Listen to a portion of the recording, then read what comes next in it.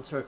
And as a Member of Parliament for Strangford, I'm very particularly concerned about the problems the Windsor Framework has created for those trading across our borders and between our ports. The Minister has answered this on other occasions for me as well. But businesses continue to report increased costs, administrative burdens, disruption to supply chains and delays.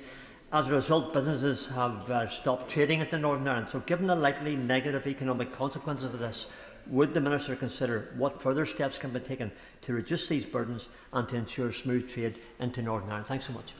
Well, we're doing that all the time, and that's why in all of our international trading relationships we try to bring this issue of resilient supply chains into consideration. So, for instance, particularly important for Northern Ireland is our relationship with the European Union, as he's already referred to with the Windsor Framework. But I'm also very keen to make sure that the CPTPP's relationship with the EU looks at resilient supply chains, because it's not just what happens on the continent of Europe. Sometimes it's what happens in the Gulf, or it's the situation in Ukraine, which had dramatic effects on supplies of fertiliser around the world. And we take very specific action to make sure that we guarantee those supply chains. David Minister. Thank you, Mr. Speaker. Our most critical supply chains are those that are directly linked to our national security. From autonomous vehicles to blast protection, British SMEs are the vital link in the supply chain, ensuring our armed forces have the capabilities to face down our adversaries. The Government has said that the Defence Office for Small Business Growth has an important role to play in supporting the sector. So how is he coordinating with this office?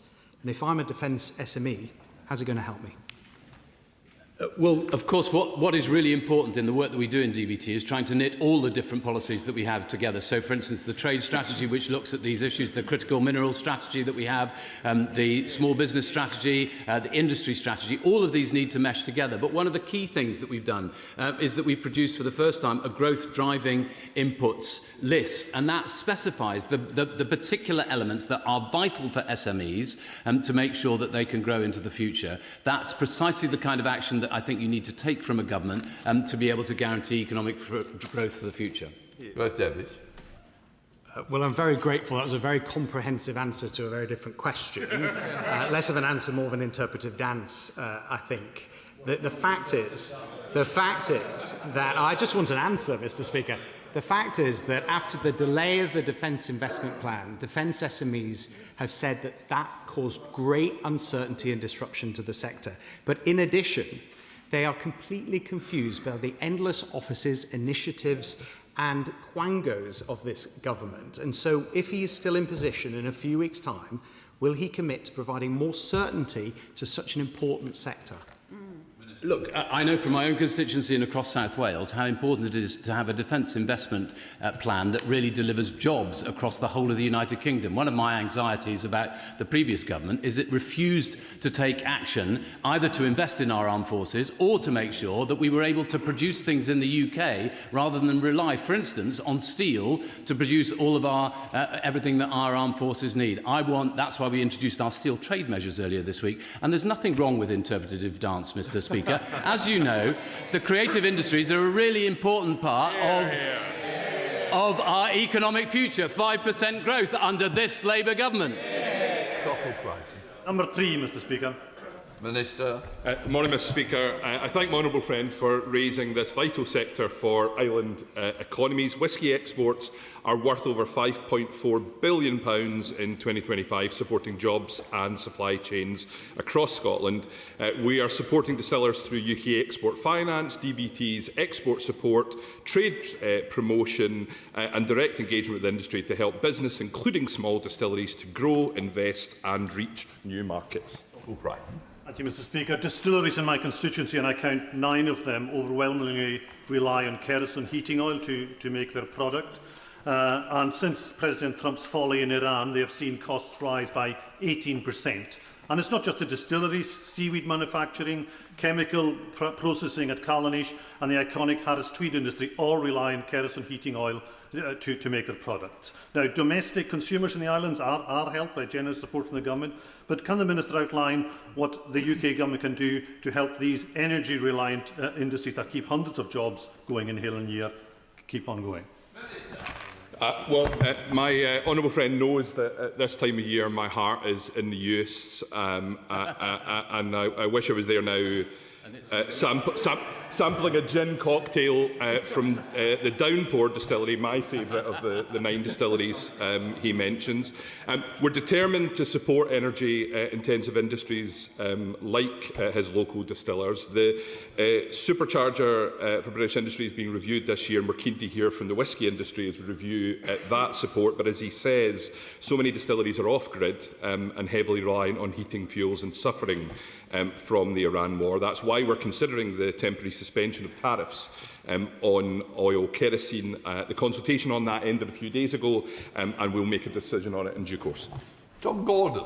Thank you, Mr. Speaker. Earlier this year in my constituency of Harrogate and Knaresborough, the much-loved brand Slingsby Gin went into administration. There was a cocktail of different things that added pressures to them as a business. I wondered if the Minister might be able to wish the new owners of Slingsby Gin, Chris and Asma Williams, good luck in their new venture, and what steps this government's taking to support them going forward.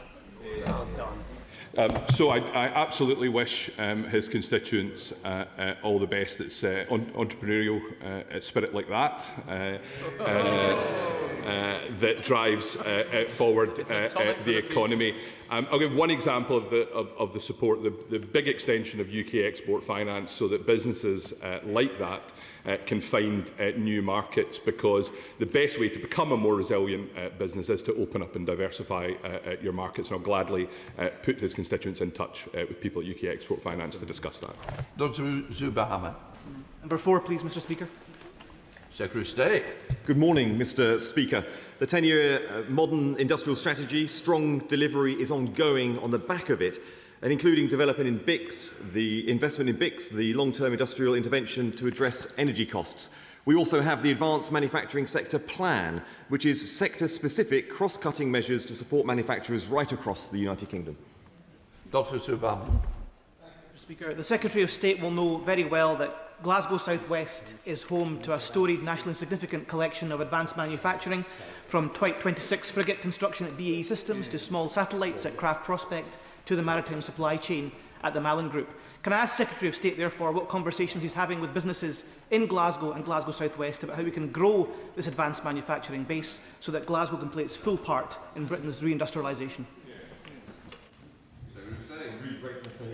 Question, but also for highlighting the extraordinary achievements on behalf of our country that have stemmed from his constituency. Just as he knows, on the Clyde, they've adapted from manufacturing the Dreadnought through to the frigates that he just mentioned here. We are in another era of change, and the government is on their side in this latest transformation. They will have access to a range of sector-focused interventions from the industrial plan, as well as support for access to finance, innovation and tech adaptation. They are also aware that the Glasgow City region will receive £50 million through the Local Innovation Partnership Fund, a fund that I launched when I was in my previous job at DCIT, and it's pleased to see it being put to good use in his constituency now. Will Foster. Mr. Speaker, the largest employer in Woking is McLaren. They sell around half of their cars to the US, which needs to say has not been easy since Donald Trump took office. Please can I ask the Secretary of State what he and his department are doing to work with the US to lower trade barriers so we continue to have high quality advanced manufacturing jobs in Woking? I'm grateful for his championing of what is an extraordinary company, and I met just in the last week with the Chief Executive of McLaren. I'll be meeting him again in the next couple of weeks. This is a government on their side, of course, getting tariffs reduced to 10% for 100,000. Speaking specifically to the Commerce Secretary for the United States, my counterpart, numerous times about the fantastic cars produced in our country, both mainstream, in high volume, but also these precision, high-value products which do our country proud. And I can tell you that the deal that we have struck with America does those businesses proud too. So, Secretary of State Andrew Griffiths. Thank you, Mr. Speaker. This week, our hard-pressed automotive industry have sounded the alarm. The zero-emission vehicle rules fining British car makers for making precisely the type of cars people want to buy is costing them £5 billion a year, denying consumer choice, damaging British jobs and putting automotive firms at risk. Now, like me, the Secretary of State met with car makers earlier this week. So will he listen to them, adopt the Conservative policy of scrapping these rules and support our great British automotive industry? I'm very grateful for his question because he does raise important points. Firstly, we are a listening government, which is why we've acted to tackle the energy costs faced by the automotive sector. The energy cost, of course, which we inherited from the Tory government. So the BIC scheme will lower the costs of producing automotive cars in this country. He mentions the ZEF mandate. I am listening very closely to him on that. In general terms, when I talk about the environmental regulations across the piece, it is really important that we deliver net zero targets and we get to that destination. We do need to be creative in how we get to that destination, and I speak in general terms. He did speak to the automotive sector earlier this week, as I did. I was very honest about these issues. He should have been honest also. His party brought in the rules in the first place. He should have apologised for them if he doesn't like them. Richard Baker. Number 5, Mr. Speaker. Minister.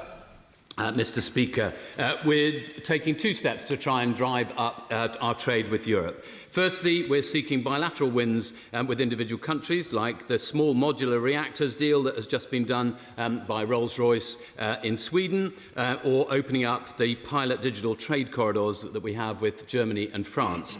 But also, of course, we're seeking to renegotiate a reset with the European Union as a whole. And in the words, Mr. Speaker, of the Sugar Babes, we stand ready to push the button. Right, Richard, push. Thank you, Mr. Speaker. The EU is a key trading partner for Scotland, accounting for almost 40% of Scotland's international exports. Can the Minister reassure my constituents in Glenrothes and Mid-Fife that while we wait for a new date for the EU summit, this government will press ahead with plans to align with more areas of the single market so we can continue to remove barriers for our businesses to trade with Europe?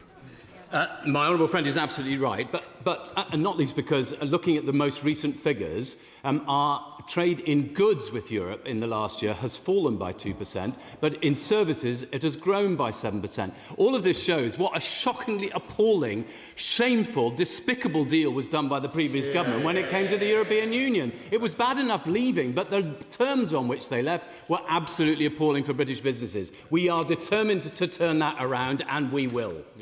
Laura Baird.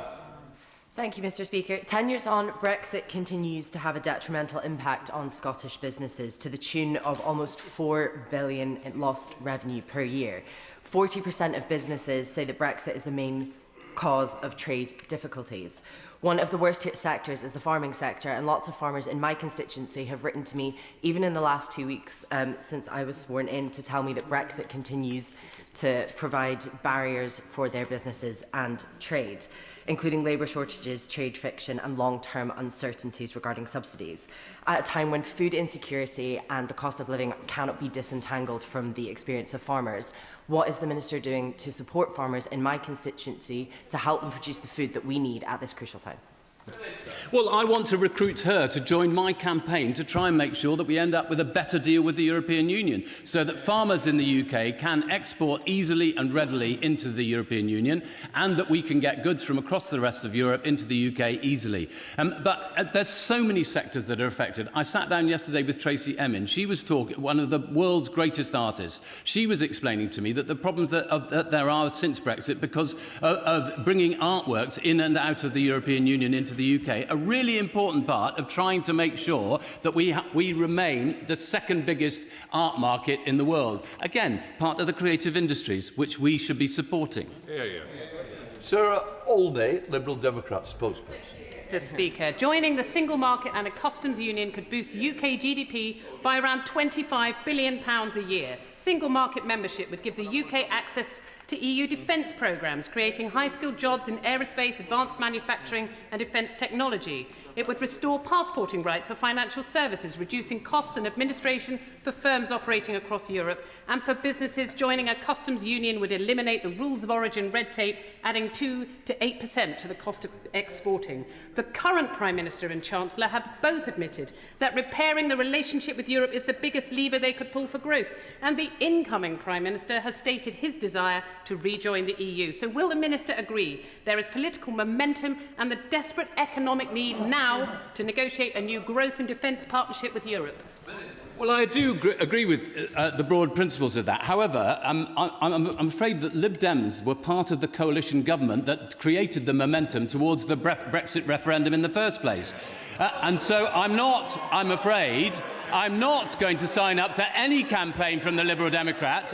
We are going to make sure that we reset the relationship with the European Union. Alison Bennett. Question 6, Mr. Speaker. Minister. Thank you, Mr. Speaker. The Department has not provided guidance on this matter. The fees relating to the accreditation and monitoring of the alternative dispute resolution providers have not risen since 2015 and have been significantly eroded given the impact of rising costs since then. The intention of the new fee structure is to ensure that they are commensurate over time with the costs of the Chartered Trading Standards Authority performing the relevant functions to standard required, that these are predictable for ADR providers and provide cost recovery for CTSI.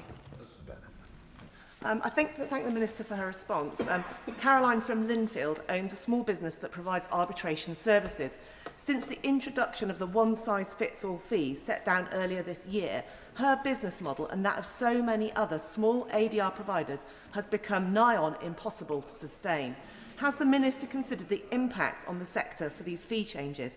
Can she explain why no impact assessment has been done? And in particular, has she received feedback from trading standards since the legislation came into force? Thank you. Minister. I thank the Honourable Member for her question and for raising this issue. A well-functioning ADR system makes markets work more effectively and drive economic growth, and we're committed to ensuring that consumers and businesses are able to resolve disputes early. That helps to raise consumer confidence and higher compliance. We do recognise that there will be a period of adjustment as the new fee structure beds in, and we'll conduct a review in the autumn to assess whether the fee structure should be further amended. We recognise the importance of ensuring charges are fair and proportional for all ADR providers and CTSI as a competent authority.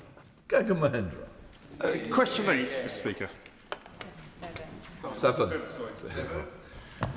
It's perfectly fine, Mr. Speaker, because I am going to answer questions 7 and 16 together. So.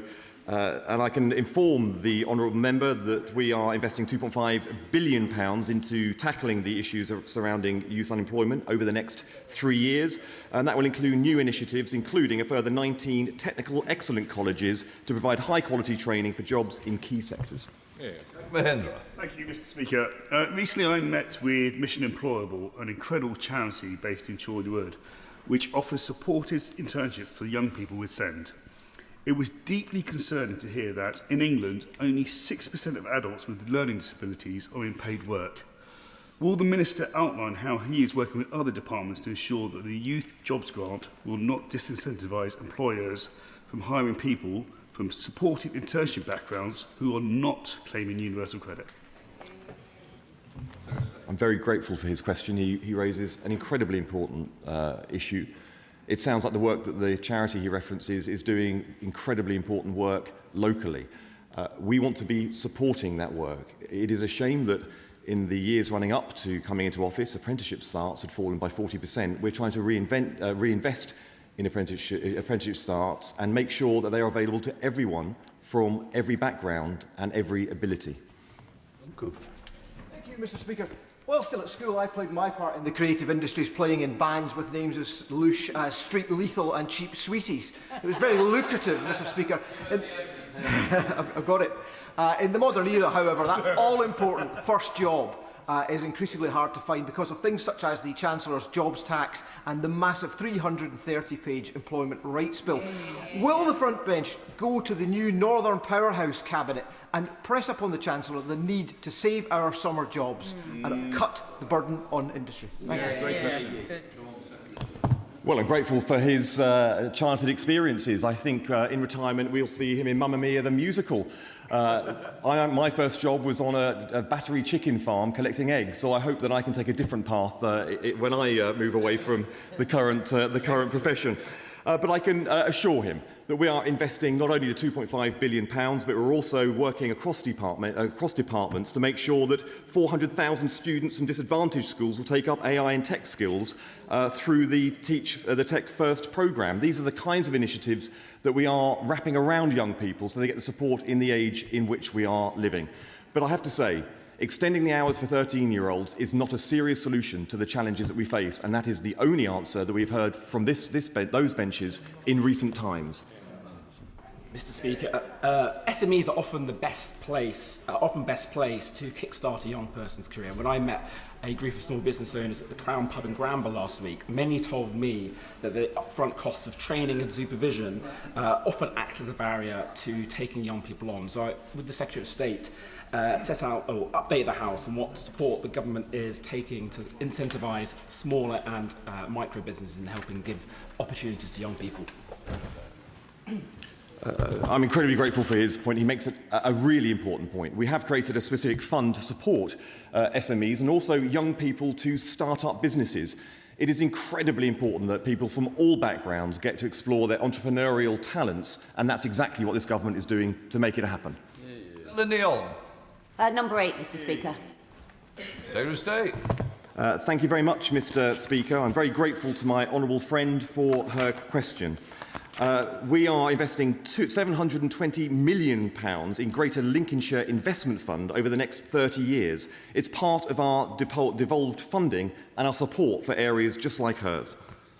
Leon.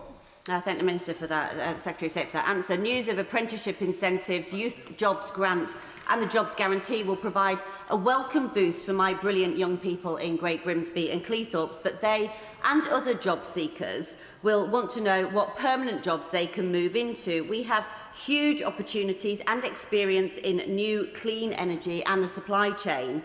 What action is he taking to expand existing businesses and attract new investment in this sector that will deliver jobs for my hard-working constituents?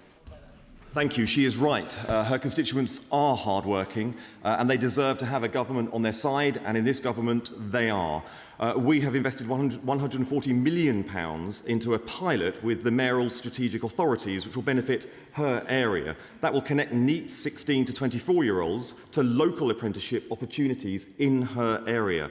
We're also investing the £2.5 billion into the Youth Guarantee and the Growth and Skills Levy over the next 3 years. NEETs rose 250,000 under the Tories. We are doing everything we can get to get that down, and that includes, in her area, specialist advice via the Business Lincolnshire Growth Hub. Christopher Vince. Number 9, Mr. Speaker. Minister. Thank you, Mr. Speaker, and I thank my honourable friend for his question and for his continued advocacy for young carers and young adult carers. I've been honoured to visit Carers Camp Calderdale in my own constituency of Halifax and know how important that vital support of incredible unpaid carers across the country are providing to their loved ones. We are now reviewing the employment rights available to them, including a public consultation which launched last month and is currently open for views. We're considering the merits of additional support, including paid leave, improved guidance and a right to return, whilst remaining mindful of any potential impacts on businesses.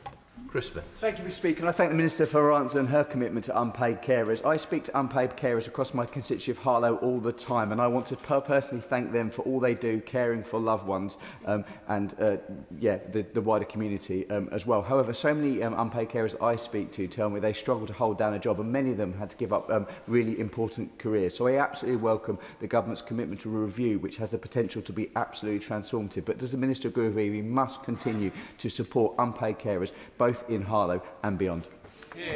Minister. My honourable friend is absolutely right to highlight the vital contribution unpaid carers make to their loved ones and communities, and the experience of families in his constituency of Harlow reflect the challenges faced by unpaid carers across the country. We want to ensure that carers can remain in work and fulfil their potential.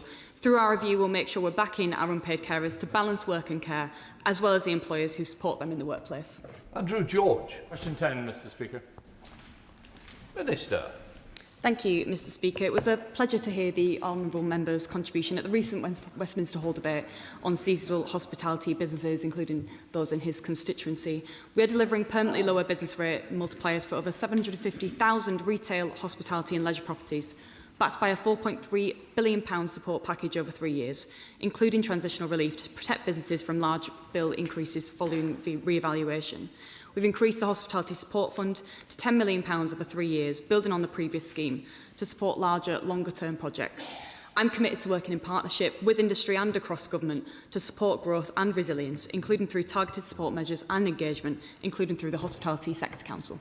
Andrew George. Mr Speaker, welcome as that is, and I'm not crying wolf here, the hospitality sector faces the very high risk of substantial business failure within the next 12 months as a result of the tax burdens which they have to face simply for attempting to survive rather than shifting them to a tax burden for succeeding. In other words, from VAT and business rates to corporation tax. So will the Minister look again at this before real catastrophe comes to the sector, to talk to Treasury Ministers and find a way out of this extremely serious situation? I thank the Honourable Member for raising and for his question. Unfortunately, we inherited an absolute dire situation from the party opposite when they left office. They left deep economic scars on our economy from a decade of stagnant growth. And we know that hospitality thrives when our economy grows and wages rise and people have money to spend, which is why we're absolutely committed to supporting them and working closer with them. There's a wide range of factors, he knows, when government needs to consider introducing new tax reliefs, whether they support wider government objectives. And as he knows, government keeps all taxes under review as part of the policy-making process, and the Chancellor will announce any changes to the tax system at fiscal events in the usual way. Thank you, Mr Speaker. Northampton-based McManus Pubs runs 18 pubs, employs 370 people. Speaking to Tom McManus yesterday, he told me that successive governments have ignored hospitality. Over the last 5 years, business costs have made it harder for him to turn a profit. Now, Tom's asked me to lobby government for a cut on VAT to 10%. What message does the Minister have for family businesses like Tom's?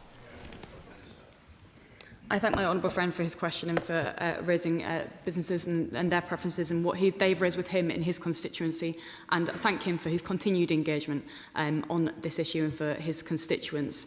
He knows there are recent announcements, the temporary Great British Summer Scathing Scheme, reducing VAT from 20% to 5% on selected hospitality activities between June and September, and he knows that we keep all taxes under review, but he should say to his constituencies and particularly his businesses and pubs that we absolutely committed to working with the industry and sector to support them to thrive. They are vital for our local communities, for people, for jobs, and I know he knows that too. Thank you, Mr Speaker. Harry Kane's heroics last night means that many England fans are looking forward to an early morning or a late night, depending on one's perspective, on Monday, and this is a good thing. But pubs risk missing out on a real opportunity to get more money into the till if ministers do not make a blanket extension for licensing hours. Will ministers consider that with their colleagues in other departments so fans can enjoy the game in the pub? I thank my honourable friend for his question and want to pay tribute in this House to the incredible Harry Kane, our captain, for his performance last night. He absolutely calmed my blood pressure and will be championing the boys on Sunday. He will know that pubs can stay open for an extra 2 or 3 hours depending on how late the match starts, so the pubs can still open as the game finishes. Regarding Sunday, unfortunately it doesn't apply with the 1 AM start, but going forwards we absolutely back in our pubs so people can watch and support our lads, and it's coming home, hopefully. Good, Snell. Thank you, Mr Speaker. Titanic Brewery, based in Stoke-on-Trent, make a fabulous pint. I'd highly recommend the Plum Porter. But the Minister will know that as an independent brewery, access to market is quite difficult because of the way that Tide pubs insist that landlords buy their products. So could the Minister make an announcement before the summer recess on the access to market scheme, and in particular the guest beer arrangement that would allow 1,500 SMEs access to market? It won't cost the government anything, and she may find that lots of people are raising a pint to her over the summer. I sincerely thank my honourable friend for his continued engagement, and I know how important this issue is to him for our breweries in terms of market access. I was delighted to meet with him and colleagues across this House recently and look forward to continue engaging and working with them as the government considers the evidence ahead of any announcements. Glenn. Thank you. Question 11, Mr Speaker. Thank you, Mr Speaker. The hospitality sector remains a major UK employer, supporting around 2.1 million jobs last year, around 6% of total employment. Employment has grown by over 18% in the past decade. While growth has stabilised more recently, this follows a period of strong expansion, reflecting the sector's continued importance to local economies and youth employment. I know myself how vital the sector is for first jobs. I started my first job in a cafe and was provided and given that opportunity that gave me the skills to go on and succeed in my career. We're supporting jobs through skills investment, including new hospitality apprenticeships, incentives for SMEs to recruit young people, and sector-based work academy programmes to help people into work. Thank the Minister for her answer and the positive news about the sector apprenticeships. And hospitality is critical in Salisbury as we move to the celebration of the 800 years next year. But last summer there was a 25% drop in temporary work in the sector, and employer national insurance for part-time workers in the sector of 15 hours increased, the costs increased by 73%. So, respectfully, I say to the Minister, I recognise tough decisions have to be made in the Treasury. I was there for 7 years and was part of those decisions. But this sector is under real strain, and part-time jobs for youngest workers are not there at the moment. Something quite significant needs to change in the government's approach. I thank the Right Honourable Member for his question and for raising the important and vital sector of hospitality and providing those first jobs and opportunities for people. I work with the hospitality businesses really closely, and I'm really keen to continue to listen to them to understand the challenges they're working through and face. I know he'll welcome our recent youth jobs grant that was launched this week, open for applications, that was welcomed by the Chief Executive of UK Hospitality, and we want to keep working with them, and I thank them for their engagement so far of how we can continue to support them to crack on with the brilliant opportunities they provide to communities across the country. Question 13, Mr Speaker. Minister. Mr Speaker, we regularly and determinedly fight for the farming sector and the wider food and beverage sector when it comes to international deals. Sometimes that means defending our UK farming and food standards, but just as often we're able to secure significant advances. So, for instance, we've managed to have increased access for British beef in the United States of America, for lamb and salmon in India, and for lamb and beef in the Gulf. We will always fight for the British farming sector. John Morris. Thank you, Mr Speaker. I thank the Minister for his response. Farmers and food standards are some of the most visible and felt impacts of trade policy. And obviously, domestic agriculture is one of our most sensitive sectors to import shocks. Does the Minister agree with me that transition periods are absolutely vital when they're negotiating international trade agreements? And will he commit to making sure that the farming sector is properly consulted on implementation periods and transition periods in any agreement made, particularly the SPS agreement? I know we can work across government on that. First of all, can I commend my honourable friend? Since he's been in the House, I know he's raised lots of issues on behalf of the farming sector in his constituency, and some of these are issues that need to come directly to ministers so that we can take action on them. And this is one of the areas where we are very keen to make sure that the SPS agreement is negotiated in a way that really works for farmers in the UK, but I would apply that also to any free trade agreement that we were to sign up to. I'm very keen to make sure that we get good deals for British farmers, and as I say, we will always defend farming standards and food standards in the UK. Those are not negotiable when it comes to free trade agreements. Number 14, Mr Speaker. Thank you very much, Mr Speaker. Farm profitability in the UK is incredibly low. As we know, less than 1% is the profitability seen by many farms. Reports show that a poorly negotiated and a poorly implemented SPS agreement could see a 10% hit to profitability of our arable farmers. This will have a trickle-down impact across the whole agricultural supply chain, impacting many businesses UK-wide. How is his department working with the Cabinet Office and DEFRA to ensure our arable farmers and the supply chain are not impacted? We have regular conversations, and at every stage of the way we're trying to make sure that we get the best possible deal that works for UK farmers. I would just say very gently to her that I was a member in this House, representing a Welsh seat with many Welsh farmers, both in my patch and elsewhere in Wales, who were absolutely furious about the deal that the previous government struck with Australia and New Zealand, because it didn't seem to consider the needs of Welsh farmers for a single instant. Mr Speaker, question number 14. Minister. Mr Speaker, this government is determined to tackle the scourge of late payments, which closes down the equivalent of 38 businesses every day. The Commercial Payments Bill was introduced to Parliament on the 19th of May and had its second reading in the House of Lords on the 9th of June. This legislation sets out stricter maximum payment terms, mandatory late interest on late payments and stronger powers for the Small Business Commissioner to ensure that small businesses are paid in time. This will give the UK the strongest legal framework on late payments in the G7. Around.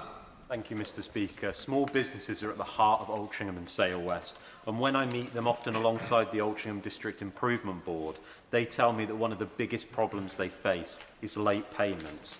So can the Minister explain further how this government's action on mandatory interest rates and forcing large firms to pay up within 60 days is a win for my high street? Well, my honourable friend always fights hard for small businesses in his patch. This bill will ensure that purchasers pay suppliers within 60 days and ensuring that mandatory interest is paid on late invoices. For too long, large businesses have used small businesses as a source of free credit. That will end under these plans. That will mean better cash flow for businesses in his constituency, more jobs, more economic growth and better high streets. Joy Morris. Question 15, Mr. Speaker. Minister. Thank you, Mr. Speaker. The UK was the fastest growing G7 economy in the Q1 of this year, and we know that we will only achieve a thriving economy once people have a wage they can count on, and we want to grow our economy with people in its secure work. And that is why we're giving greater certainty to over half of the UK's workforce through our Employment Rights Act and putting more money in their pockets. External analysis by world-leading experts show that the Act could increase employment, and our impact assessment shows it will benefit over 18 million workers all across the country. John Morrissey. Thank you, Mr. Speaker. The Employment Rights Bill, minimum wage, the national insurance contributions are all making it difficult for employers to keep taking on new employees or even keeping them at all. And what advice does the Minister have for small business owners in Beaconsfield and Marlow having to make the difficult decisions to either cut jobs or close their businesses thanks to this government? What we're absolutely focused on is fixing the current issues in our labour market that the party opposite neglected. Poor working conditions, insecure work, inequalities, undercutting of employers, those good employers in brilliant SMEs, and the bad industrial relations that we inherited. Since July, real wages have grown. We've got the third highest employment rate in the G7, and we're focused on absolutely backing our brilliant SMEs. They are the backbone of the communities. I come from a small business family, and it provided me that first job and opportunity.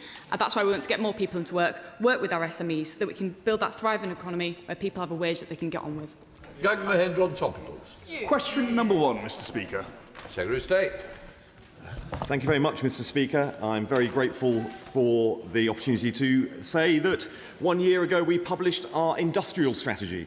Since publication, work driven by the industrial strategy has secured around £360 billion of private investment into the 8 industrial strategy sectors and £33 billion worth of export announcements, supporting up to 120,000 jobs. That is because we are backing winners and giving our highest potential sectors everything that they need to succeed. And in year 2, we are going to go further. We will be cutting energy costs for about 10,000 plus manufacturing firms, working with businesses to create jobs, for the IS8 to secure the workforce of the future, and cutting regulatory burdens to unlock investment. And in just under 2 weeks, on the 15th of July, our trade deal with India will enter into force. India has never implemented a deal of this size, which could boost UK GDP by £4.8 billion every year into the long run. Mr. Speaker, this is just the start. We will continue to drive delivery, secure investment and good jobs, high-paying jobs, into year 2 and beyond. Thank you, Mr. Speaker. Mickfield Hall in Saunet is a great example of a small business that has survived COVID only to be repeatedly hit by this Labour government. They have contacted me to say they're keen to borrow money for long-term investment, but fearful of yet more taxes on business. What reassurances can the Minister give to those small businesses that want to invest for future growth like Mickfield Hall? It's good to see him again in the same session. I suggest he buys a lottery ticket tonight, because he's certainly having a lot of success on the draw. Look, I can assure him that we are investing in SMEs. We have funding targeted at helping young people in particular start up their own businesses. But he listed some of the perceived challenges in the economy at the minute. Don't forget, youth unemployment went up 250,000 in the years leading up to the general election, without all of the things that they keep mentioning that we're doing in terms of giving rights and giving investment into the economy. Mr. Speaker, the small coach operator in my constituency of Blythe and Ashton has got local authority school contracts, and he's seen the price he's paying for fuel increased by 38% per month without any additional support from the council. What assessment has the Minister made of extending schemes to support other fuel-intensive businesses to those tasked with getting our children to school? Can I certainly pay tribute to the work of the business in his constituency that he gives real advocacy for. Businesses around the country are paying the price and having to adapt to the challenges posed by the Iran war. It is a good job we have a Prime Minister that kept us out of this war, unlike the benches opposite that would have plunged us into it and made it even more difficult for businesses in his constituency and across the country. But on the specific question he asks, I can tell him that we are engaging regularly with refiners, importers and distributors to ensure that any emerging risks are identified and managed properly. We come to Dame Harriet Baldwin, Shadow Minister. Thank you very much, Mr. Speaker. And there's a bit of an end-of-term feel in the House at the moment. And I heard the Secretary of State setting out his answer to his essay question. But I would point out that UK business confidence is actually at a 4-year low. Unemployment is up. Millionaires are fleeing. And then the department's own figures show inward investment falling by 26% this year to the lowest level in over a decade. I would say that's a failing mark, Mr. Speaker. So what does the Secretary of State plan to do differently when the new head teacher arrives? Thank you. I always look forward to her questions. The basics, the fundamentals of running our economy are going in the right direction. Growth is up. Inflation is down. These are things that that party never achieved in opposition when they were in government. We have achieved it in 2 years. We have got more growth into our economy in the last 2 years that they achieved for multiple years leading up to the election. Well, I don't know about you, Mr. Speaker, but I didn't hear a plan for improvement there in that answer. And I'm afraid the mark is must do better. So let's turn to another bit of the Secretary of State's coursework in this failing end-of-term report. Will he agree today to compensating all the Horizon victims and getting Fujitsu to pay towards it by the end of the year? I can assure you that the Minister has met with them regularly. We are accelerating the compensation and the justice from what we inherited, where it was going too slow to deliver the justice that people required. And when it comes to Horizon, we will deliver the justice and compensation that people require. And when it comes to the plan, we have the industrial strategy crowding in £360 billion of private investment into those key sectors in our economy. We're lowering energy prices for manufacturers, plan after plan after plan, delivering the change that business is calling for and needs. Rhodes. Thank you, Mr. Speaker. How is the government working with trade unions to support workers in understanding and claiming their new rights under the Employment Rights Act? Thank my honourable friend for his question. We are working closely with various stakeholders to ensure that workers understand and claim their new rights under the Employment Rights Act. I know how vital trade unions are, not just organising, but educating workers on their rights at work, which I'm so proud they've been instrumental to the development and implementation, and we look forward to continuing to working with them closely. Mr. Speaker, in Aberdeen South there is a jobs emergency with 1,000 jobs a month being lost from the oil and gas sector. So will the government ditch their damaging policies that is destroying the oil and gas industry and destroying jobs in Aberdeen South?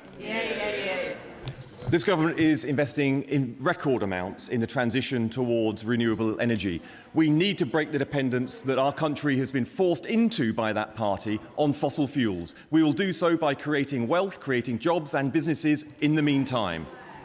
Thank you, Mr. Speaker. In Stafford, Eccleshall and the Villages, 12.6% of the workforce, which is nearly 5,000 people, work in logistics and contribute around 400 million to our national economy. With over 85% of UK fulfilment warehouses expected to be automated by 2030, many of these jobs are going to face significant changes. Please can the Minister tell me what assessment the government has made of the impact of automation on working communities and what support will be available to help communities like mine? I'm extremely grateful for her really important question. As I've said throughout this session, we are investing in young people and people in work so that they can adapt to the changes that are happening in the economy because of the transition towards digital technology, in particular AI. We are providing flexible support through bursaries for younger learners and learner support funding for adults. And don't forget the work that we are doing jointly with DBT and the DSIT Secretary of State to make sure that people in the workplace are trained and they have all the skills they need to thrive in the digital age. Dr. Ellie Charles. Thank you, Mr. Speaker. Small rural businesses in villages like Pembridge in my constituency tell me that the combination of high business and VAT rates and rising NI contributions mean they're facing a struggle for survival, and small rural businesses face greater pressure than their urban counterparts, lower footfall, seasonal fluctuations in trade, so they operate with very tight margins. Does the Secretary of State recognise the additional pressures faced by such businesses and that existing support schemes simply aren't enough? And what more will he do to support businesses in constituencies like mine? Of course, we recognise that it's not just a tough time for small businesses, but it's been a tough decade if you've run a small business, Mr. Speaker. That's exactly why our small business strategy is improving access to markets for small businesses, is improving access to finance for small businesses, and cutting the regulatory burden on small businesses. And we'll, of course, keep doing more to make it easier, simpler, and more profitable to run a small business. Paul Davis. Thank you, Mr. Speaker. Kirklees College provides training and qualifications needed to kick-start a wide range of careers for many young people in my constituency. However, all too often, many from deprived backgrounds struggle to access such education. Will the Minister outline what steps their department is taking to improve accessibility to further education for people from more deprived backgrounds? Hear, hear. I can provide all of the reassurances that he seeks. We are investing, of course, into the new technical colleges that I've outlined already this morning. We're investing into young people so they have the skills to transition from education into the workplace. We know there are challenges that young people face in this era because of the legacy that was left from the last government, but also the transition towards an AI future which is disrupting the workforce. We are training people, we are focused on it, and we're working very closely with Alan Middleburn, who brought consensus around the diagnosis of the challenge that young people face, and now hopefully can bring consensus across the House to how we grab this issue once and for all. Thank you, Mr. Speaker. In early 2025, Rutland Police caught a local shop owner red-handed with a carload of illegal fake cigarettes. Since then, I have reported this to HMRC, to the police, to trading standards, and nothing has happened. So will the Minister please haul in trading standards, because this individual runs 2 shops in my constituency. They're both still open, they're both still calling in children, encouraging the sale of vapes, and it is wrong, and they are clearly part of the black economy.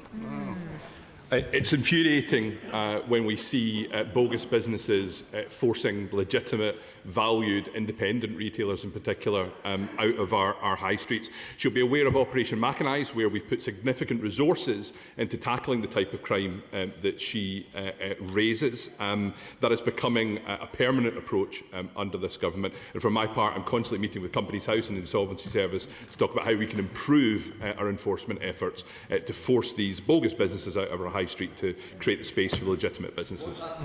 Mr. Speaker, at the Dorset Innovation Park, we already have a growing ecosystem of defence companies, including Battle Lab and the proposed Battle Factory, which are developing cutting-edge drone technology. The opportunities here truly are immense. So will the Minister commit to working alongside DSIT and the Ministry of Defence to help establish the park as a hub for these defence firms that are looking to develop the very next generation of drone technology? I'm already working with DSIT on these issues, but because of his informed question and the imploration for me to do more, I will double down on it, because he gives real voice to an incredibly important part of the sector and defence technology which we need to be fostering. The Defence Investment Plan does invest much more in drone technology. We'll be investing more than £5 billion in drones over the next 4 years, and I know that his constituency will be playing a very key role in that.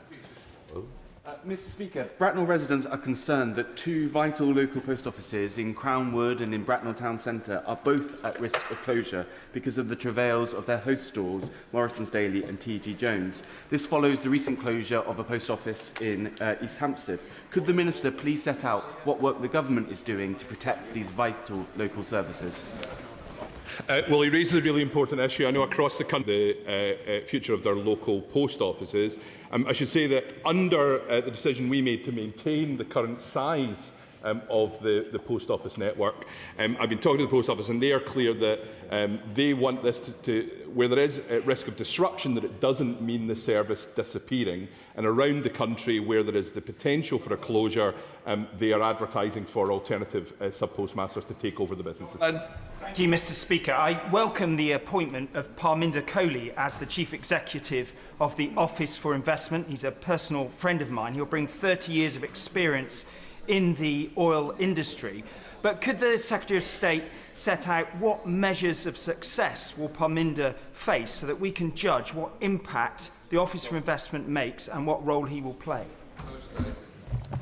I'm really grateful for his informed question. I too celebrate the appointment. It's a really important appointment. The Office of Investment is doing great work. Now, the criteria for success that I see is how Britain can get more scale-up investment into those companies so they don't have to go elsewhere around the world to find the capital they need to grow, that more people start, build, scale right here in the UK. I often ask myself why the continent of Europe doesn't have a single trillion-dollar company. I think the Office of Investment, working with this government, can start answering that question. Linger. Thank you, Mr Speaker. When I visited NDT Equipment Limited in my constituency of Rugby, the director, Dan Lenton, showed me the ultrasonic test calibration blocks and reference pieces that they use, and they supply to manufacturers in a wide range of sectors in the UK and abroad. This steel is not manufactured in the UK, it's imported, it's high grade. I know ministers are being flexible and talking to honourable members. Would he please consider the grade of steel that that company uses, which I believe is EN3B, and exempt it from the tariffs?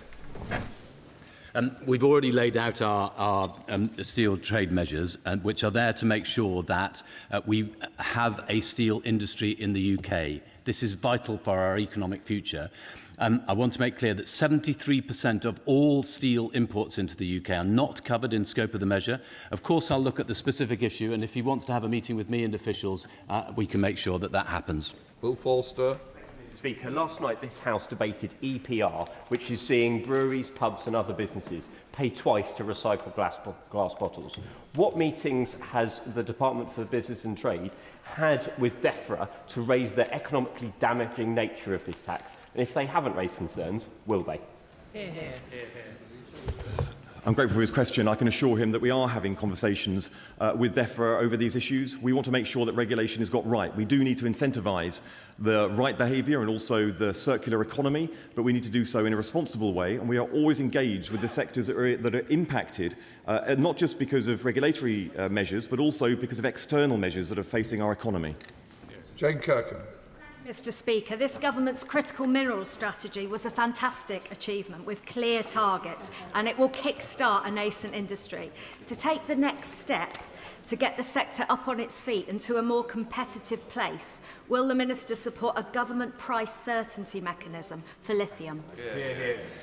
Well, this is one of the issues that we certainly need to look at, not just in the UK, but we need to look at with our international allies, because we've got to ourselves into a ludicrous position where critical minerals are available all over the world, but 85% of them are only processed in one country. We need to make sure that we have resilience in this, and this is precisely the kind of issue that we need to look at to protect jobs in her constituency. Tom Gordon.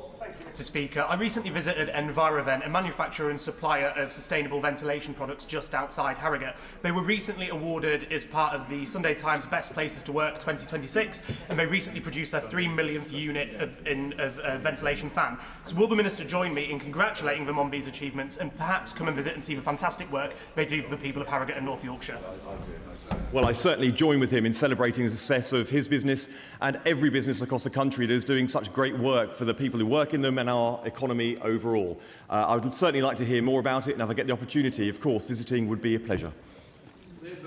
Select Committee. I know the Secretary of State will join me in wishing the United States a very happy 250th birthday on Saturday.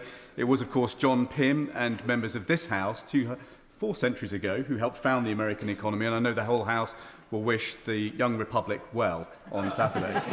But it's actually the Republic of France that I want to ask him about. I'm publishing today correspondence between the committee and the Port of Dover, warning that we will have, without doubt, a critical incident at the border unless France is persuaded to suspend the entry and exit system. The modelling has been done. We know the chaos that will follow. What will the Secretary of State do to ensure we avoid this peril? I'm very grateful for my right honourable friend for his advocacy, for his question, and also I share in his birthday message to the people of the United States of America.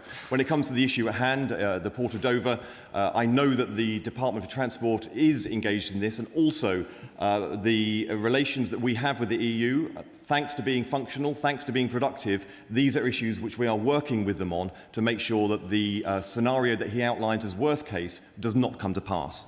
Max Wilkins. Mr. Speaker, the Secretary of State is aware of the importance of Cheltenham's cybersecurity industry, which is a key part of this nation's defence efforts. I have good news for the Secretary of State. We're about to break ground on the Golden Valley development, bringing 12,000 jobs in cyber and tech to my town, and also bringing much-needed new homes as well. Would the Secretary of State and colleagues like to come and visit this success story in due course, not for the groundbreaking next week, but further on in the future? It'll be really popular with the incoming Prime Minister. His enthusiasm is infectious, and of course he came to meet with me when I was the DSIT Secretary of State to talk about the Golden Valley, and we spoke about our shared ambition in that area for the kind of clustering of expertise that having GCHQ and others brings to his community, the community he represents here. I share the celebration that he brings to this House, and of course I hope I can get to visit at some point soon. Final question, Julie Min. Sorry, everyone. Mr. Speaker, the owner of Palace Cycles in Carlisle was recently telling me that while explaining to a customer that he would not service the illegally modified e-bike that had been brought into his shop, the bike shot across the shop of its own accord. When will the government regulate to ban the sale of these dodgy, illegal, unsafe e-bikes and the kits that create them? I thank my honourable friend for her constant campaign on this. I know how important it is and really value working closely with her. Businesses producing or supplying these products must ensure the products are safe before they're placed on the market, including online marketplaces. They should not supply products they know or should know are unsafe. She knows that that action includes regulatory action, and we work alongside other government departments. Our recent consultation has looked at how we can go even further to make sure products are safe. Let the front bench change over.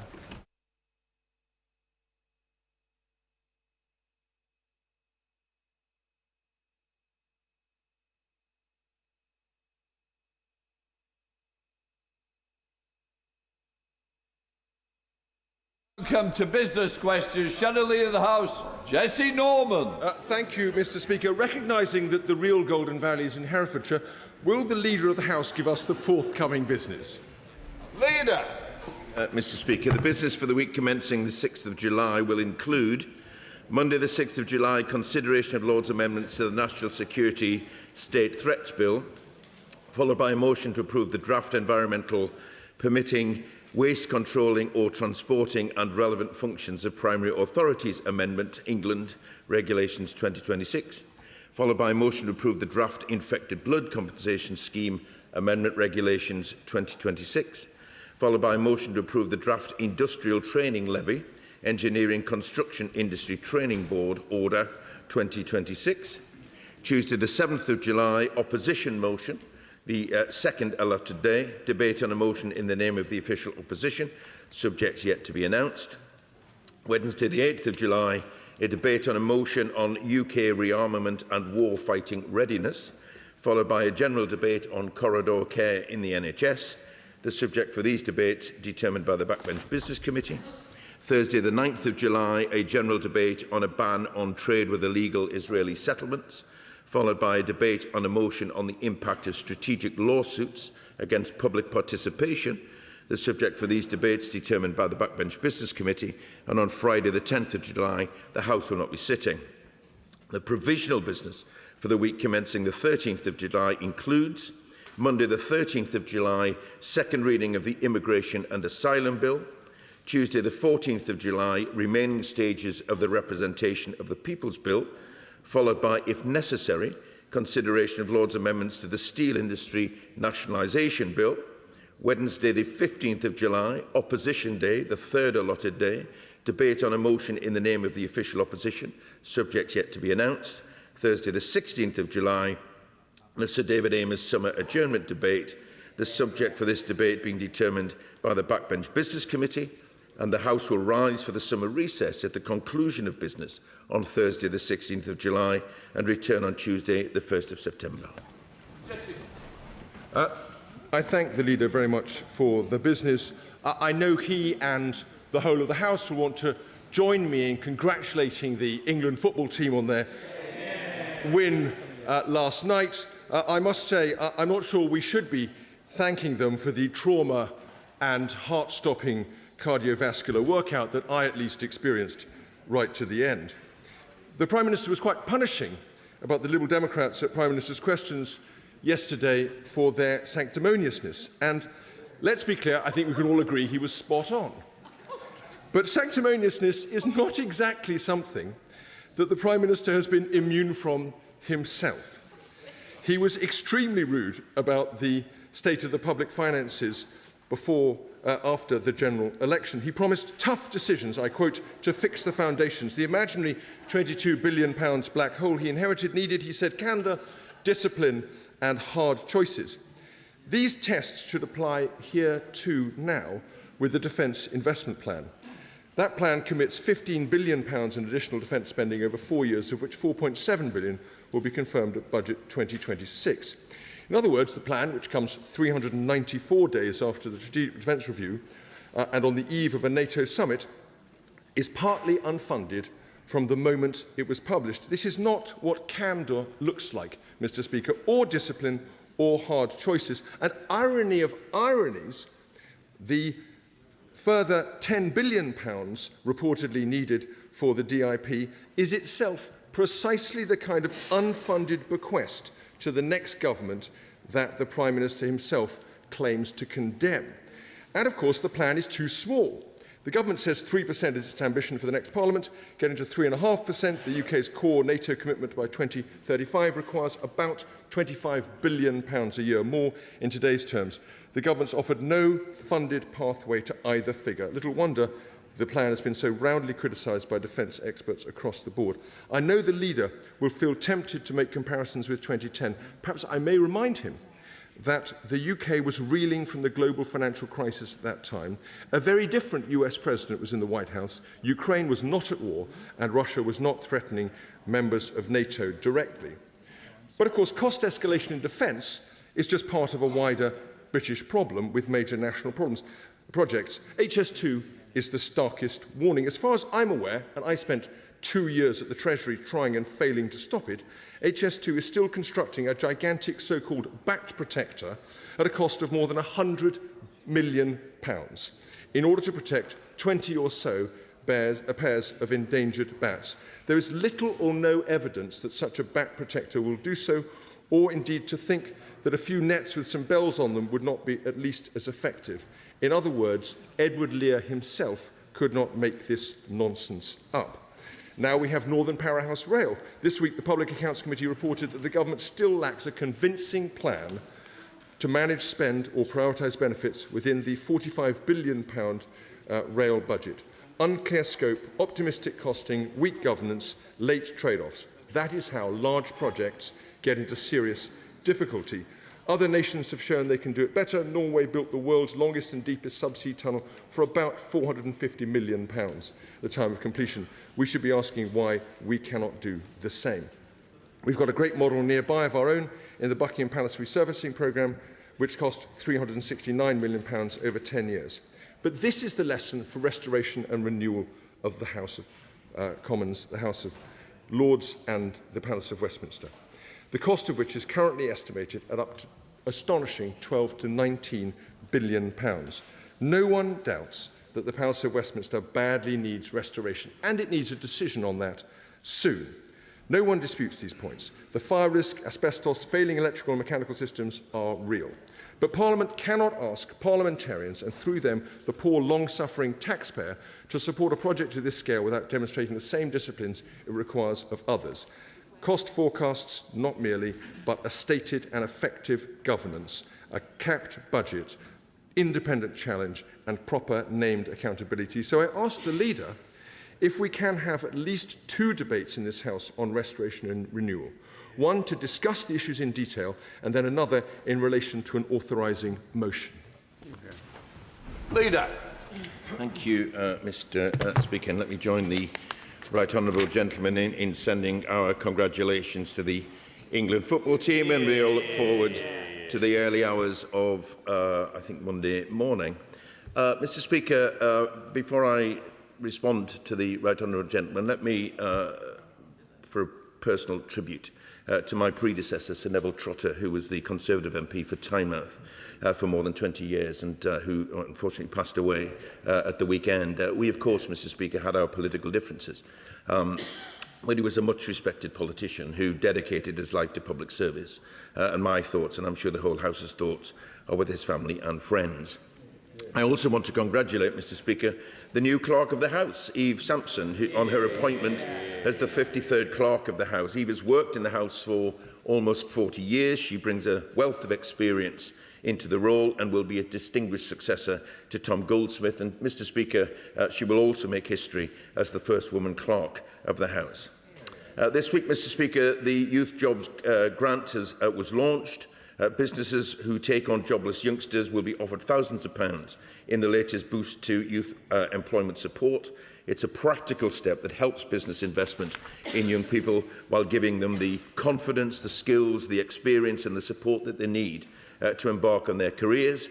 And also, Mr. Speaker, this week the outdated and harmful Vagrancy Act has been repealed, bringing an end to nearly 2 decades of legislation that has criminalised rough sleeping and begging.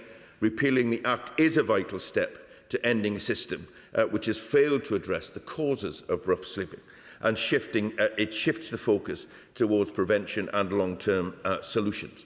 Many members have raised this with me in this forum, including the chair of the Backbench Business Committee, and I know that they'll be pleased to see the Act has finally been repealed. I want to now turn to the remarks of the right honourable gentleman. And remind him that since 2024, tough decisions have been taken, which is why inflation is lower, interest rates have fallen, and at the same time, we've invested more in public services. However, we accept that the security situation has deteriorated. The challenges are there, which is why the government has brought forward the Defence Investment Plan and plans on how we're going to fund it. He reminds the House that the situation in 2010 internationally was different. Of course it was. And he says that then, in 2010, the then government was reeling from the global economic crisis. Well, let me remind you that in 2024, this government was reeling from, and the country was reeling from 14 years of Tory mismanagement. Let me return now to the key issue of defence expenditure. The government has already delivered the biggest sustained boost to defence spending since the Cold War, and surpassed the promises that we made in our manifesto. The plan that we brought forward provides funding to strengthen military readiness, accelerate drone transformation, boost future fighter jets and strengthen our nuclear deterrent. And at the same time, Mr. Speaker, will create nearly 60,000 extra UK industry jobs by the end of this decade. We inherited a situation where £54 billion a year was being spent on defence, and under this government, that figure has rises to almost £80 billion a year by 2029. And of course, any plan will have its critics, but I note that the NATO chief, Mark Rutte, as well as the Chief of Defence Staff, have backed our plan. And we are on track to increase defence spending to 3% of GDP in the next Parliament. The vast majority of this package has already been funded through the right and tough decisions to prioritise departmental spending. But this will give the MOD the certainty that it needs to get on with it, and the remaining £1 billion a year over 4 years will be confirmed in the usual way in the budget.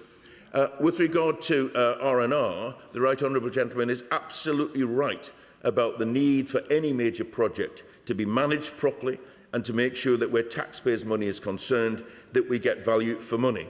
And in that regard, I hope to bring forward a motion shortly to allow the House a long overdue debate on the next steps, because the Right Honourable Gentleman is absolutely right. There is broadly a consensus in this House about the need to get on with restoration and renewal, and that is the message which comes in the recent polling from the public. 3 out of 4 people want to see us get on and take the action which is necessary to restore this place. But there isn't a consensus about how we actually do it. And what I am very keen to do is to build that consensus as far as we can to make sure that the safeguards that the Right Honourable Gentleman and others who are perhaps critical of some of the report which has been produced, that we can build that consensus, which is why I'm very grateful to the NAO for their recent report, and very grateful indeed to the Public Accounts Committee, and I look forward to their investigation so that they can bring forward recommendations. And I hope at the end of it all, the House can come together and we can get on with this, because it's long overdue. Can I just help everybody? We need to end this by around 11:45, so let's help each other. Good example, Siobhan MacDonald. Mr Speaker, St Helier Hospital has the 4th best performing maternity unit in the country, the only exclusively NHS-assisted conception unit in South West London, and a specialist gynaecology ward where nurses are highly trained in counselling. Yet all this is set to close next May because of the need for emergency repairs. Could the leader find the time for debate on these vital services, and that they be temporarily relocated on the St Helier site itself and return to the current building on completion? Thank you, Mr Speaker. My honourable friend is a strong defender of the interests of her constituents, and I listen very carefully to her concerns about that. She will know that the government is committed to improving maternity across the country, which is why we've set up a national maternity and neonatal task force, and we're very keen to get on with it. On the specifics of my honourable friend's constituency, if she wishes, Mr Speaker, to apply for an adjournment debate and hear directly from a minister about how those concerns might be addressed, I'm sure that she could do that. But also, if she seeks a meeting with ministers to make that case, I'll help her to arrange one. Bobby Dean, Liberal Democrat spokesperson. Thank you, Mr Speaker. And can I join the whole House in congratulating the England team, and in particular Tottenham Hotspur Academy product Harry Kane for his heroics last night. And I'm also grateful for the Conservative benches for their lecture on sanctimony, although I note that self-awareness was never their strongest trait.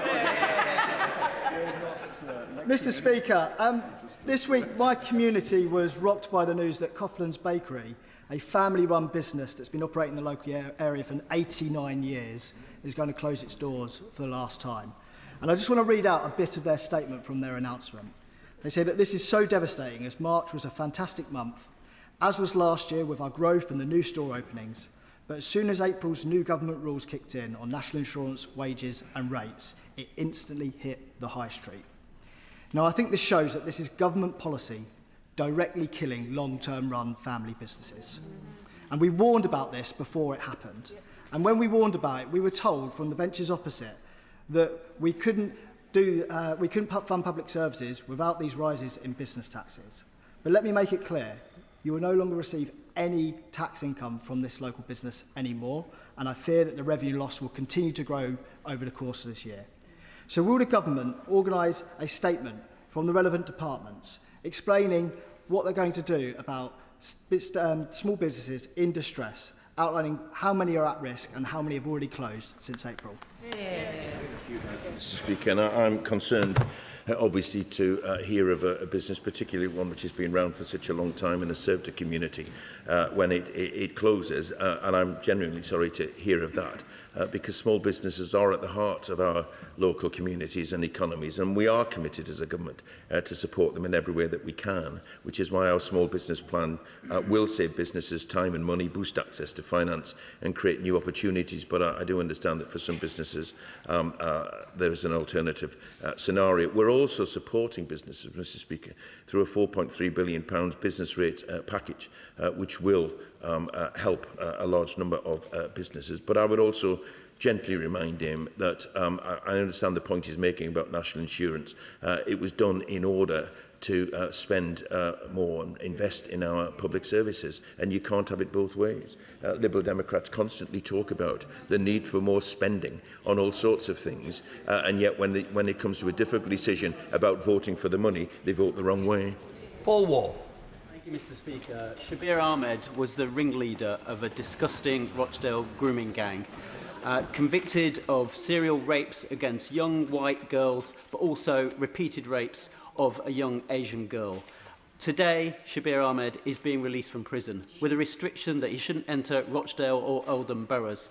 But Shabir Ahmed is a joint UK-Pakistani national, and he should be deported to Pakistan.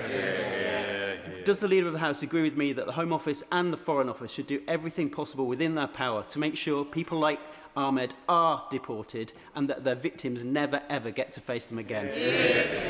In short, Mr. Speaker, yes, I do, because our thoughts should be with the victims of these appalling crimes, and the perpetrators of grooming gangs or sexual abuse must face the full force of the law, whoever they are and wherever they come from. Let me be absolutely clear about that. The individual that we're talking about, if he breaches the very strict conditions which have been placed upon him, then he will be locked up again immediately. So I hope that he pays heed to that. But I also know that the government is exploring every option in this case. Martin Vickers, Acting Chair of the Backbench Committee. Thank you, Mr. Speaker. The Chairman sends his apologies. In addition to the business that the Leader has announced, the committee have agreed 2 select committee statements, one next Thursday from the Science and Technology Committee and the following Thursday from the Work and Pensions Committee. In addition, there will in Westminster Hall next week be debates on UK aid policy in the context of global funding trends and the humanitarian impact of conflicts on older people.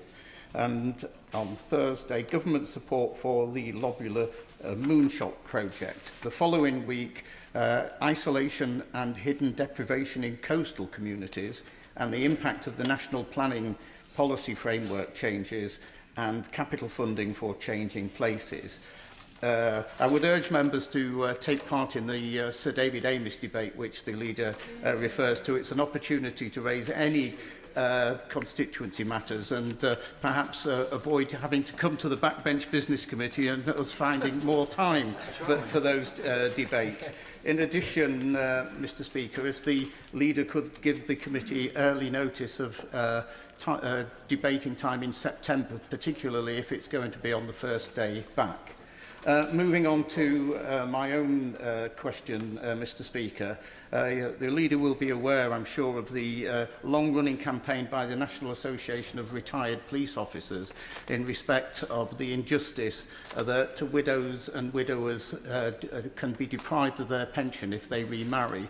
I have raised this in the House previously. If the Leader could arrange for the Minister to come and outline what the government plans are, I know it would please many of my constituents and others across the country. Leader. Thank you, Mr. Speaker. And let me thank the honourable gentleman for giving an update on what the committee is planning, and thank the committee for their work.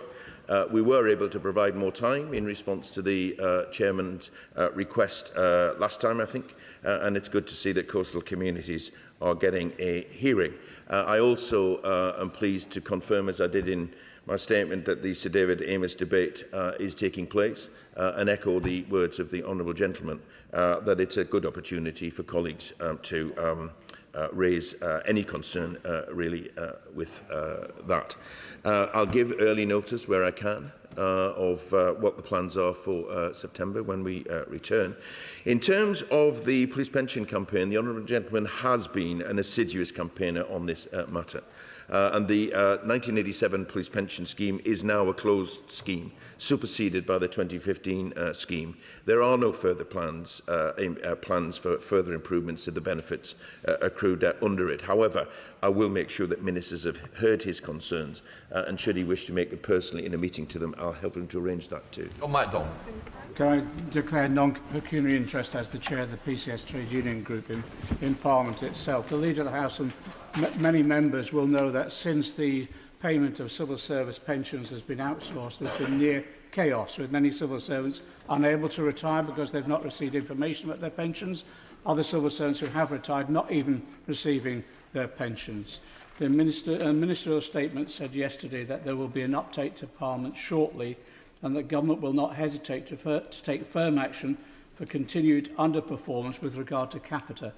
Could I ask my right honourable friend to convey to the Cabinet Office Minister that in that statement there should be a commitment now to return the administration of civil service pensions to public control, and that means insourcing.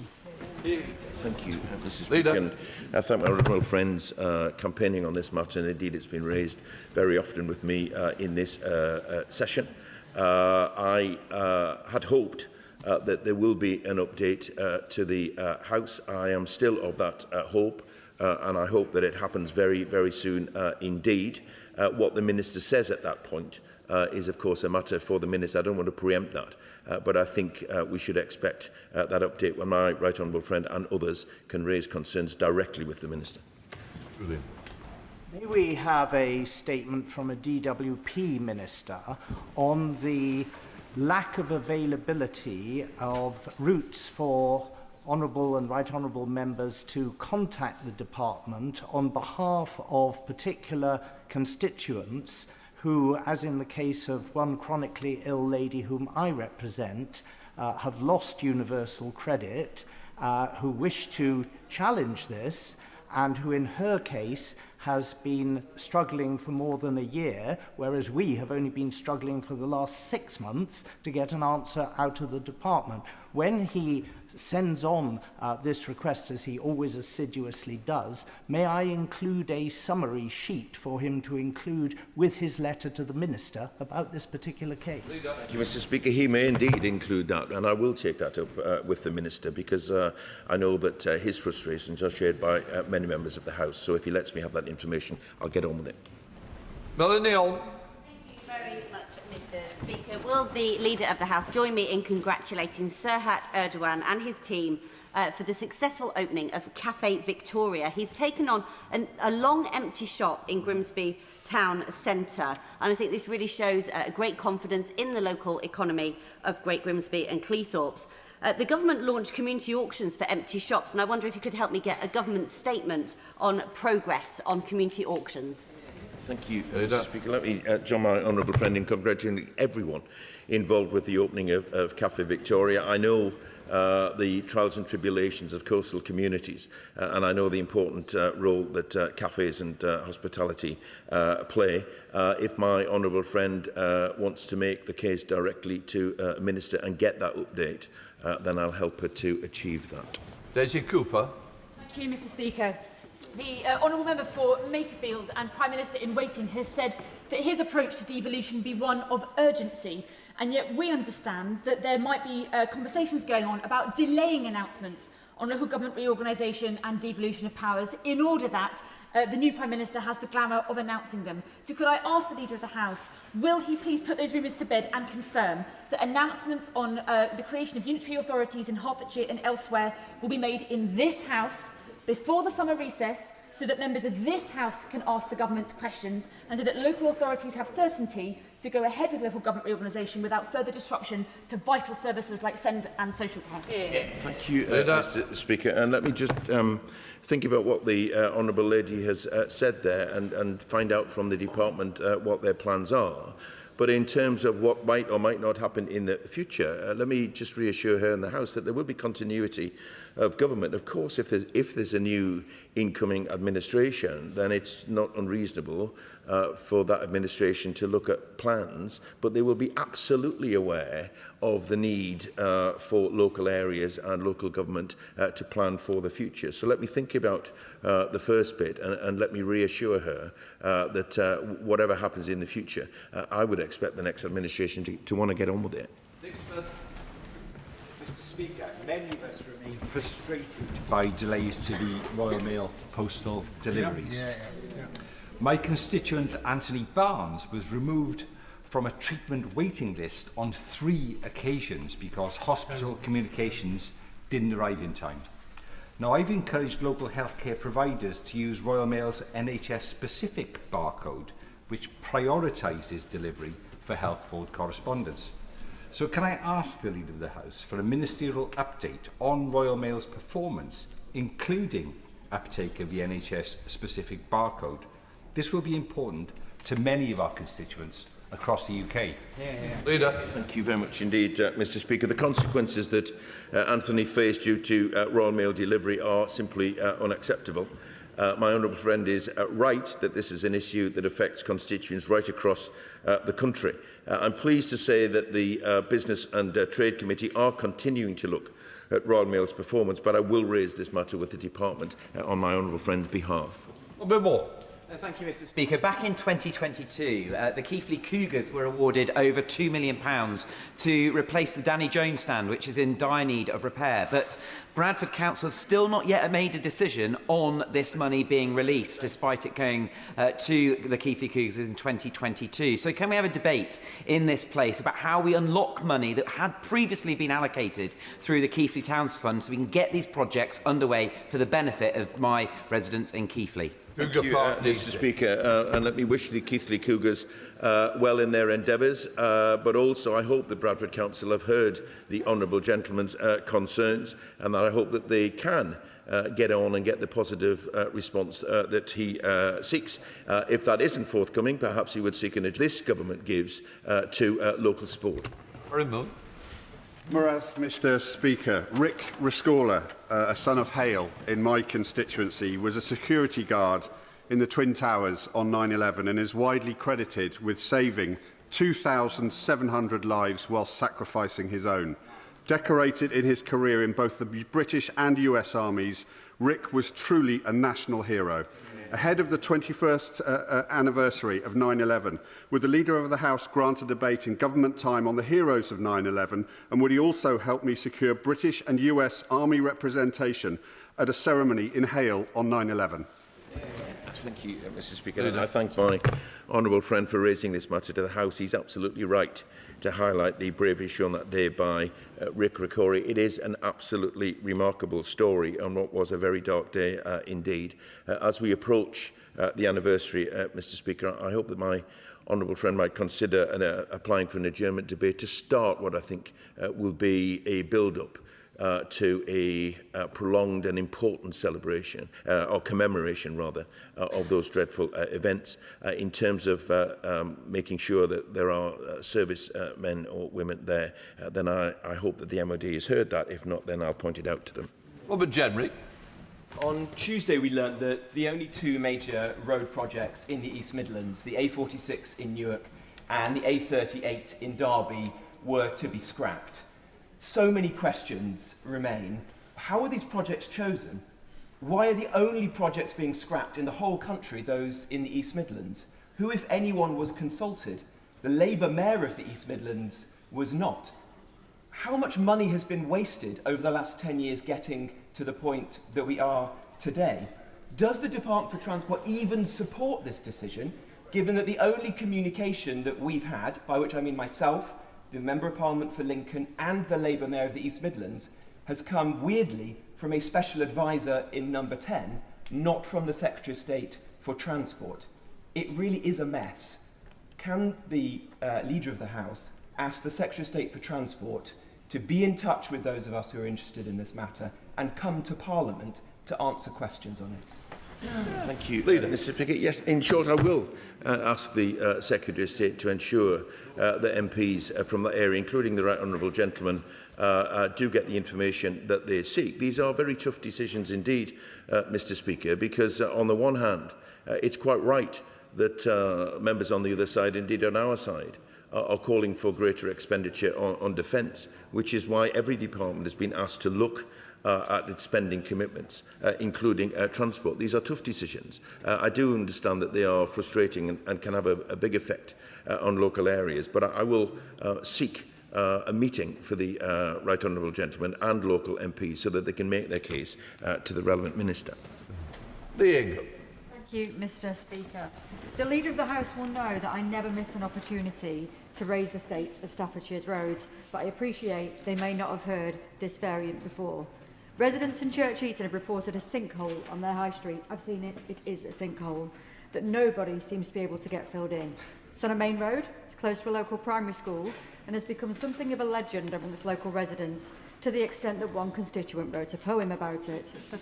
Could the Leader please grant a debate on the condition of rural roads so we can get to the bottom of why repairs like this keep falling through the cracks?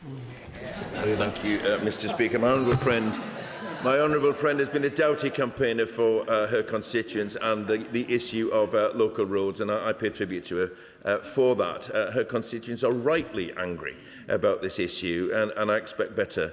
Perhaps I don't expect better, but we ought to expect better from a reform county council. I hope that the council has heard my honourable friend this morning. We are doubling investment in local road maintenance, providing an extra a record £7.3 billion boost for councils over the next 4 years. And my advice to the council is the money is there, get on and use it.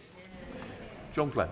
Thank you, Mr. Speaker. In Salisbury, we welcome the zero-emission buses, and the previous Conservative administration worked with the Zebra scheme to deliver 13 new buses. But when I met with Ed Wills, the new managing director of Salisbury Breads last week, we discussed a number of matters around acoustic measures to mitigate some of the noise from those buses. But the challenge is that Chinese manufactured buses are currently cheaper and offer greater battery range. The government needs to make a decision about the next round of these Zebra bus schemes. Please could the Leader of the House ensure that we have a statement on this so that local authorities around the country, including those in Wiltshire, can determine the best way forward to expand provision. Let me draw that to the attention of the relevant minister, because not only does this government put great store by the importance of buses and indeed the environment, but of course we're encouraging councils and businesses wherever they can to buy British as well. So I will raise that directly with the Minister and see if we can get the update that the Right Honourable Gentleman is looking for. John Trickett. Thank you very much, sir. Now, I first just refer to a matter which I haven't had the opportunity to do so far, which is the granting of a knighthood to Kevin Sinfield, a great human being, a brilliant sports player, and I suppose above all a humanitarian.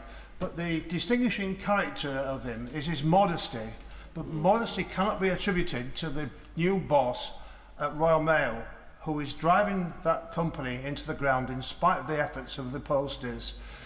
Can we have a debate? And he's paid himself £7 million salary in a single year. Can we have a debate about corporate failure and executive reimbursement in due course? If the Leader can help us with that, it would allow us to express our frustration of what's happening in the country. Thank you, Mr. Speaker. Let me join him in once again paying tribute to Sir Kevin Sinfield and what was a well-deserved honour. On the issue of Royal Mail, it is the subject of inquiry that will be reported back to the House, and there will be an opportunity at that point to debate that. If we need further time to debate it, I will give consideration to that. Alison Bennett. Thank you, Mr. Speaker. Cellnex estimate that Mid-Sussex is ranked 499 out of 650 constituencies for the quality of mobile signal strength. Current obligations on mobile operators are clearly failing to provide the coverage that my constituents deserve in villages like Cookfield, Bolney and Fulking. Will the Leader make time for a debate about the merits of changing these mobile obligations so that we can have the coverage that we so badly need? Leader. Mr Speaker, and clearly this is a concern for government, because we do want to make sure that every area has the services that they need, and we're very keen to get that rollout. I would encourage the Honourable Lady to look towards an adjournment debate, or perhaps a Westminster Hall debate, in order to make her case, because she'll hear directly from the Minister about what more we can do. Senator David. Thank you, Mr Speaker. The Government has shown a clear commitment to addressing many of the issues facing leaseholders. But can I ask the Government to go further? And I say this because many of my constituents, leaseholders in a particular building under 11 metres, are facing a bill of £70,000. In fact, the management agent is asking for £3,000 per month, and this is due to no fault of their own. So can I ask the Leader of the House to ask the relevant department to release an oral or written statement on the support available to leaseholders in buildings under 11 metres? Thank you, Mr Speaker. My honourable friend raises an important matter. The Government is working hard to strengthen leaseholder protection within the Leasehold and Freehold Reform Act of 2024 and our forthcoming Leaseholder and Common Hold Reform Bill. But I certainly will seek the update for her that she seeks. But remind the House that later today there will be a backbench business debate on leasehold reform, where my honourable friend and leader of the members may want to raise these issues and hear directly from the Minister. Bradley Thomas. Thank you, Mr Speaker.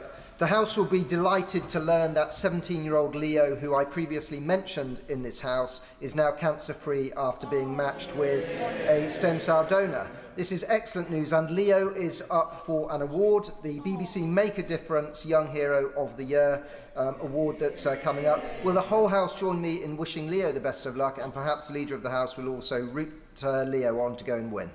Thank you very much indeed. I certainly send my best wishes to Leo in two regards: that his full recovery takes place. A remarkable story. I'm delighted to hear, because I do recall the honourable gentleman raising this, but also all the very best with that award. There are some remarkable young people, and I hope that Leo's story is recognised as part of that. Gilbert. Thank you, Mr Speaker. Over 70 organisations and novelist Irvine Welsh are backing the community-led bid for Leith to become the first ever UK town of culture.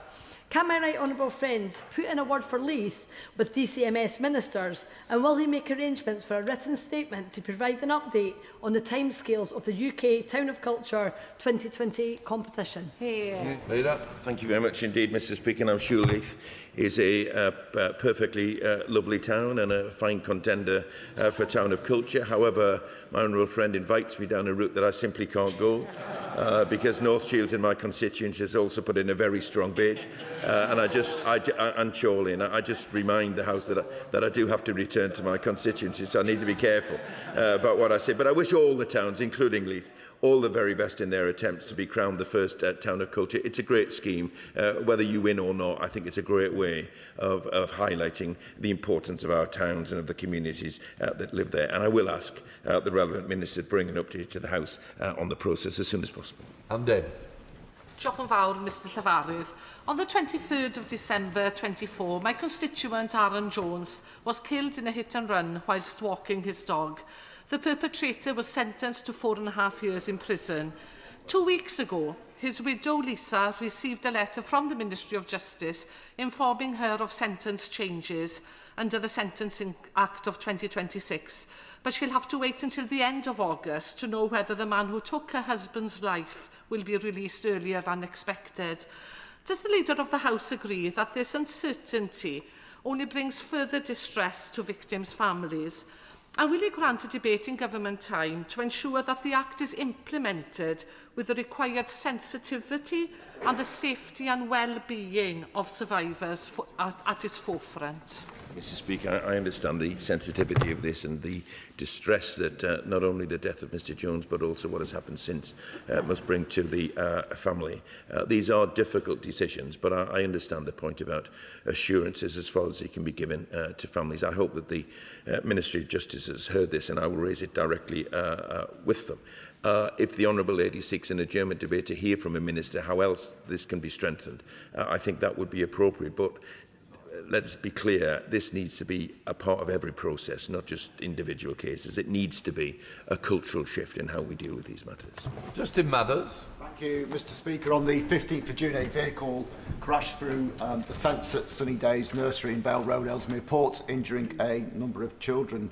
Thankfully, it doesn't look like there's been any long-term damage, and I know the parents want to praise the staff at the nursery and indeed other local residents and businesses who came to the children's aid, but it has raised some questions about the security and safety standards at nurseries, which is something I understand the Department for Education are looking at, but I wonder if we could have a statement from the Department about this issue, please.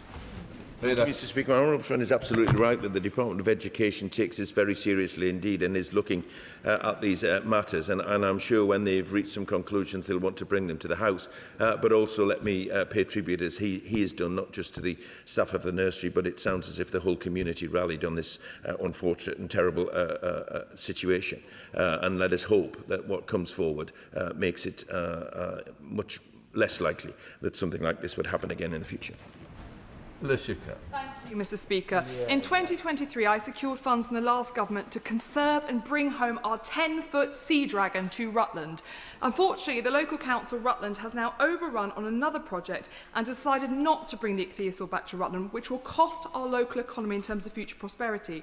The local conservator has said he will reduce the cost of conserving this national specimen of national importance, but they're saying they can't accept a reduced cost and they can't re-tender for it because of national government rules. Does this not seem preposterous and absolutely flies in the face of the idea of best value for taxpayer money? It sounds slightly odd, Mr Speaker, and I share the honourable lady's concern about this. Let me take that away if she provides me with the details after this. Let me take that away and look at it, get the department to look at it to see whether or not how the council has interpreted this actually is the reality. But I hope that the council has heard her remarks. Phil Brickle. Thank you, Mr Speaker. May I declare an interest as the Chair of the Anti-Corruption and Responsible Tax APPG. Now, this week, the member for Clacton declared he's earning an extraordinary £22,500 an hour working for a gold bullion dealer. Questions have also emerged about his lobbying for the Bank of England for crypto-friendly policies, having himself invested $215. Have you informed the member that you're going to raise it? Carry on. Questions have also emerged about his lobbying the Bank of England for crypto-friendly policies, having himself invested £215,000 into Bitcoin company Stack BTC, alongside former Conservative Chancellor Kwasi Kwarteng. Does the leader agree with me that members of this House are public servants and that we should always be putting our constituents first before any private interests? And will he use his good offices as the chair of the Modernisation Committee to deliver much-needed reforms to rules around members outside employment? Leader. Yes, Mr Speaker, I do share the honourable gentleman's view on the importance of the primary job of MPs. There was a debate on this in Westminster Hall yesterday, and this was raised on a number of occasions, and the Minister set out the current government's response. The government believes that an MP's primary job is to represent their constituents, which is why we've already made some important changes following the general election to tightening the rules relating to MPs' second jobs, but we accept that there is a great deal more to do, and I will continue to work closely with the Committee on Standards, who are looking at this, and I hope will bring forward the recommendations that will satisfy my honourable friend. Thank you, Mr Speaker, and I must declare an interest as Chair of the Dairy All-Party Parliamentary Group. I welcome the Government's farming roadmap, explicitly designating food production as an issue of national security. However, I'm deeply concerned by the Government's Water White Paper, which proposes a blanket extension of environmental permitting from poultry and pig farms to the dairy sector, despite the former being kept mostly indoors and cattle mostly outdoors. My North Cornwall constituents and NFU delegates estimate this could cost around £10,000 per farm and much more paperwork. Rather than deterring our farmers from actually farming, can we please have a debate in government time on supporting farmers to produce food for this country? Mr. Speaker. The government shares the honourable gentleman's view that it is important that we support farmers and the importance of food security and food production as we go forward. But as he has alluded to there, sometimes what is happening in one area of farming and in the other case, what our plans might be going forward on water, need to make sure that we're joined up because we need to get this right. And in order to get an answer from a minister, I would encourage him to apply for an adjournment debate so that he can hear directly from the minister. Established in 1924, Vernon Building Society offers financial services to people in Stockport and across Greater Manchester. They are truly a mutual owned by members, not shareholders. However, as the building society sector grows, there are concerns about meaningful democratic engagement for members. In particular, Nationwide, which is the largest building society in the world, there are concerns raised around virtual-only AGM, lack of member-nominated directors, and the quick vote mechanism system. When members are owners, they must have a meaningful voice in how the organisation is run and governed. As such, can I ask the Leader of the House for a debate in government time on the Building Societies Act of 1986 and meaningful democratic voice for the membership? Thank you, Mr. Speaker. My honourable friend raises some interesting concerns, particularly around transparency. And he rightly points out that building societies are a vital growing part of our economy. But I would suggest that he perhaps seeks an adjournment debate or a Westminster Hall debate so that he can hear directly from the Minister about how his concerns might be addressed. Thank you, Mr. Speaker. Inquest have just announced jobs being lost at the Sullomvoe oil terminal, and this is the latest blow to the oil and gas sector. So would the Leader of the House allocate time for a full debate in government time on the future of the oil and gas sector before it is too late? Thank you, Mr. Speaker. And let me welcome the honourable gentleman to his place. In terms of the oil and gas sector, and I know that in the by-election it was a very big issue indeed, and the government takes this very seriously indeed. I gently remind him that the loss of jobs, and I regret the loss of jobs that he's talked about there, very much so, but it's not a new phenomenon. There's 70,000 jobs lost in the last decade.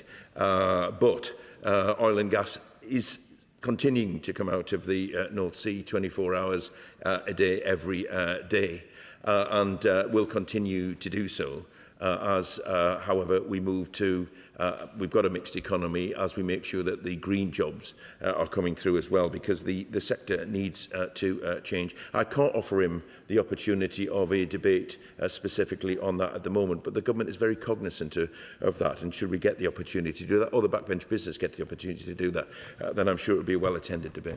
Thank you, Mr. Speaker. Increasing numbers of people experiencing homelessness or being forced to choose between accessing accommodation and keeping the pets that provide them with companionship, emotional support, stability and a sense of safety. Street Pause is a campaigner to remove this preventable barrier.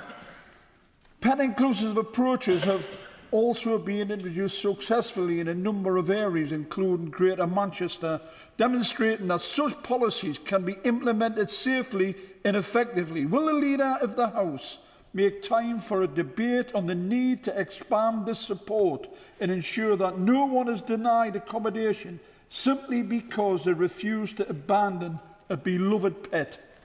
Thank you, Mr. Speaker. My honourable friend raises a very important point indeed, which I know is of concern to many of our constituents. The Homelessness Code of Guidance sets out the framework in which local authorities must follow carrying out their homelessness duties. It's not always possible, Mr. Speaker, but the Secretary of State does recommend that authorities give careful consideration to those who rely on pets for companionship when making provision for them. And I'll make sure that ministers have heard my honourable friends' concerns, and if they've got further proposals to bring forward, I'm sure they will. Andrew Ross.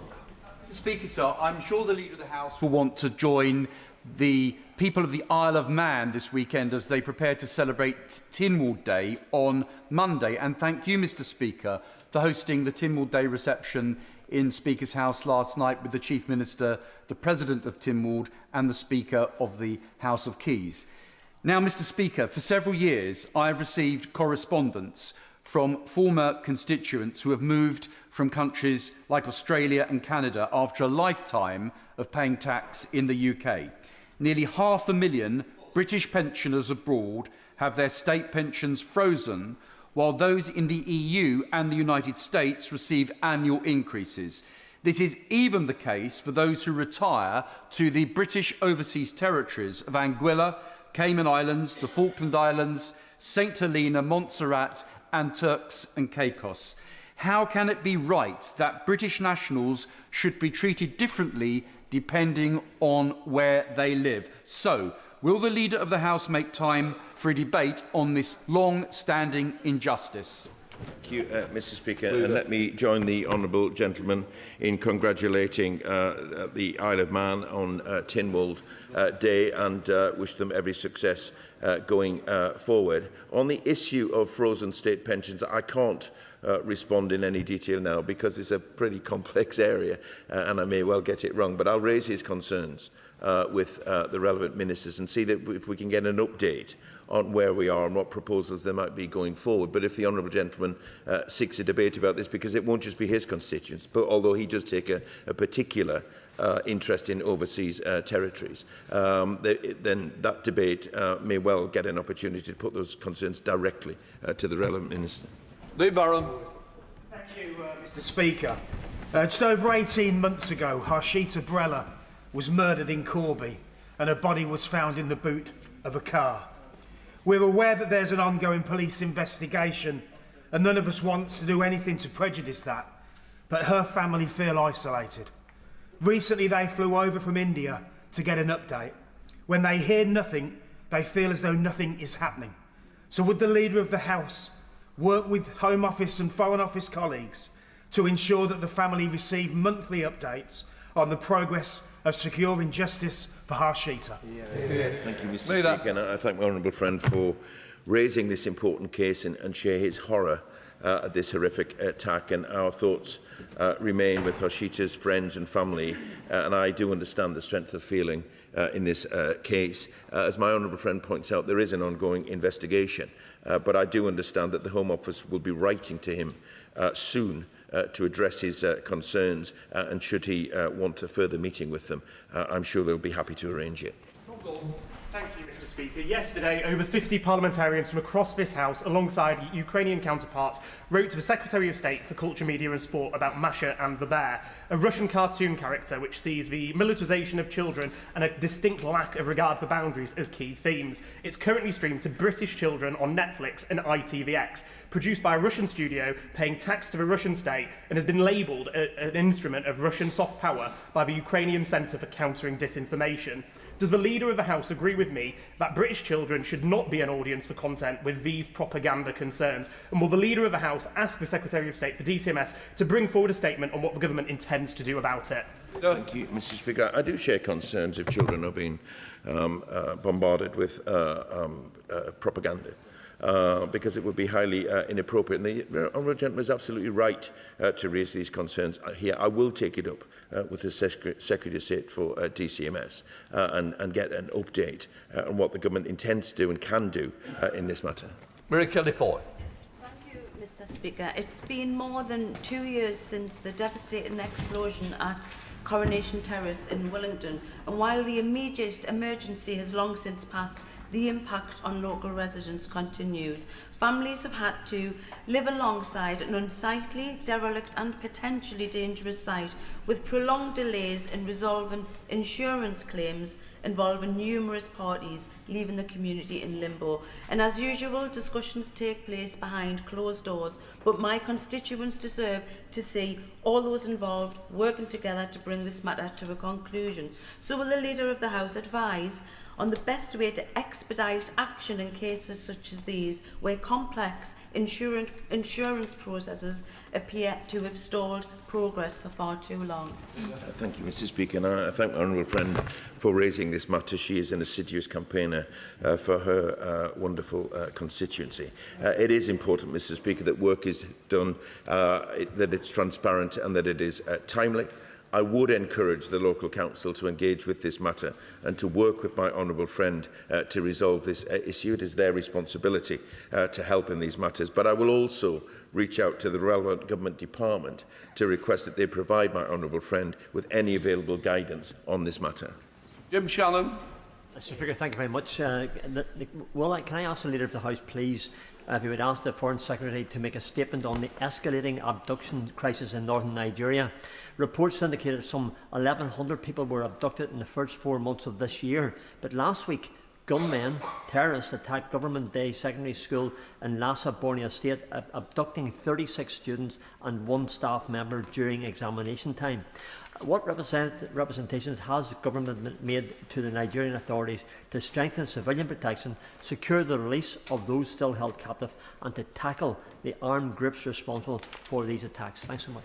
Mr Speaker, and as ever the honourable gentleman raises a serious matter, and I saw those reports, and it is absolutely appalling with as to what has happened.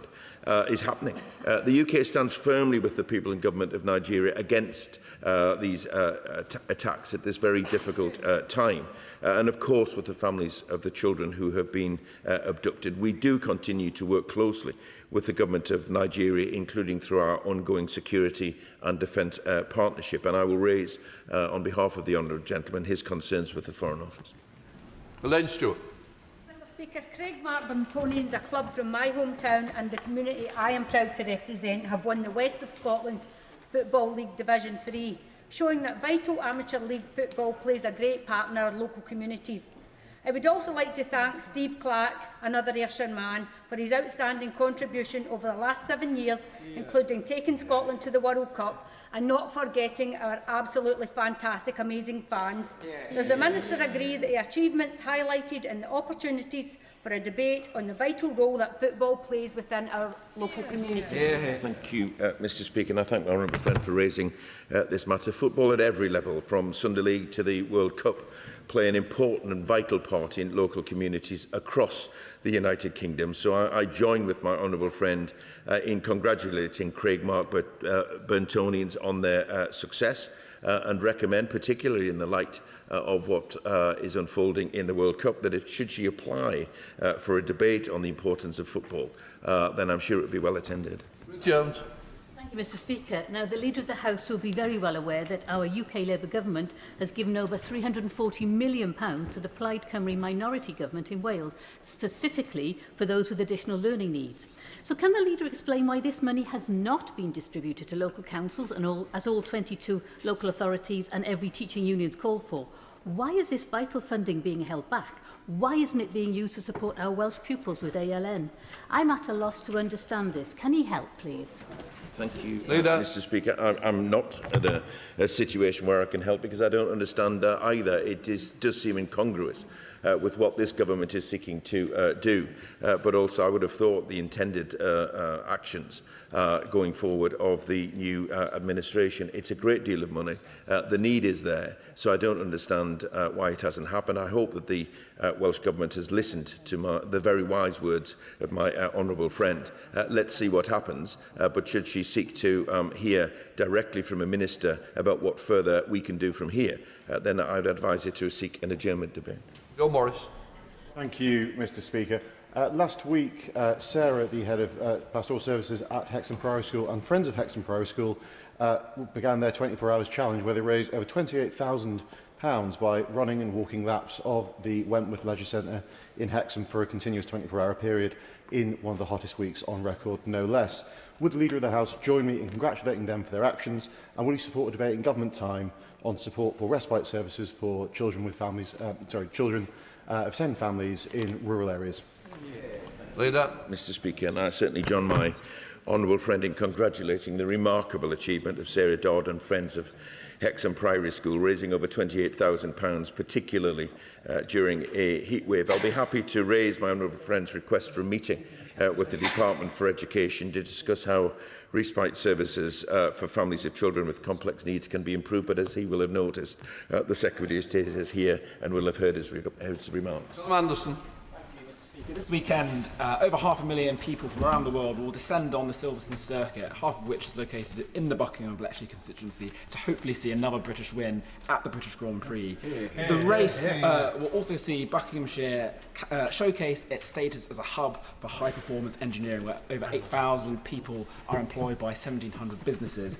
Will the leader join me in wishing British racers all the best of luck this weekend, and might he find time for a debate on the contribution of Formula One and motorsport to the UK economy?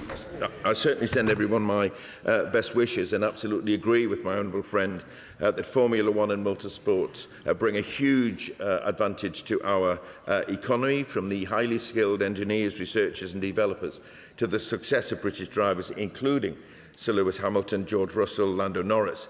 We have a great deal to celebrate. I hope there's more to celebrate in the future. I hope that all fans enjoy the race this weekend, and I thank my honourable friend for raising this matter today. Mr. Speaker, will the Leader of the House join me in congratulating the 2nd Wentzville Scout Group on their upcoming 100th year anniversary? I pay particular thanks to Steve Rogers, better known as Codge, who, for 50 years of service and incredible dedication to so many young people over many generations in and around Wentzville, will he join me in thanking Codge and all involved in our Scout groups in Wolverhampton, Willenhall and across the country? Thank you, Mr. Speaker. My honourable friend is absolutely right to champion the good work of the Scouts, and I join her in congratulating the 2nd Wednesfield group in its upcoming centenary, a remarkable achievement. I also join her in thanking the voluntary service of Steve Rogers and indeed all the Scouts and Girl Guide leaders who generously give their time in support of young people. Alison Gardner. Thank you, Mr. Speaker. On Sunday, I was delighted to attend the tea time event with the Fulford Community Choir. It was an uplifting and joyous event, and I congratulate Gail Sullivan, Wendy Godfrey, Anne Hollinghurst, Rowena Davis, and all the volunteers and musicians who helped organise the event. Will the Leader of the House agree with me that choirs and community events such as this in Fulford Village Hall do so much to improve mental health, tackle loneliness, and strengthen our communities and villages such as Fulford? Mr. Speaker, I certainly join my honourable friend in agreeing that choirs and local events can do so much to support and bring together our local communities, including helping with mental health and combating loneliness. Volunteers who help to organise events like the Fulford Community Choir are providing an invaluable service to their local community, and my honourable friend is absolutely right to recognise them this morning. Rachel Bascom. Thank you, Mr. Speaker. Heat-related mortality has taken 10,000 lives over the last 5 years in England and exacerbated risk of ill health from asthma to stroke. With climate degradation, things are only going to get worse. So what steps are the government taking in order to address this and ensure there's proper facilities in workplaces and homes, as well as communities, to future-proof our society against extreme heat? Thank you, Mr. Speaker. My honourable friend is right to raise this, and we know that extreme weather events are getting more common, and these issues will not go away. We're working across government to respond to the severe heat waves and mobilising support, particularly to the most vulnerable, who are, of course, at greatest risk of harm. As the Honourable Lady will know, the government is taking action to combat climate change, and I'll make sure that the points that she raises are shared with the relevant minister. Thank you, Mr. Speaker. Wolverhampton Community Radio 101.8 WCR FM in my constituency of Wolverhampton West provides a vital service to people across the city, giving a platform to local voices, community groups, charities and volunteers, and keeping residents informed about the issues that matter to them most. I have been on the radio talking about knife crime and the Pride in Place programme at a time when we have had reductions in local radio services following commercial radio mergers. Will the Leader of the House please agree to a debate in government time to recognise the invaluable contribution of community radio stations such as Wolverhampton Community Radio and the importance of providing sustainable, long-term funding for community broadcasting across the country? Mr. Speaker, my honourable friend makes a powerful case for local radio and the role that it plays in giving a platform to local voices and communities. That's why we've launched our local media strategy, with an increase in community radio funding to £1 million per year. And I suggest that my honourable friend perhaps applies for a Westminster Hall debate to discuss the role that radio plays in our local communities, because, of course, every constituency will be affected. Adam Thompson.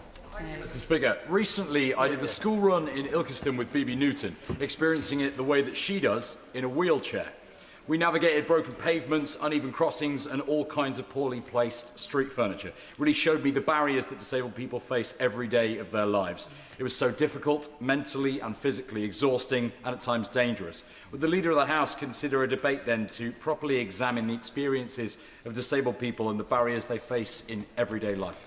Thank you, Mr. Speaker. As ever, my honourable friend is a champion for the rights of his constituents, and I pay tribute to him for that. We are committed to ensuring that streets and transport networks are accessible for everyone, including disabled people. And the overall responsibility, however, lies for the management of pavement crossings and street furniture does lie with the local highway authority, and I hope that they have heard his powerful representation this morning on behalf of his constituents. Graham Downer. Much, Mr. Speaker. After holding a series of stakeholder events with local businesses and charities and an online survey attracting more than 1,000 responses, I've recently published the results of a city centre survey for Dunfermline. That survey highlighted that people are very proud to live in Scotland's newest city and ancient capital, but that improvements are needed in the city centre itself to improve aesthetics and to attract new businesses. Does the Leader of the House agree with me that the people of Dunfermline deserve to see improvements in their city centre, and will he help me deliver that for my constituents? Thank you, Mr. Speaker, and I thank my honourable friend for raising this matter. Scotland has so many brilliant places to visit, and he's right to promote his city of Dunfermline. We are committed to backing Britain's tourism industry, supporting over 1.3 million jobs and £64.3 billion in gross value added to the economy. I would recommend that my honourable friend perhaps applies for what would be a very popular Westminster Hall debate. Thank you, Mr. Speaker. Around 59% of children in the most deprived areas reach a good level of development by the time they start primary school, compared to 79% in the least deprived areas. Baby Zone is a charity set up to level the playing field, providing free to access community hubs which offer services to support children's development. I recently had the privilege of opening Baby Zone's first Scottish hub in Easterhouse. I know it will make a real difference to local families. Will the Leader of the House join me in recognising Baby Zone's work? And will he consider allocating parliamentary time to debate how we close the development gap between affluent and poorer neighbourhoods so that every child gets a fair start in life? Leader. Mr. Speaker, my honourable friend is absolutely right to praise charities like Baby Zone who deliver a truly positive impact on local communities. Improving outcomes for pupils in deprived areas is an essential part of this government's wider mission to ensure that every child, whatever their background, can succeed. And I'd certainly encourage my honourable friend to apply for a debate on these matters so that ministers can not just praise the success of organisations like Baby Zone, but can actually outline plans about what further measures we intend to take. Jonathan Brash. Mr. Speaker, Ward Jackson Primary School in Hartlepool has been named as one of the top 10 schools in the world for overcoming adversity on behalf of their pupils. In the words of the award organiser, it is a school where leaders refuse to let circumstance define what a child can become.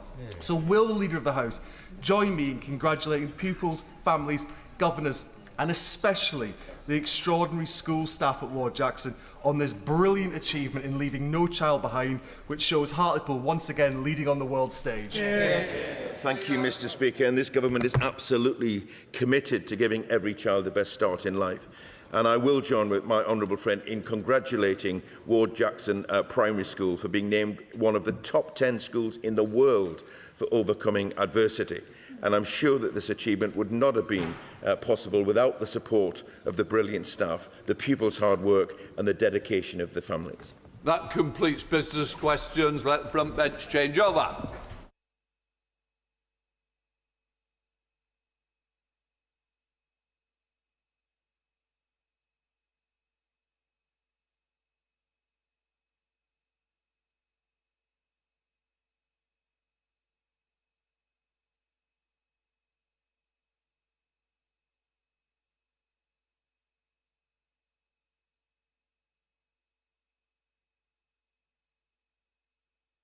We now come to the statement. Prime Minister Sir Keir Starmer. Thank you, Mr. Speaker. This morning in Downing Street, I met some of the mothers and adult adoptees harmed by historic adoption practices in England. They are here with us in the gallery today. And I had the chance to talk with them privately. They are the most remarkable women, and I know the whole House will want to join me in paying tribute to the extraordinary courage with which they've shared their harrowing testimonies and fought for the truth time and time again. I have to confess, as I said to them this morning, I found it hard to read the testimonies and to hear their stories. I found it particularly hard as a dad. How much harder it must have been for them to go through that, to set out their testimonies and tell their stories over and over again. As they said to me this morning, something which is so intensely private, having to be public, and the courage and resilience they have shown, and others alongside them, is absolutely incredible, and I want to mark that. Mr. Speaker, what happened to them and to tens of thousands of mothers, children and families should never have happened.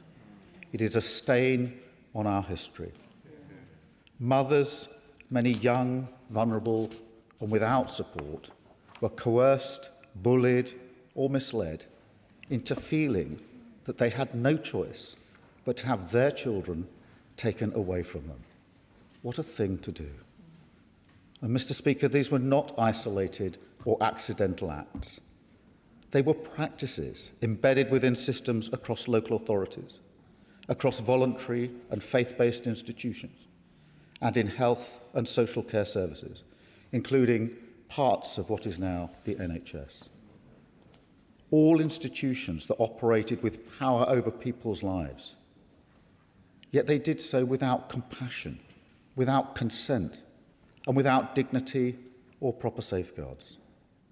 Mr. Speaker, these practices were particularly prevalent between 1949 and 1976, but also extended beyond those years. In some cases, women, including those placed in mother and baby homes and other institutional settings, were cut off from their families, relationships, education and employment, and subjected to harsh and isolated conditions. Some experienced treatment that amounted to exploitation and abuse. Mr. Speaker, many were made to feel ashamed, and that came through very, very powerfully in the discussions I had this morning. Silenced and unworthy of care or dignity. Children grew up believing that they were unwanted. Young mothers were told that they were immoral and that their babies would be better off without them. And again, as they told me this morning, that lasts a lifetime and has a huge impact. Anne Lloyd Keane, here in the gallery, and of course formerly of this House, described to the Education Committee how she was stitched without anaesthetic and said, and I quote, that she was told, "You will remember the pain because you've been a bad girl." Mr. Speaker, many of those harmed in this way feel a gut-wrenching sense of shame, and Anne and others have said that stayed with her and that she still feels it today. And I know that this apology will not be able to lift that completely. It will help a little, I hope, but it won't lift it completely. And today I say to Anne, to everyone here in the gallery with us, to all those impacted and affected, wherever they are in the country, and there are many, many thousands of them, including some who still have not been able to speak about what happened to them to this day. And I hope that this statement, this apology, perhaps gives some of them the confidence to speak about what happened to them, because it will help in a small way. But I say this, the shame is not yours. The shame was never yours. The shame is ours. And I say that on behalf of the whole country, I say it to every single person impacted. We are deeply and profoundly sorry. To the mothers who were told they were unfit, who were prevented from caring for the children they desperately wanted to help and to keep, and who've carried this loss for decades. To those who were not given the information they needed to provide informed consent, who faced pressure or coercion, and who experienced practices that were unethical. To the sons and daughters, the children who are now adults, who through pressure and coercion within these systems were taken from their families, denied their identity, their history, and sometimes their safety. To those who grew up believing that they were unwanted, some of whom were even told directly that they were second class. To those who've carried a burden of loss, confusion and stigma, or who experienced neglect and abuse without the protection or oversight that should have been their right. To those who've experienced lifelong uncertainty, loss, or questions about identity and belonging, or whose mental and physical health, relationships, and sense of self across their lives has been affected.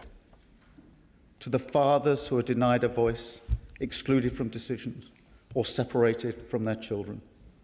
To the siblings, grandparents, partners, and extended family, and future generations who've lived with the consequences of these practices. To those who experienced harm from these practices, even while being brought up in loving homes by their adoptive parents. To those who were adopted across borders or cultures, who lost connections to their heritage, racial and personal identity. And to those from ethnic minority backgrounds who experienced racism or were treated differently within these systems, and who, as a group, were less likely to be adopted or to grow up in stable family homes. Mr. Speaker, I'm struck by the words of Debbie Irumli, who I met this morning. She says she was raised with racist views towards her own biological family. Mr. Speaker, how do you even begin to comprehend that? To each and every one of those affected, we say a deep and heartfelt sorry. Mr. Speaker, let me be clear and unequivocal. These harms were compounded by the actions and failures of the state.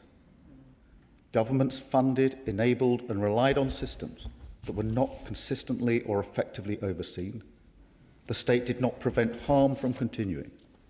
The state bears responsibility for the systems it funded and legitimised, which enabled these practices to occur. The state did not do enough to protect mothers, children and families from harm. And for this systemic failure, I am truly sorry. Mr. Speaker, many of those affected have suffered a further injustice. They've had to fight for the basic human right to know their own story. As Sally Ells has put it, we are treated as if the information about our own lives does not belong to us. Debbie was told her birth mother's life would be in danger if she tried to search for her. Barriers put in place at every twist and turn. Records have in some cases been lost, altered, or not made fully accessible to those seeking answers. And the whole process is painfully slow, traumatic, and dehumanising all over again. Mr. Speaker, we do say sorry, and we mean it. But sorry is not enough. This must also be the start of real change, working with those affected and their families to improve access to records and to provide the care and support that people need. So today I can tell the House we will fund the development of a national online resource, creating a single access point to locate records wherever they may be held across the country. We will consult on requiring existing records to be retained for 100 years so they will remain available across the lifetime of those affected. And my right honourable friend, the Education Secretary, is today writing to local authorities, regional adoption agencies and voluntary adoption agencies, setting out the expectation that requests for records should be responded to swiftly and with compassion and consistency. And we will expand access to funded intermediary services, with particular focus on pre-1976 cases where access to support is currently most limited.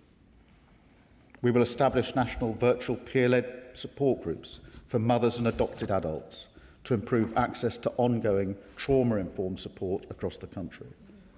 And we will work with NHS England to ensure those affected are taken seriously when they seek help. This includes new support for clinicians to better understand the impact of forced adoption and respond appropriately in their care. The NHS England will also explore how those who wish to do so can have their... And finally, to further recognise those affected and ensure we learn the lessons of the past, we will commission a testimonials project to capture the stories of those with experience of historic forced adoption practices. Through all of this and more, we will continue to meet regularly with those with lived experience, guided by them to get this support right, to learn from our past and ensure that nothing like this can ever happen in this country again. Finally, Mr. Speaker, this national apology reflects and builds on the approaches taken by Scotland and Wales, whose devolved governments have also issued apologies for these practices, which we fully endorse. And I welcome the process underway in Northern Ireland to establish a statutory public inquiry into mother and baby institutions, Magdalene laundries and workhouses. And I also want to thank the Joint Committee on Human Rights and the Education Select Committee for all they've done to shine a light on this injustice. But most of all, I want to thank those who have campaigned for so long to have the truth recognised, including those who are no longer with us, to hear this apology that they fought for. It should never have happened, and you should not have had to fight so hard for this day to come. But today, finally, I do say on behalf of the state and on behalf of the nation as a whole, we see you, we hear you, and we are truly sorry.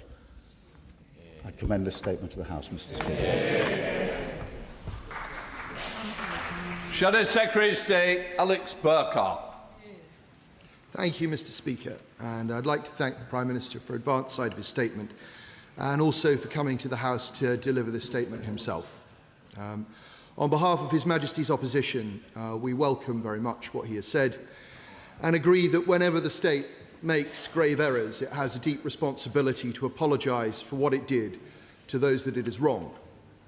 185,000 children grew up in Britain without their mothers because of bad decisions and fundamentally flawed beliefs that treated unmarried mothers with a shame and stigma that today is mercifully alien to us.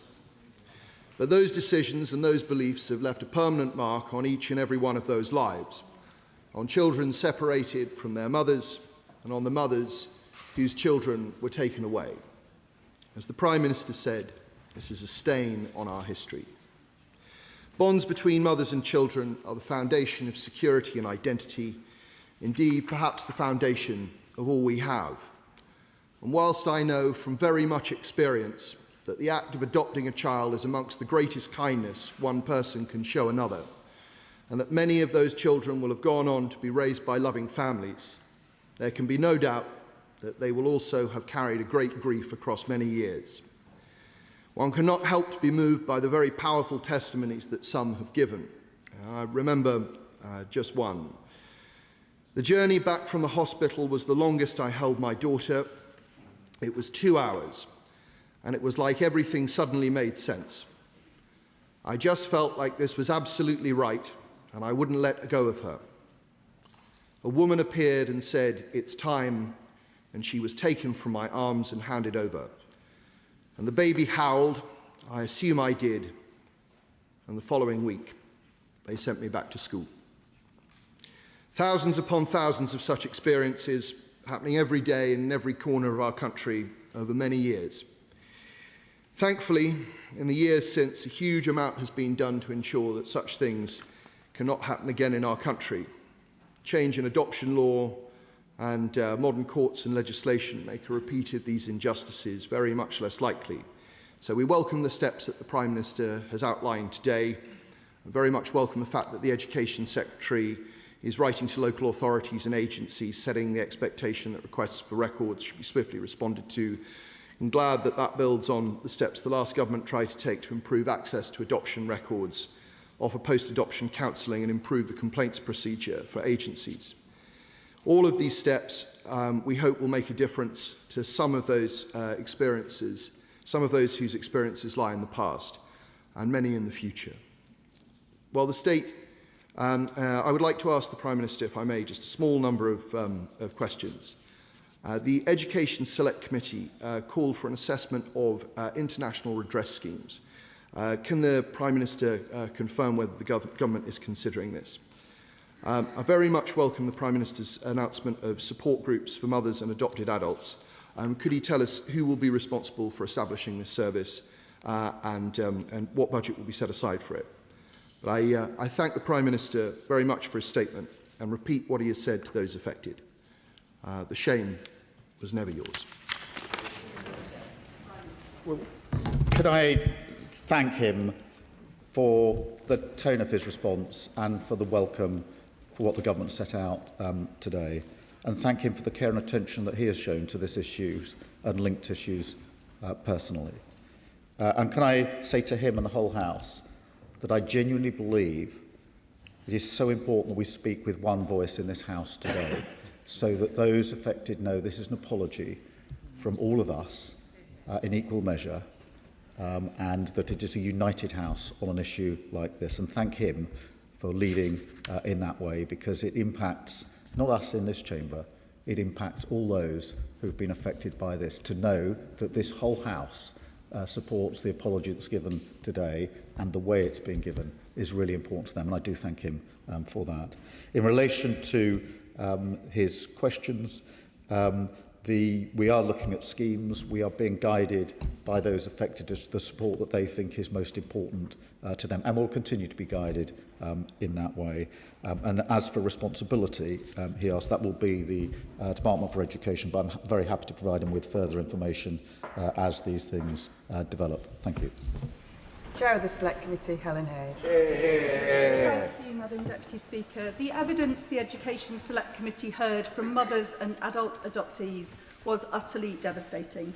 I want to thank Diana de Vries, Anne Lloyd-Keane, Sally Ells and Debbie Iromlu for courageously reliving their trauma so that we could shine a light on the extent of the injustice they suffered and the urgency of the need for a meaningful response. They should not have had to work so hard for so long just to be heard and to have their experiences recognised. I also want to thank the academics who gave evidence, and especially Professor Harold Gordon and Dr. Michael Lambert, whose painstaking and rigorous research helped to prove what mothers and adult adoptees have long known, that the state was culpable for the wrongs they suffered by presiding over, funding and facilitating a system that systematically dehumanised unmarried pregnant women and their babies and inflicted horrific cruelty upon them. I thank the Prime Minister for this apology today. It is long overdue and much needed. I thank him for the breadth of the apology and for the work the government has done with survivors to get to this point. Women whose babies were forcibly adopted and who endured cruelty and humiliation in mother and baby homes and in the NHS should know today that the shame of this period in our history rests on the government and on religious and community and healthcare organisations who presided over, facilitated and sustained this system. It is not theirs to carry, and it never was theirs to carry. This apology, Madam Deputy Speaker, is a watershed, but it must be only the beginning of putting right the disgraceful wrongs of this shameful period of our history. So can I ask the Prime Minister to set out how progress on delivering the support that he has announced today will be monitored, and how survivors will continue to be involved in it? And can I ask him to make sure, as the government progresses this work, that information on how to access this support is made widely available because, Madam Deputy Speaker, so many families have a story. There are so many stories that are still untold, so many who still feel ashamed to speak about this period in their lives and the lifelong impacts of it. And they must no longer feel ashamed. They must feel that they can come forward and access the help and support that they need. Well, can I thank her for all the work that she has done on this and that she has led through the Education Committee and all the members of that committee. I've heard about the testimony to the committee and how difficult and harrowing it was for all concerned, and she's absolutely right to thank those who gave their testimony to the committee and those who supported the work of the committee. She used the word dehumanised, and that is the right word, although it hardly feels strong enough to me. To break the bond between a mother and a child is nothing less than dehumanising. It goes to an intense feeling that we all have as human beings, and to break that bond is indescribably painful, even to describe, let alone to have gone through. So dehumanising is the right word, and not just the initial act and all the pain and anguish, but then, as I discussed with those in the gallery this morning, the everyday reminders. Do you have children? What a difficult and awful question to answer over and over again. They've all come to terms with how they'll answer that question. A question we all hear, we all pose on a daily or weekly basis. Just really struck me this morning as such a simple everyday thing, but such a painful thing. And there'll be so many, thousands of those across all of the testimonies and all of the stories. In relation to her questions, the monitoring will be by the Department of Education.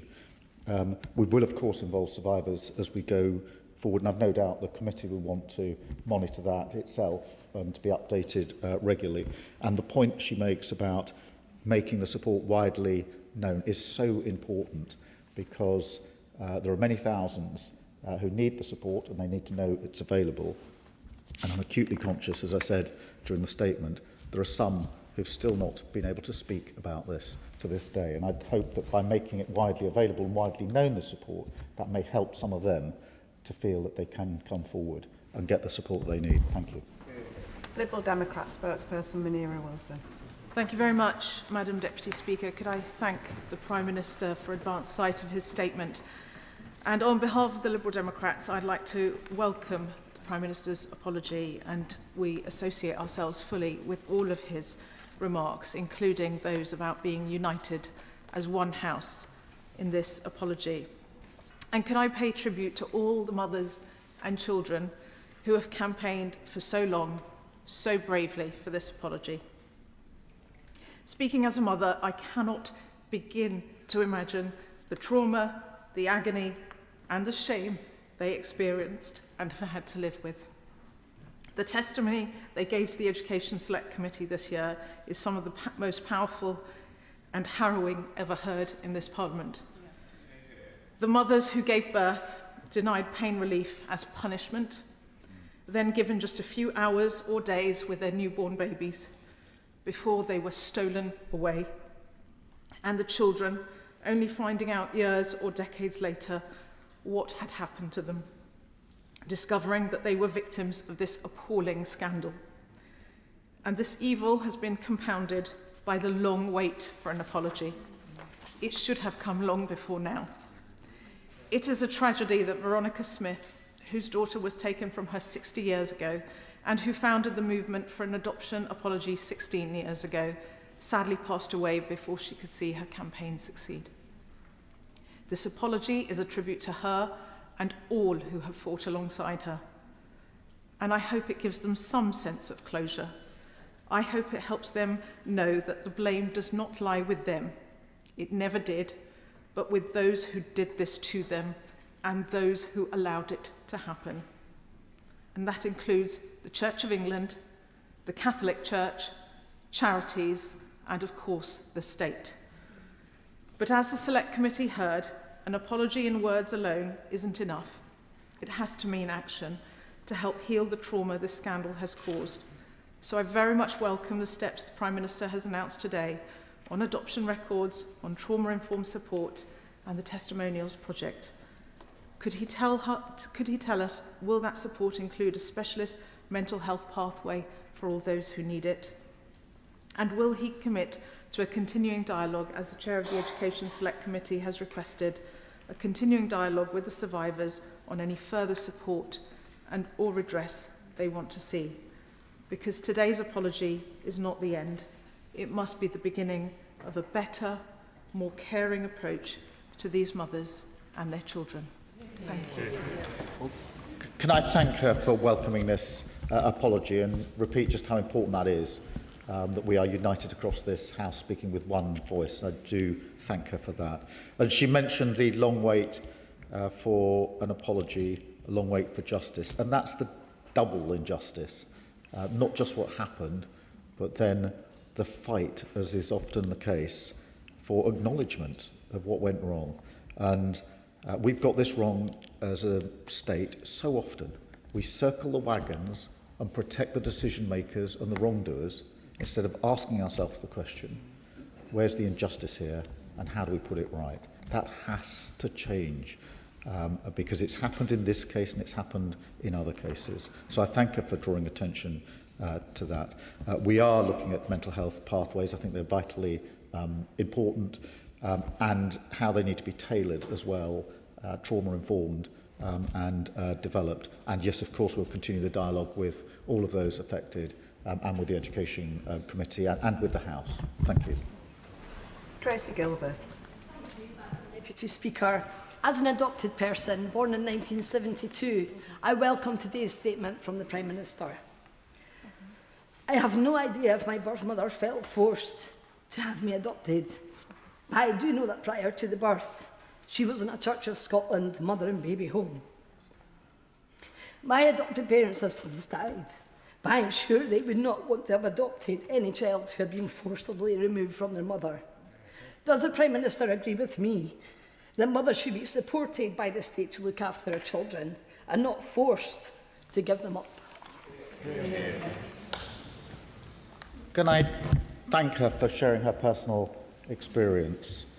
And it is obvious how hard that is.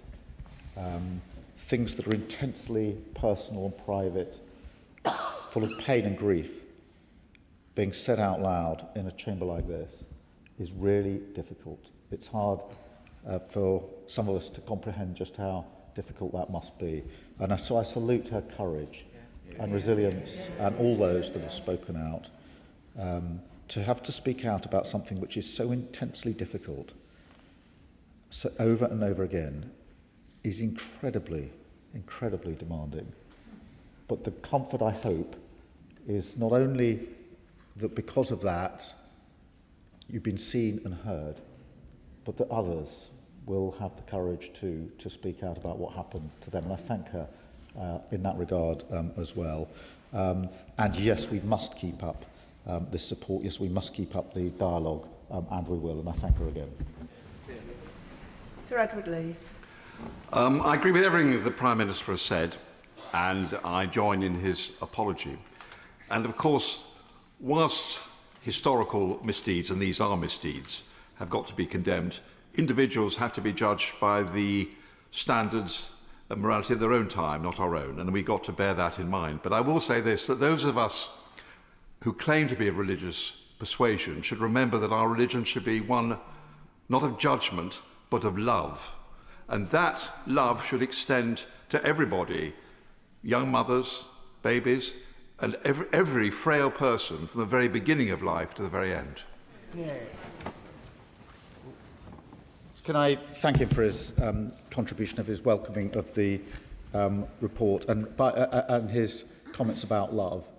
I don't entirely agree with him, I have to confess, on judging people by the standards of the day. I understand the point he makes, but I think something as visceral as this, actually on any standards, was wrong then and now. I'm not disrespecting the point he makes. I just personally feel quite strongly that to dehumanise someone in this way is hard, really, to explain whenever the standards were in place. But otherwise, I agree with everything he said. Debbie Abrahams. Thank you, Madam Deputy Speaker. And I thank the Prime Minister for his really heartfelt statement. I think everybody here could feel that. But does he agree with me that we must recognise the lack of empathy, the dehumanising approach that was adopted in this practice? I'm minded of the statement, don't judge someone before you walk in their shoes, should apply.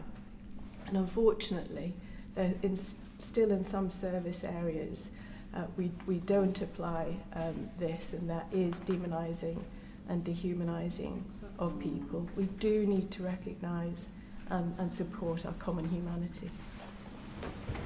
Well, can I thank her for her question and what she's done on this and so many other issues. And she's absolutely right that this cannot simply be a backward-looking exercise. It has to be something where we carry the principles that sit behind this apology into all the other instances where there is disrespect, a lack of regard for people's dignity, and that will make the apology more meaningful, I'm sure, if we commit to that. Sir Julian Smith. Can I thank the Prime Minister for the incredibly powerful statement? I was lucky enough to bring forward legislation in Northern Ireland for victims of institutional child abuse, and as part of that legislation there was an apology.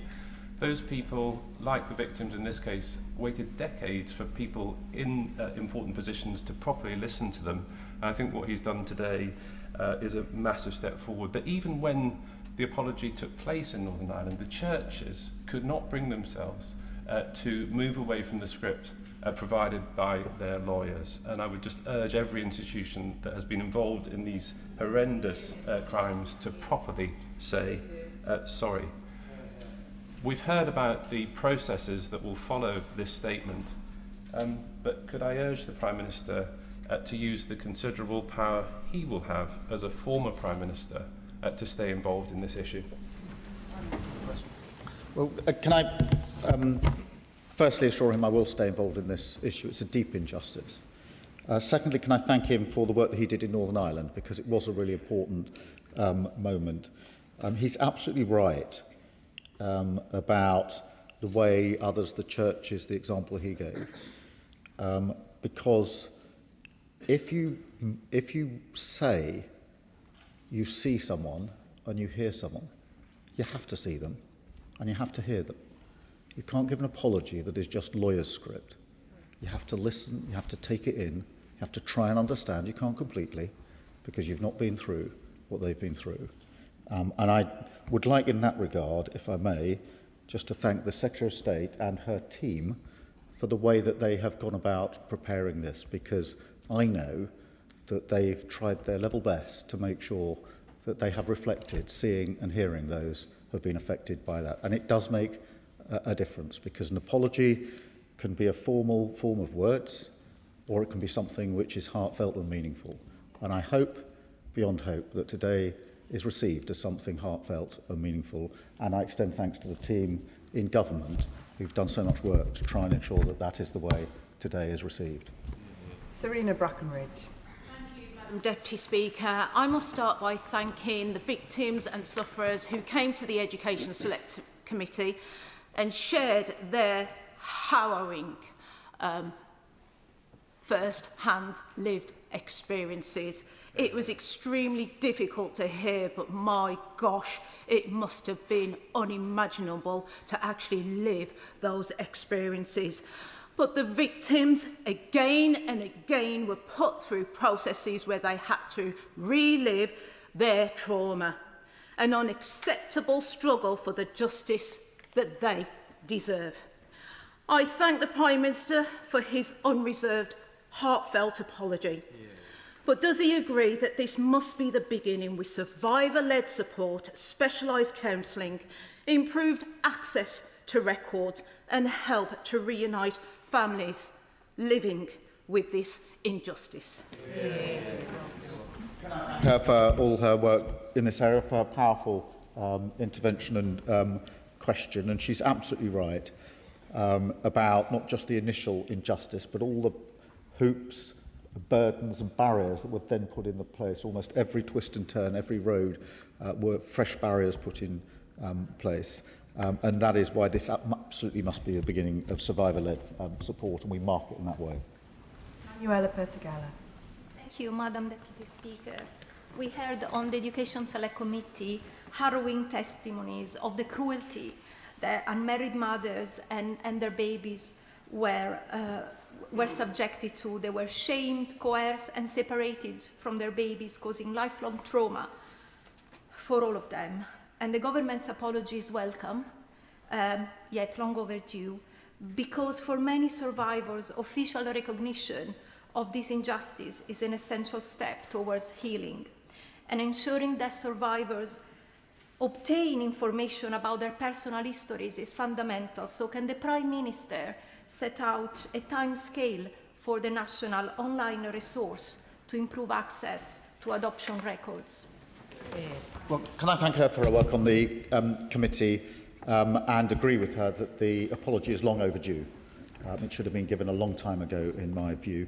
The point she makes about information is so important, and the online resource will be put in place as quickly as possible.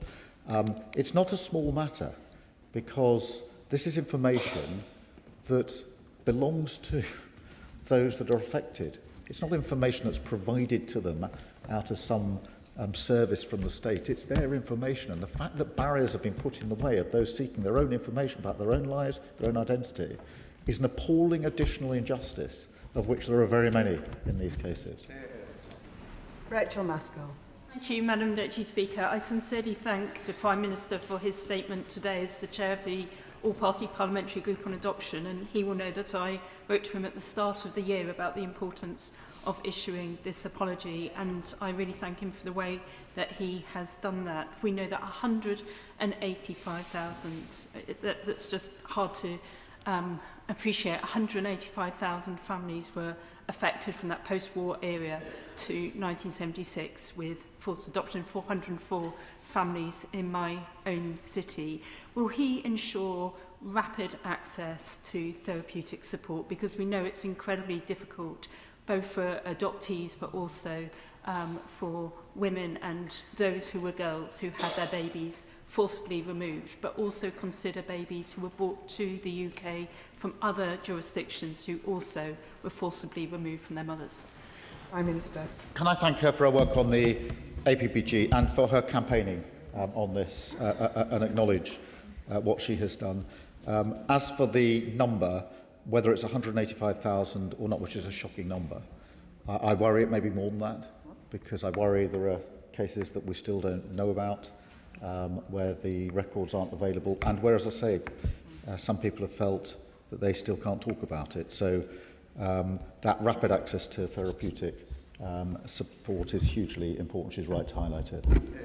Alicia Kearns. Madam Deputy Speaker, to all the mothers and your stolen children who have wrongly carried grief and shame for so long, you were denied the love that you deserved and tortured by a state, and the silence only re-victimised you, and we are sorry. But it is shameful that Barnardos and the Salvation Army have yet to apologise and face up to the role that they played in this. My father was haunted by the way in which Barnardos played a role, and he would tell me of his horror of seeing the laundries as he walked around the streets of Dublin that he carried for life. But in addition to those who were cruelly and forcibly adopted, hundreds of babies died or frankly were killed as their mothers were tortured, and they were buried in unmarked graves. So will the Prime Minister, as he continues with his important work on this, put in place an effort to find those graves and to force the opening up of those records so that the mothers who were denied a lifetime of memories of their children can at least now bury them and have time at those graves with them? I can give that undertaking. Can I thank her for raising that important aspect? And with each question, with each issue, we can begin to understand the very many ways in which the injustice across a number of different fields, a number of different strands played its part. But for those who lost their babies altogether, that work on graves is really important, and on records. Thank you. Madam Deputy Speaker. And can I echo the Prime Minister's powerful tribute to the women, to the mothers and families who suffered and struggled for so long for this apology, and who suffer still the legacy of such state failure and indeed state cruelty, which shames us but never them. The moral outrage targeted against unmarried mothers is largely past, but the Prime Minister spoke about the lack of compassion which enabled the state cruelty. And we do see today increasingly in bureaucratic processes, increasingly in technology, in under-resourced state capability, still too often, a lack of compassion and understanding. What can the Prime Minister say to reassure us that action can be taken to ensure humanity and compassion in the state? Well, can I thank her for her question and the way in which she drew attention to the suffering. And we absolutely have to make sure that compassion is there in everything the state does. And we can change rules, we can change processes, but it's a culture. It's about recognising that human dignity matters whoever you are, wherever you are. And if that was inserted into everything the government does and the state does, what a difference it will make. Human dignity is one of the most important things to me in my politics, and that's what's been lacking here, and we'll do everything we can to turn that around. Tom Gordon. Thank you, Madam Deputy Speaker, and I'd like to thank the Prime Minister for this long overdue apology and his statement today. Nothing can undo the horrific harm and trauma that has been caused. A number of steps that is outlined in this statement talk about developing a national online resource and a national virtual peer-led support groups. I wonder if I might press the Prime Minister on what steps will be taken to ensure those who might struggle to access digital services and might be digitally excluded, what support they can expect, and if he might consider setting up a national hotline so everyone can get justice, no matter if they can use technology or not. We are setting up a national advice line because it is important that it is national, that it is available, and that it comes in different forms, because digital will work for most people but not necessarily everyone, and this is where we need to make sure that everybody affected and everybody who hasn't come forward yet finds a way to get that support in the appropriate way, and we'll take those steps. Florence Eshelome. Thank you, Madam Deputy Speaker. And I also want to thank the Prime Minister for this important statement and to pay a tribute to the courage of the women who came forward, including my constituent Anne Keane. Shortly after I was elected in 2019, I met Anne. We first met online. And what I sensed from Anne was someone who was not going to give up until her voice and the voices of many women who suffered this injustice that wrong had been right. And Anne has worked tirelessly with many other campaigners. And in that spirit of cross-party, I want to pay tribute to the late Sir David Amos, who also led on this, and the letter that he delivered to the then Prime Minister Boris Johnson in May 2021. I still remember that I still have that text message on my phone from Anne telling me what more I could do. I also served on the Joint Committee on Human Rights when we launched our report in July 2022 under the chairmanship of the Noble Baroness Harman. And it is right that this apology has come, but as everyone has mentioned, this apology is not enough. I want to ask the Prime Minister what more can be done to ensure that the voices of women are taken seriously. We had the maternity statement the other day, and a running theme in all of these injustices is women not being believed, women being silenced, and women being told that they are the problem. What more can we do to ensure that women's voices are front and centre when it comes to matters concerning them? Yeah. Can I thank her for drawing attention to the anguish that the mothers must have felt, and that constant sense of shame that was inflicted, but also to the adult adoptees, as they described to them this morning, this message of being unwanted is really hard. And as they said to me this morning, it's not something you can just offload. It's not something that changes. And again, as we discussed this morning, even where parents and children have been reunited, that's not been easy. It isn't walking off into the sunset as we'd all like to believe. It is extremely difficult next chapter of a journey. And so I thank her for raising that and for reminding us of the work of Sir David Amis on this. And she's absolutely right. The voices of women have not been heard in the way that they should. And this is not an isolated incident. This is a pattern of behaviour. And we have to do better than this as we go forward. Sarah Purchin. Thank you, Madam Deputy Speaker. My own mother was pressurised into giving up a baby for adoption, and this was handled by the church. I only found out after her death. She carried her secret to her grave. When I found out, I tried to find my sibling, but drew a blank. I had to pay privately to find him, and we've now been united.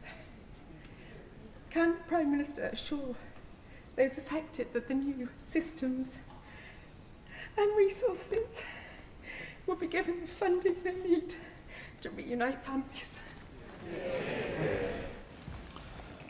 Can I thank her for sharing that personal story? And we can all see just how difficult that must have been. She's shown huge courage in saying that in the chamber today. And the way she described her mother taking the script to her grave is very powerful and an example of the way in which some people simply feel they can't talk about this and didn't talk about this. And where they've passed will never now be able to talk about this. So she shows great courage in speaking on her mother's behalf as well. I'm glad that there has been that reuniting, but it can't be the painful journey that she's just described. We have to do better than that, and we will. Janet Derby. Thank you, Madam Deputy Speaker. And I thank the Prime Minister for his sincere and moving apology, and I stand with him on that, as I'm sure everyone does across this chamber. And may I say there is possibly no dry eye across this chamber, which really demonstrates the effect it's had on all of us as a society. Now, the Prime Minister will know that previously, as the Children and Families Minister, I've met with campaigners and with victims of this abhorrent abuse of historic forced adoption. And it feels for me, and I hope it feels for them and everyone across this chamber, that the tide is beginning to turn. And indeed, I am delighted and indeed overjoyed about this apology, but we've already heard that it's taken a long time coming.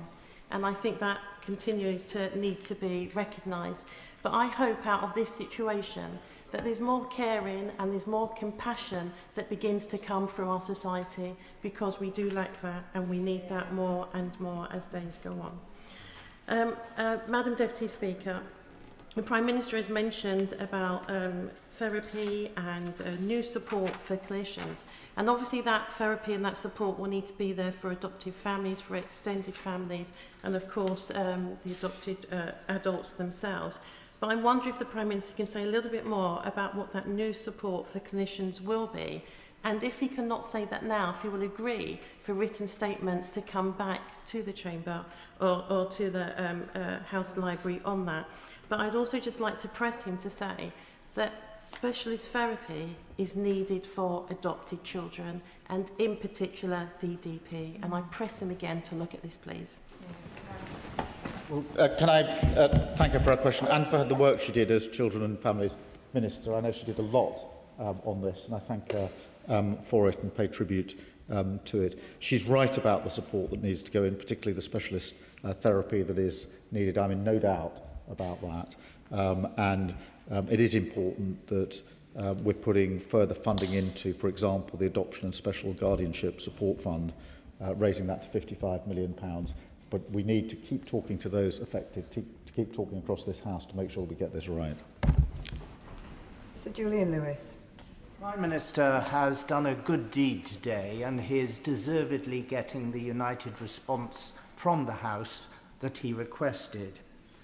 I would like to ask him, because of the admirable idea of putting the documentation online, whether there will be a facility on that website for people to perhaps upload their own stories if they wish to do so.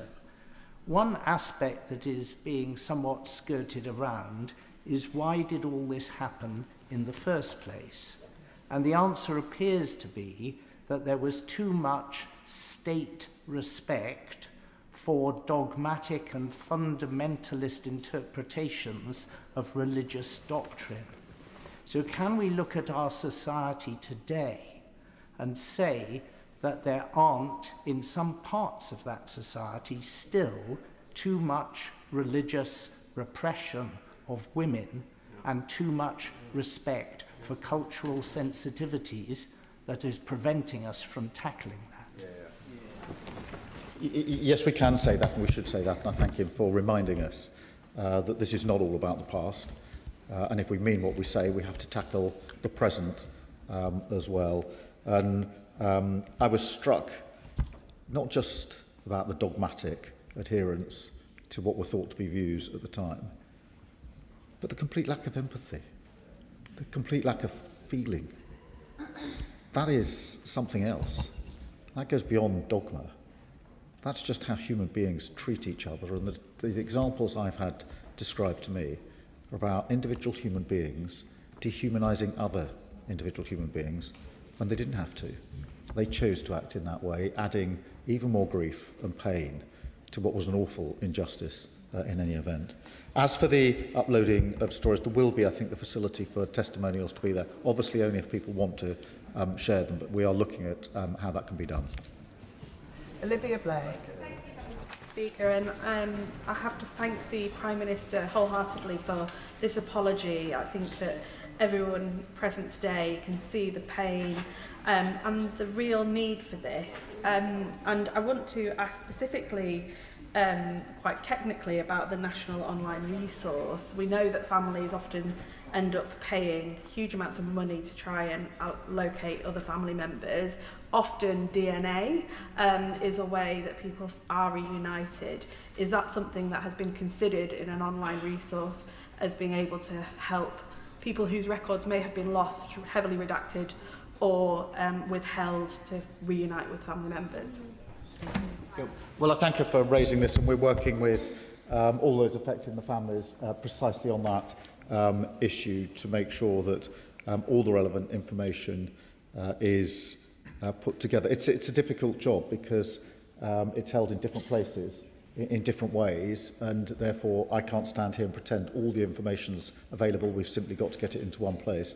It is going to take a lot of work to get it all there, and some of it may not be retrievable, but we'll do everything we can to make sure it's as complete as possible, as quickly as possible.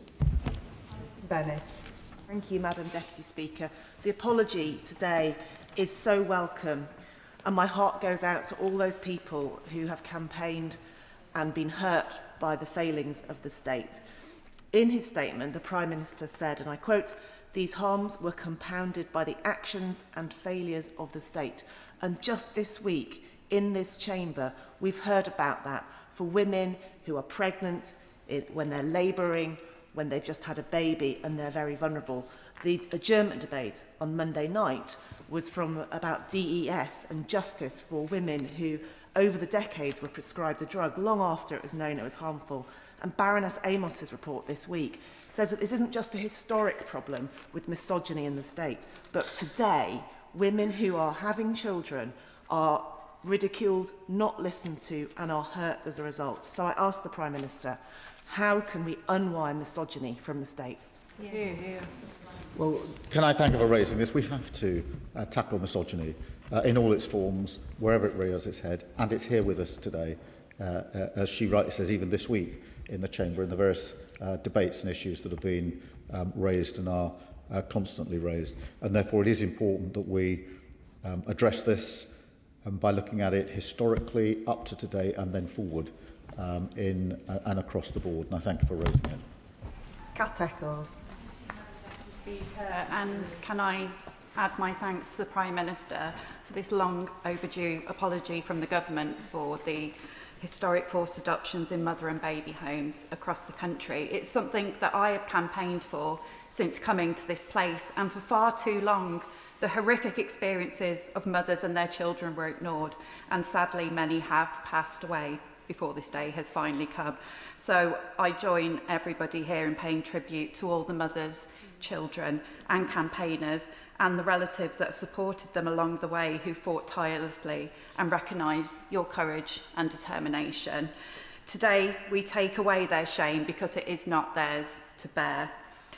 Many have been left scarred by the trauma they endured, a lifetime of feeling unworthy, unloved, judged and guilty. And many babies lost their lives due to poor maternity care, and the location of their burials are not known. So could he consider a way to memorialise the lives lost, giving back some dignity? But does he also recognise that even modern adoption practices are inadequate, leaving adoptees and their families ill-equipped to deal with the trauma, attachment issues and identity struggles, and we must learn lessons from all these historical events? Well, can I thank her for her campaigning on this issue?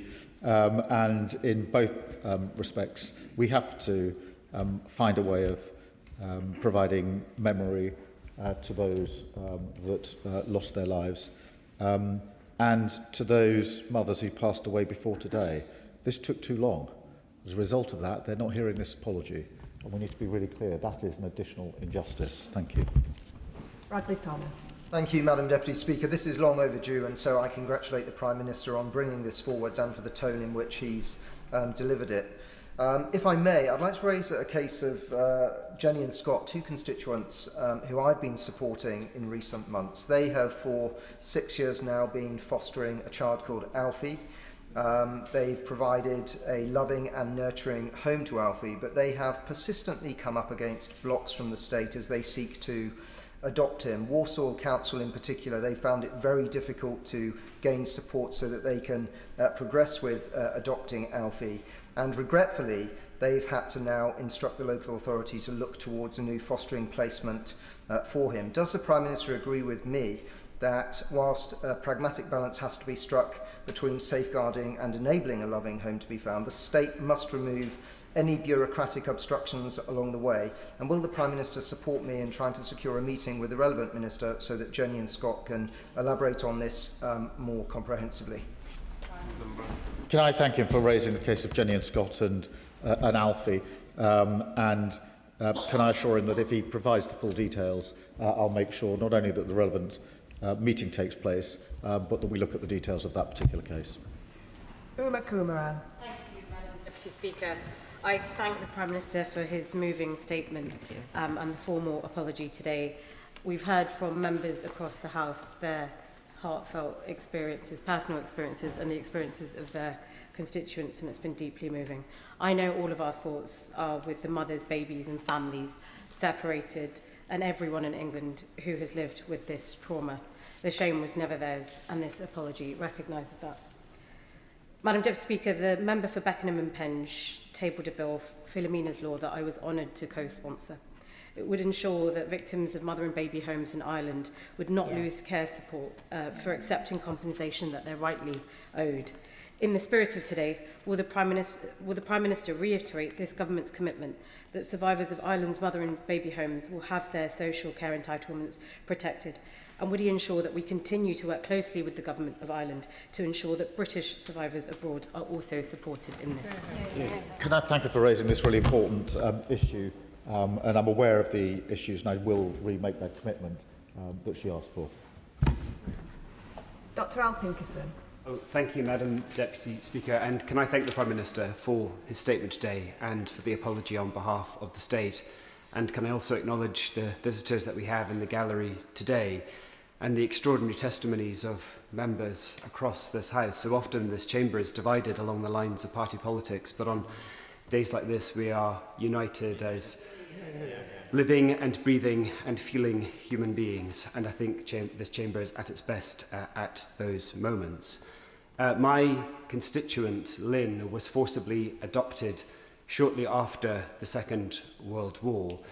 And in order to understand her health concerns, she was eager to understand something of her family medical past. And she was denied access to medical records for many decades. And in fact, it was only a very helpful social worker who sought to try and reconstruct her family's medical past for her and with her. Given what the Prime Minister has said about the new national online resource today, could the Prime Minister say a little bit more about whether that will include details such as family medical history, so that constituents like Lynn might understand a little bit better their own health concerns? And also, given the highly time-sensitive nature of this, given that children were often born in the late 1940s and 1950s, can he say a little bit more about the timescales he expects to deliver this new resource? Well, can I thank him and all? I think the unity across the House and the courage of a number of members in speaking out has been incredibly powerful. I think this aspect of how this House works is not well known enough. And we all have a duty to show this House when it's behaving well, not just this House when it's behaving not so well. And in relation to this business of being denied access to records, this again goes really deep. These are the records of the individuals who are trying to access them, about their lives and their identities. And yet barriers are being put in their place to access their own material. And this has to stop. And so we need to do everything we can to make sure those medical histories are available. And he's absolutely right. We need to move at speed here, because we're talking about events now, in some cases, of many, many years ago. So we need to move at speed, but we need to just remove the barriers. This is information, personal information, private information about people, about their background, their identity. They are entitled to it. And nobody should be putting barriers in the way of that. And I know they have done. Orinda Just. Thank you, Madam Deputy Speaker. I'm really grateful to the Prime Minister for his heartfelt statement and apology. As a man of faith, I struggle to see what possible religious justification there could have been to have babies taken away from young mothers just because they were not married. And I have to feel a sense of shame as well that religion could be used in such a way. But I would like to join the Prime Minister in paying tribute to all the mothers, the campaigners, members of trade unions as well, including members of my own trade union, the GMB, for the decades of campaigning that they carried out to achieve this apology, and one would have hoped that the apology could have come sooner. But can I please end by asking the Prime Minister, does he agree with me that it is never too late to issue an apology for a wrongdoing? Prime Minister. It is never too late to issue an apology for wrongdoing. I wholeheartedly agree with that, and pay tribute to all those that have campaigned, including trade unions and the GMB. He's absolutely right about what went wrong here, because the question that should have been asked was, what support can we give you to be able to bring up your baby? Not the questions that were asked. And if that question had been asked, we wouldn't be standing here today in the way that we are. Douglas Lumsden. Thank you, Madam Deputy Speaker. Can I also welcome and thank the Prime Minister for his statement today.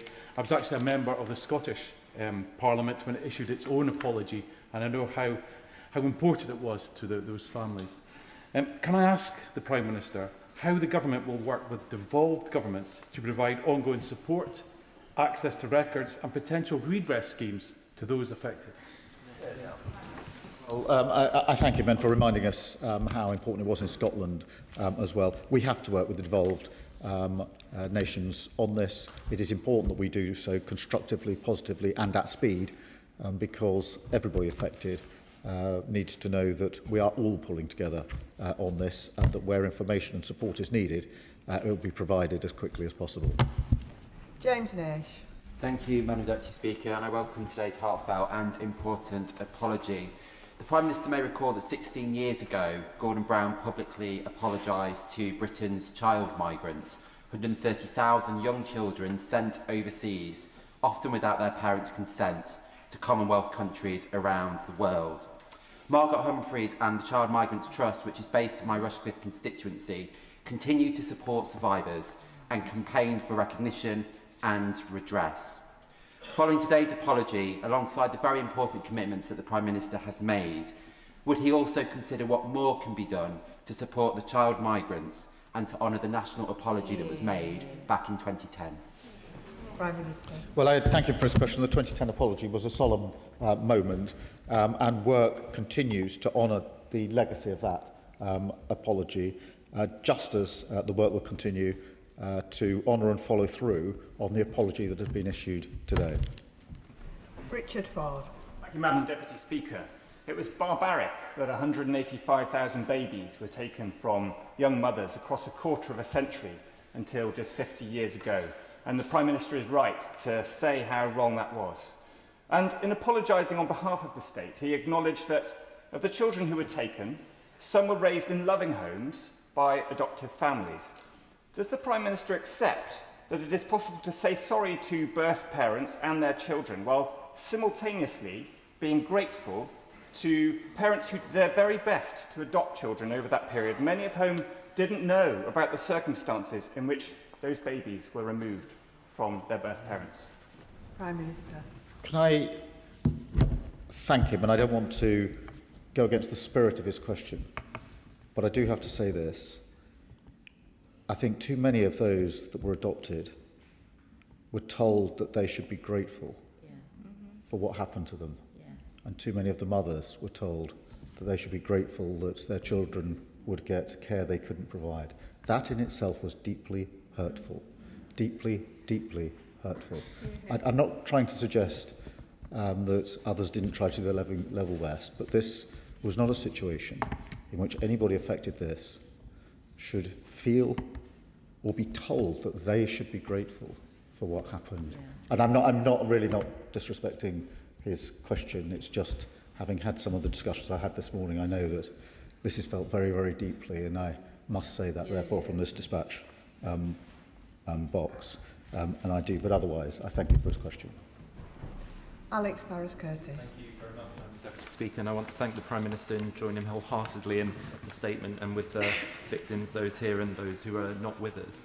As he said, it's another example of the perpetuation of abuse, not just in the initial abuse, but then in the cover-up, the secondary abuse that follows, the denial, the frustration for victims, their families and friends to get the truth. So I wonder what more you can say about that and the culture change that can be embedded, not just across the state, but at every institution that this applies to, so that this stops happening, but also that there is accountability where that does once again happen. And if I can just quickly join with my honourable friend with what he said about the Child Migrants Trust and urge the Education Secretary to perhaps look at the work that they've done, because I had worked with them before working in this place, on testimonials, because I think some of the experience there will be very invaluable for victims, for their stories, if they want them to be told and recorded, for them to be so done.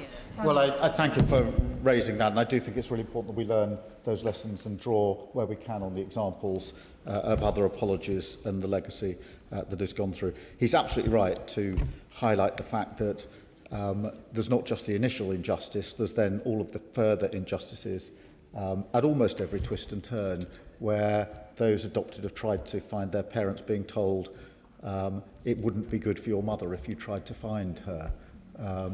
Or you can't have access to your own records, which will help you with your own identity and sense of worth.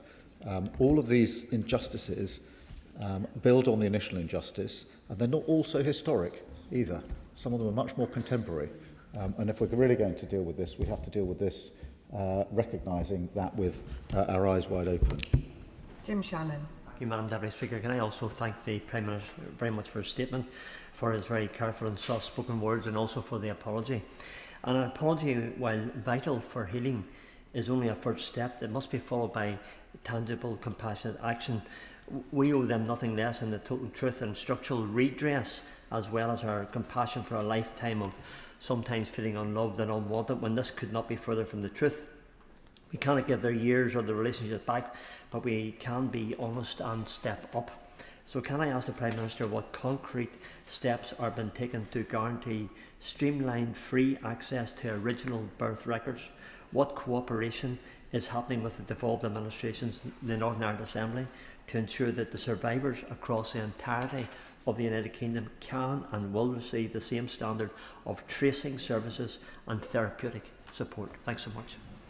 Well, can I thank him? And he's absolutely right. There has to be tangible action coming out of this, and that has to be streamlined as he's described. We need to work with the devolved administrations. What we cannot do now is add a further injustice to all the injustices we've been describing during the course of this session by anything that makes it harder from here on in for people to get the support and the information that they need. And so we need to action what we're saying today, and we will do so. Whereas, Madam Deputy Speaker, Rosemundy Mother and Baby Home, a Church of England affiliated institution in St Agnes in my Camborne, Redruth and Hale constituency, was a key institution in this scandal. The shame and pain has lived with these families for decades, and many have since taken this pain to their graves. As the Member of Parliament for St Agnes, I warmly welcome and echo the Prime Minister's national apologies and the lessons learned, so that we can at least try to relieve a tiny fraction of that pain. But does the Prime Minister agree with me that we simply would not be here today without the tireless and extraordinary efforts of the campaigners? Prime Minister. Let me wholeheartedly agree with him and thank him for highlighting the particular issue in his constituency. There will be other examples in all constituencies, I suspect, and thank him for highlighting that. But we would not be here without the hard work of the campaigners. Let's be blunt and let's be honest about that. And their work was not heard quickly enough, in my view. I'm glad that we've got to this day. It's an important day for them, but it's also an important day for us because we need to recognise that this is about the state. This is about how the state responds, how the state acts. And so it's an important point for all of us as well. Chris Vince. Thank you, Madam Deputy Speaker, and I thank the Prime Minister for coming here with his heartfelt apology. And can I thank all of the campaigners for being here today and for the evidence they gave on the Education Select Committee. I was incredibly proud to be on the Education Select Committee when we reopened this inquiry, and I also want to pay tribute to my humble friend, the Chair of the Select Committee, for the work that she's personally done on this, and also the Minister and the Secretary of State. And we heard some really compelling evidence, not just from the parents, from the mothers who had their babies so cruelly ripped away from them, as described by many members across the House, but also from those who were themselves adopted. And I can see Sally in the gallery there, who spoke about a feeling of not belonging. So would the Prime Minister agree with me that when we look at supporting those people who are victims of this terrible injustice, it's not just about supporting those mothers, but also supporting those babies who were adopted, who are now obviously adults? Well, I'm grateful to him, and I know the testimony was really powerful, and let me thank again the Select Committee for their work. But he's absolutely right that we have to see everybody affected here, and of course that is the mothers, of course that's the adults who were adopted. It goes beyond that, the extended families, the other members of extended families, siblings, and of course those who sadly passed before we got to today. But he's absolutely right. If we're going to hear and if we're going to see, we've got to hear and see everyone impacted by this, not just some. Anthony Blake. Madam Deputy Speaker, I want to thank the Prime Minister for this long-awaited and long-overdue heartfelt apology on behalf of the state. As a mother to an 18-year-old daughter, each day that takes me further away from the day I gave birth to her, the more fiercely I hold on to the precious memory of her entering this world. So I cannot begin to imagine the pain inflicted on those mothers who had their babies ripped away from them. And I imagine they also have clear memories that never fade, but instead become even sharper as time goes by. I'm in awe of their strength. I am so sorry they experienced such pain. And I thank the Prime Minister for making it clear the shame sits with churches, charities, the healthcare system and the state, not with the survivors. I hope today goes some way in helping families torn apart to heal as best as they can. Prime Minister. Well, I thank her for her question, and she's absolutely right that this is pain that is felt and carried every single day by those affected every single day, and we recognise that. And I also recognise that today doesn't change that. Let's not pretend that it's all taken away by this apology. It's not. It lightens a little the load. It provides a degree of justice and acknowledgement from the state. But I'm in no doubt at all that that pain will continue, unfortunately, to have to be carried by those affected. We will simply do all we can to support them throughout that. But nothing can lift this. Nothing ever will lift this. But let's do everything we can to build on the apology given today. Sarah Edwards. Thank you, Madam Deputy Speaker, and I want to thank the Prime Minister for his sincere apology for those who have experienced this historical forced adoption scandal, and pay tribute to those in the gallery today and those that cannot be here. I think he has talked a lot today, actually, about those that need to be heard and that may not have been heard. And so my question really is about to potentially my constituents and others in this House who may not have had the courage to come forward, or for those who are not sure whether or not they may have been affected or adopted. How can we give them some courage to come forward and know that they will be listened and that they will be heard and that they can access some of the support services that you have announced? Thank you. Prime Minister. I hope the apology goes to help those who haven't felt able to talk about this to come forward. On one level, it's a matter of courage, but it's probably more than that. I was struck this morning by the example given to me of trying to read a story in a newspaper about these issues and covering it up, and not wanting to be seen in public reading the story because of that deep sense of shame. And I've no doubt that some who haven't been able to speak about this have felt they can't because they can't break out of that. I hope today helps them. I hope that by making it clear the shame is with us, it's our shame, and by hearing of the courage of those in the gallery and others who've campaigned, that it may just give them the ability to come forward. And it is important, I think, because if they do, they will find support. And by talking to others who've been affected in the same way, they may find some comfort they probably haven't got at the moment. But it is very difficult for people who have shut these things away to have the ability to come forward. It will take time, but hopefully it's one step closer today. Peter Swallow. Thank you, Madam Deputy Speaker. In moments like this, I feel the sheer privilege of getting to serve on both the Human Rights Committee and the Education Select Committee. But the Prime Minister is right that it should not have taken two Select Committee reports to get us here today.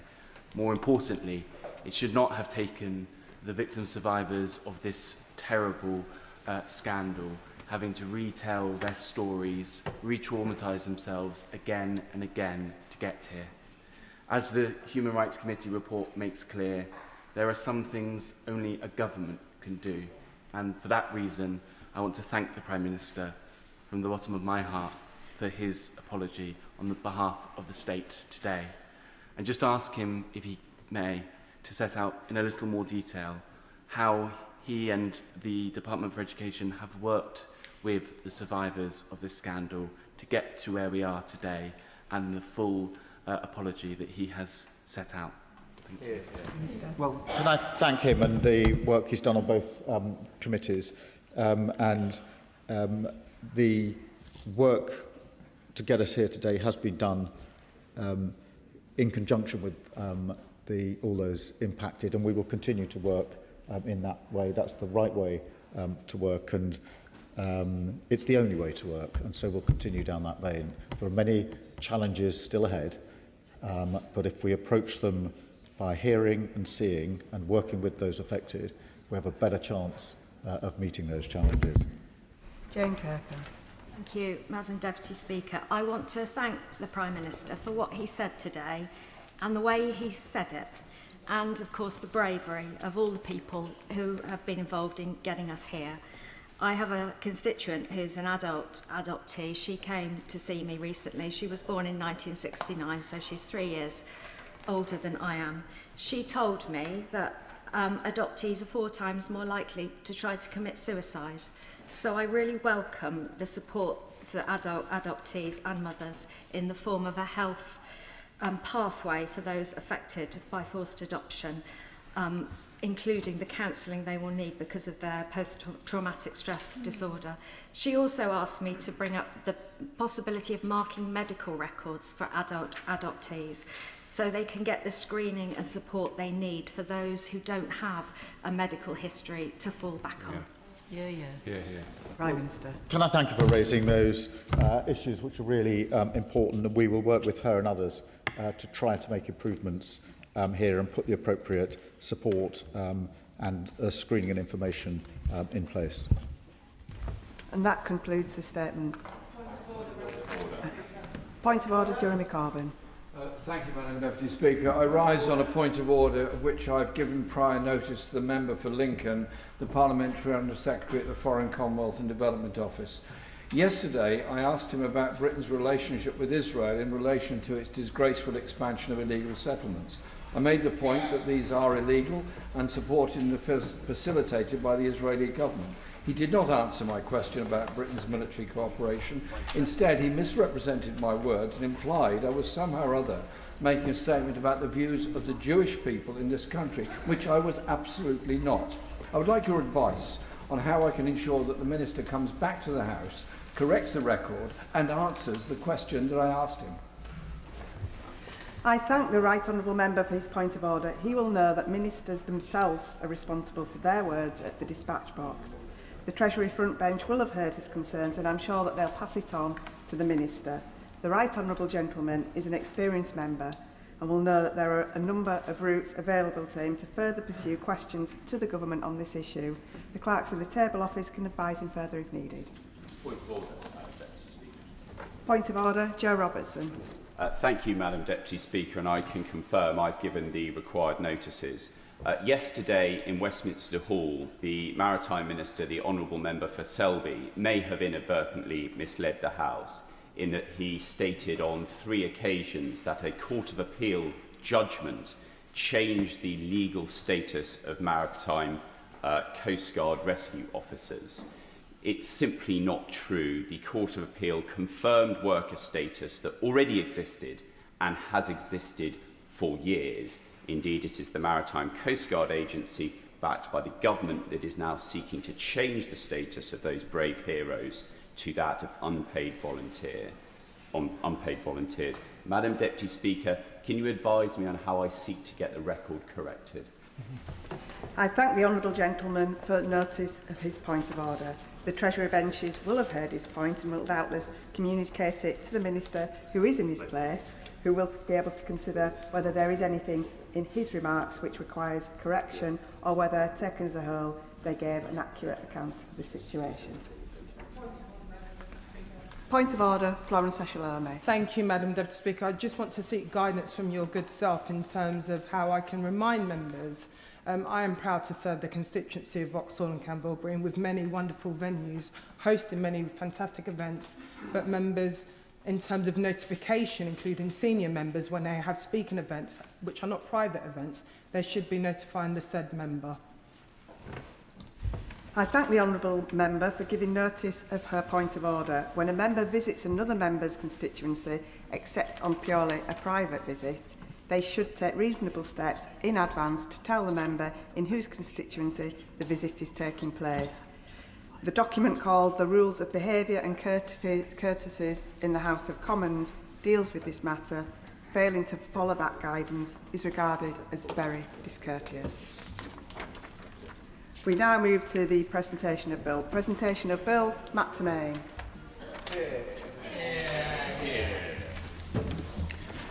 Controlled Drugs Procedure for Specification Bill. Second reading, what day?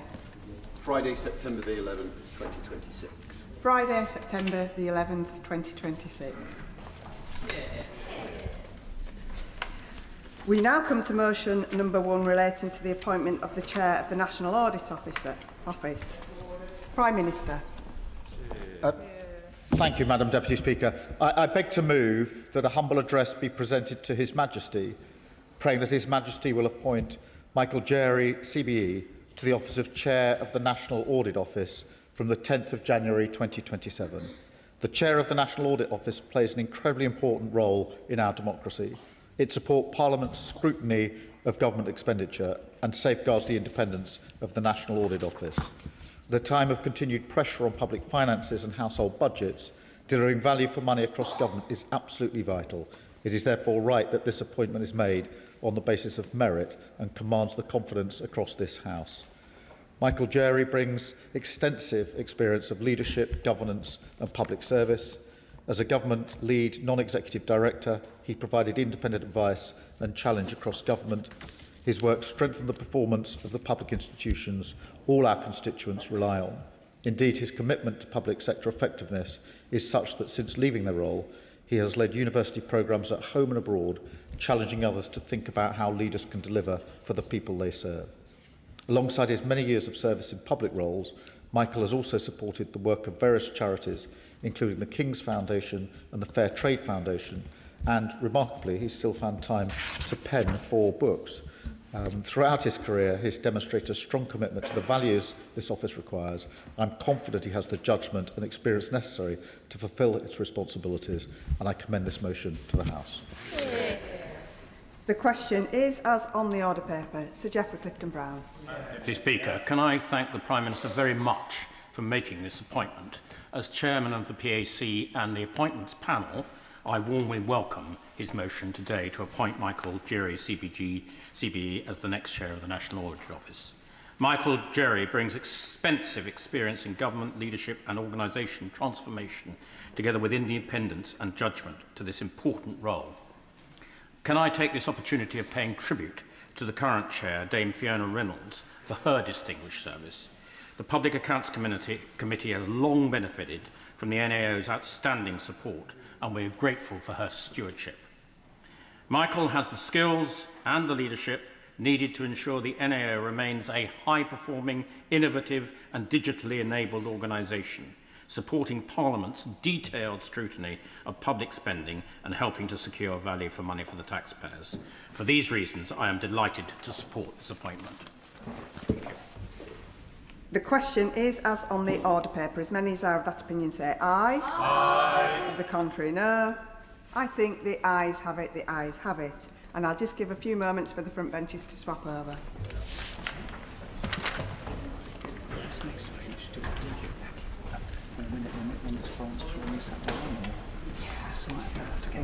Excuse me, please.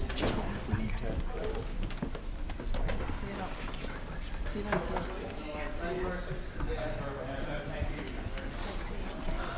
Order. Before we come to the debate on commonhold and leasehold reform, I should inform the House that permission to appeal has been granted following the judgment on the judicial review brought forward by ARC, Time Freehold Income Authorised Fund and others over the Leasehold and Freehold Reform Act 2024. The case is therefore sub judice. Mr Speaker has granted a waiver to allow members to discuss fully the Housing, Communities and Local Government Committee report and the implications of the Government's draft Commonhold and Leasehold Reform Bill. We now come to the backbench motion on Commonhold and Leasehold Reform and the regulation of property managing agents, and I call Florence Eshalomi, who will speak for up to 15 minutes. Thank you, Madam Deputy Speaker, and I beg to move the motion in my name on the order paper. I am very grateful to the Backbench Business Committee for granting time for this really important and timely debate. This afternoon's debate gives the House a chance to consider our committee's report on the draft Commonhold and Leasehold Reform Bill. Could I start by thanking my fellow committee members for their collaboration and cross-party work on this, to the excellent committee staff for their help with preparing the report, as well as the committee's 2 specialist advisors, Professor Nick Hopkins and Wendy Wilson, for their assistance throughout our inquiry. Today's motion invites the House to call on the government to use the final bill to legislate for the regulation of managing agents. Now, colleagues across the House will be all too familiar with their inboxes of the wild west of managing agents. But first, I'd like to begin by discussing some of the findings on our draft bill more generally.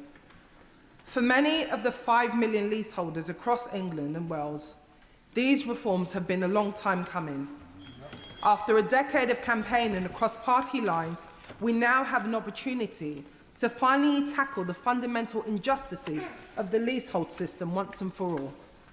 Leasehold reform has long commanded cross-party support. 10 years ago, the campaign in Parliament was championed by the former member for Worthing West, Sir Peter Bottomley. His work in chairing the all-party parliamentary group on leasehold and commonhold reform amplified leaseholder voices across Westminster. And to my honourable friend, the current chair, the member for Ellesmere Port, for his tireless campaign in bringing together cross-party members. And it is in that cross-party spirit that my honourable friend, the Right Honourable Member for Ashton-under-Lyne and Lord Michael Gove, generously gave evidence alongside each other in the opening session of our inquiry. To see two former housing secretaries united in their view that this draft bill is welcome, the government must go further and faster to deliver for leaseholders. Now, this bill is a technical and long bill. It runs to 164 clauses and 13 schedules. But if we take a step back, the problem it seeks to address is about control. Control is supposed to be one of the main advantages of buying your own home. For many leaseholders, a flat is their first foot on the housing ladder. They may have been drawn up by the banners and drawn in on the new build developments, advertising the government's Help to Buy scheme. Many leaseholders were told that this was the affordable route to buy in via shared ownership. They were expecting control, that feeling of security, knowing that you can make the changes you want in your own home, that you will have control over the running cost, and you won't be threatened with the eviction by a landlord. The benefits of home ownership simply do not apply to leaseholders. Leaseholders are homeowners, yet they are tenants. Far from the home ownership and that dream that many were sold, many of them are stuck in a living nightmare. In the words of one of the leaseholders who shared their story with our inquiry, and I quote, "I thought I'd bought a flat, then discovered leasehold is a financial trap. I have no control over my finances, my relationship, where I live or where I work." We all agree that this is an injustice that needs to be addressed.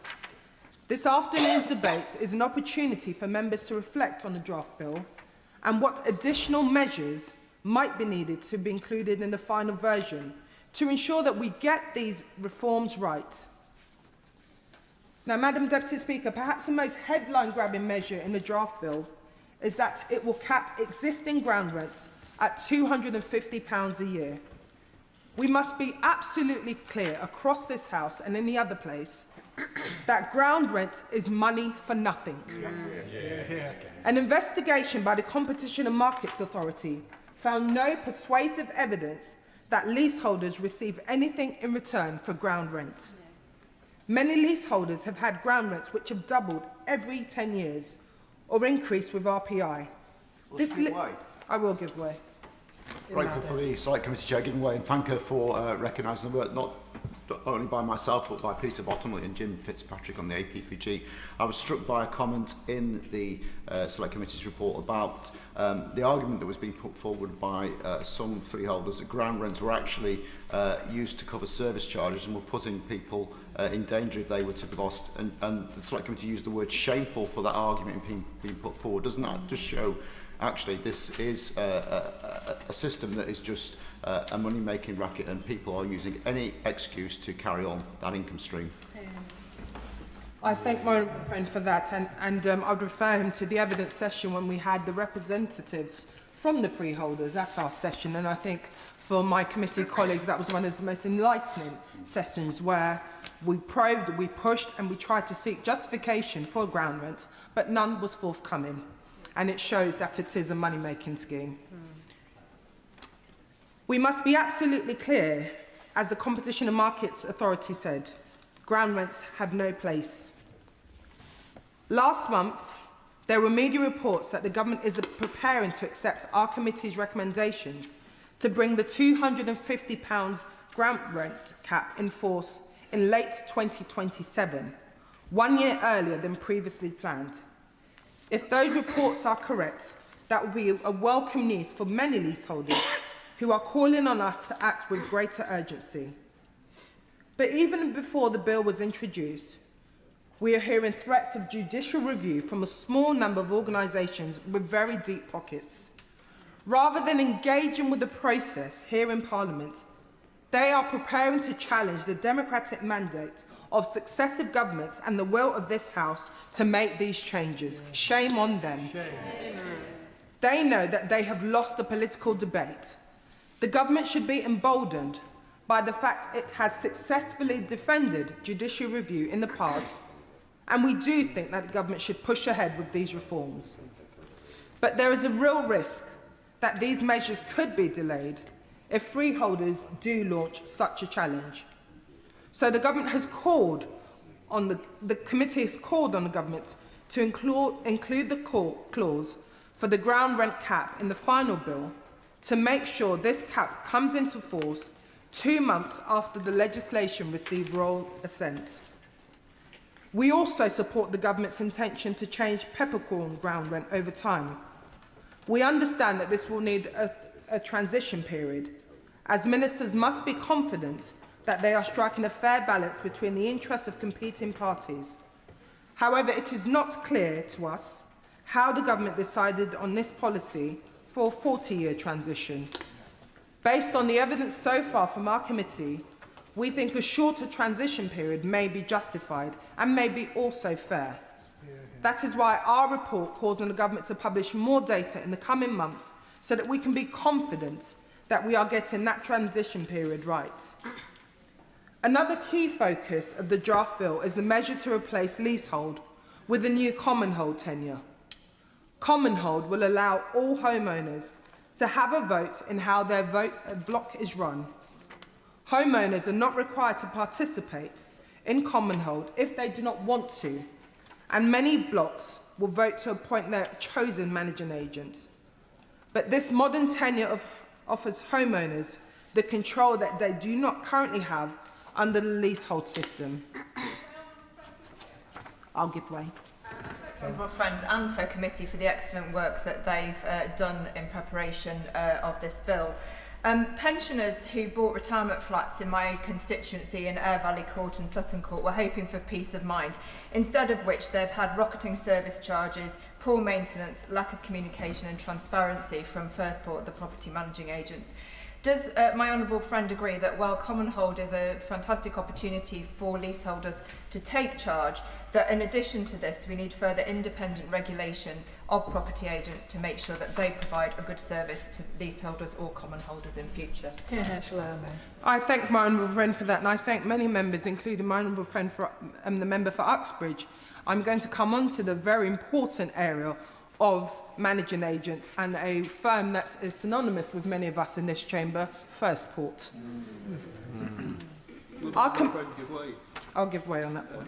I'm very grateful to my honourable friend for giving way, and when she does come on to property managing agents, can I just add to the experience that her committee will have heard of constituents in my communities. Probably a third of the casework that I am dealing with relates to the poor performance of property managing agents. And does she agree with me that many leaseholders face real difficulty in getting proper recourse? So a much tougher regime than the regime that is currently in place involving the Property Ombudsman and the Property Redress Scheme is urgently needed if leaseholders can have genuine hope that when they have concerns about managing agents, those concerns will be taken seriously. I thank my honourable friend and fellow London MP, and this is not an issue isolated to just London, it's many areas right across the country, and this is a big issue that was raised continuously throughout our inquiry, and as I mentioned, I will be coming onto the issue of managing agents more broadly. Our committee is broadly supportive of the move to common hold. That said, we do have two key questions about its implementation. Firstly, the government must clarify what voting rights shared owners will have in common hold. The government has indicated that housing associations may have control over shared owners, and their votes during the 10-year initial repair period of their properties. Madam Deputy Speaker, this could leave shared owners without any say in the decisions which directly affect their homes. We are calling on the government to clarify the position on this. We must ensure that the vote can be split between shared owners and their housing providers, if necessary, so that shared ownership leaseholders get a meaningful say. And secondly, we need to make sure that as many existing leaseholders as possible are able to convert to common hold. The government wants all new build homes to be common hold and to support existing leaseholders to convert. However, the draft bill does not enact important recommendations from the Law Commission, which would make it easier for leaseholders to buy out their freeholder and make that important switch. Our report includes the proposals for how some of those recommendations could be included, and if it is not possible to be included in this bill, the government must bring forward further legislation later in this Parliament. We do not want to run the risk of leaving some leaseholders behind. But, Madam Deputy Speaker, the biggest issue and the source of frustration for so many homeowners and leaseholders with the leasehold system is the quality, or should I say lack of quality, and service provided by their managing agents. I know that many colleagues from across the House will share cases of their constituents in the debate this afternoon, but it will be no surprise to anyone that one company came up time and time again in the stories we heard from leaseholders, and that was Firstport. It is the largest independent managing agent in England.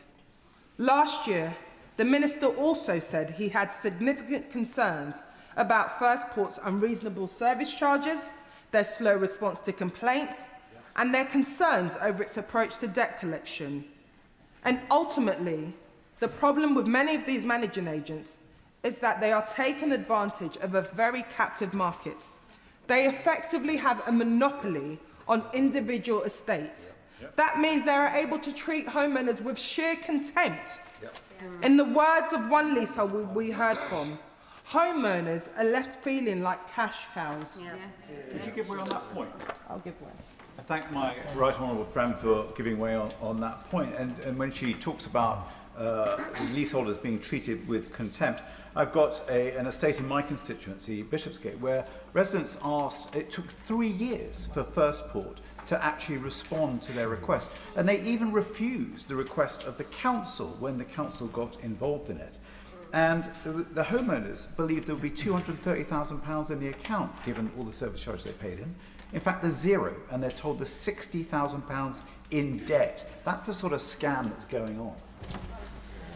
I thank my honourable friend for sharing that example, and I know that colleagues from right across this chamber will probably cite similar examples, if not worse examples, which is a shocking indictment of the company that we are mentioning. And if we look at the law already requires service charges increases to be reasonable. But when charges are skyrocketing for basic maintenance services, like cutting grass, I think many of our residents do not feel that they're being treated reasonably. On that point, would my honourable friend give way? I'll give way. Thank you for giving way. In Stratford and Bow, residents tell me that some of their monthly service charges have now reached almost £600. It's driving them to the financial brink, and many of their neighbours are now facing legal threats for falling behind. I've had to intervene on several occasions, calling public meetings with terribly behaving management agents who are treating these residents as cash cows. Would my honourable friend agree that it's an absolute disgrace that leaseholders continue to be pushed about by unregulated property managing agents who are profiteering from our constituents, and that the government must bring forward robust measures as quickly as possible to protect leaseholders? I thank my honourable friend for raising that, and as I mentioned, I know that many colleagues will have similar cases, and this is an area that we do want the government to seriously look at. And this is a topic that has been frequently brought up in the chamber, and it is right to see members advocating for their constituents. But, Madam Deputy Speaker, we have to be very honest. It shouldn't take a local MP or a housing minister having to name and shame these companies. We're talking about some of the largest managing agents in England. We are seeing patterns of the same companies coming up time and time again across the country. And as MPs, our support for individual blocks and housing estates might result in small wins locally, but it isn't addressing the root cause of the problem. Our committee surveyed over 7,000 homeowners and found that the regulation of managing agents was the #1 action which homeowners wanted the government to prioritise as part of the leasehold and common hold agenda. In 2018, the Lord Best report proposed a new regulator to cover letting and managing agents with a mandatory and enforceable code of practice. Lord Best recommended that this new body should be established with a statutory regulator for property agents, as there was no existing body which could take on this role. And if we're actually honest, even the managing agents themselves have told us that they would welcome Lord Best's proposals for regulation and the professionalisation that this would bring to their sector. And when we already have industry-funded professional bodies with their own codes, self-regulation doesn't work. I'll give way to Mike. Thank you for giving way. On that point of regulation, I'm dealing with huge numbers of groups of leaseholders, and one of the things we've discovered with the managing agent, very much as she's describing, is this habit of subletting, subcontracting, only to find that the subcontractors are owned by the same company and they've just changed their name. And when you raise this, the answer we got from First Port last week was, we can do what we want. Doesn't this just reinforce her argument on regulation? Before the Honourable Lady rises, can I just remind members that this is a very oversubscribed debate, and I'm sure that many people want to speak. Florence Eshelome. Thank you, Madam Speaker, and I'd like to thank my honourable friend for that intervention and to wish him a happy birthday. And I'm sure a birthday present would be to get the regulation of managing agents for his constituents. And we have to be honest that self-regulation does not work when there's no real enforcement. And leaseholders are clear with us that they do not just want mandatory qualifications. As Lord Best put in his evidence to us, being qualified doesn't necessarily make people behave properly, but you still need a code of practice and enforcement. So what we need, Madam Deputy Speaker, is a regulator with teeth, one which will issue meaningful sanctions against agents that treat homeowners like a revenue stream. And for the worst offenders, that should include the removal of their licence to operate. I should acknowledge that our inquiry heard from some campaigners who were concerned that regulation could add to the cost passed on to leaseholders via service charges. But on balance, we think that regulation is now necessary to protect all leaseholders from rogue managing agents. The reality is some leaseholders will not be able to convert to common hold. Some blocks will not be able to meet the 50% threshold to convert. And some blocks will have special features which mean that they are not eligible. We cannot leave those homeowners behind. Ultimately, common hold is a vast improvement, but it won't always be as simple as hiring and firing agents. Common holds are likely to appoint managing agents on contracts that last for several years. Common hold needs to have the confidence that they are appointing high-quality service providers. An independent code of practice would provide that assurance. So overall, we think that this is a valuable addition to the final bill, one which would benefit homeowners and homeowners who want to crack down on poor-performing agents like First Port when the regulator has the teeth to deliver this. In conclusion, Madam Deputy Speaker, very quickly. Thank you, for giving way. And she has mentioned a number of times that nobody should be left behind by this legislation. My constituents suffer from the actions of the St. Mary Magdalene and Holy Jesus Trust, a charity which refuses, supposed charity, which refuses to allow them to extend their leases and which is subject to a loophole in the current legislation, so leaving them, as one put it, as prisoners in their current homes. Does she agree with me that this legislation should address the concerns and liberate my constituents? I thank my honourable friend for making that important point, and the issue of marriage values and the extension of leases and many people having to take out additional loans just to remortgage and extend their lease. This is all the areas covered in this draft bill, and I know that this is something that the Minister is keen to address as well. In conclusion, Madam Deputy Speaker, this bill will be an opportunity to impact the lives of millions of constituents across England and Wales who bought their homes in good faith. All of us must take responsibility for keeping this topic on the agenda and for ensuring that this final bill is brought back here and to make progress through Parliament in the autumn. We cannot allow this issue to be swept away by events happening outside of this place or beyond our control.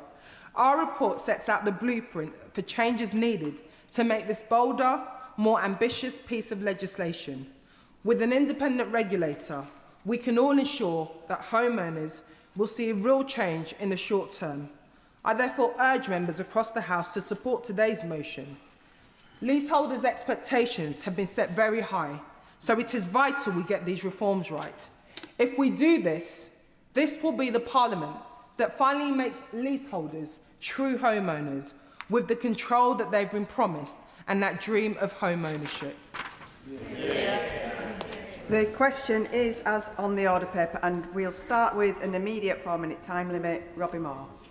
Thank you, Madam Deputy Speaker. And can I congratulate the member for Vauxhall and Camberwell Green for her opening remarks and the work of her committee that she has done in producing her report. It was an exceptional read, so I do thank her and her committee for that. Madam Deputy Speaker, I'm seeing increasing cases where leaseholders experience a range of problems, including high service and administration charges, a range of and a complete range of lack of transparency, of overcharging, disproportionate costs to extend leases or to buy freehold, poor actions by managing agents, a slow and costly sales process, and an imbalanced dispute mechanisms with the potential to become liable for the freeholders' legal costs.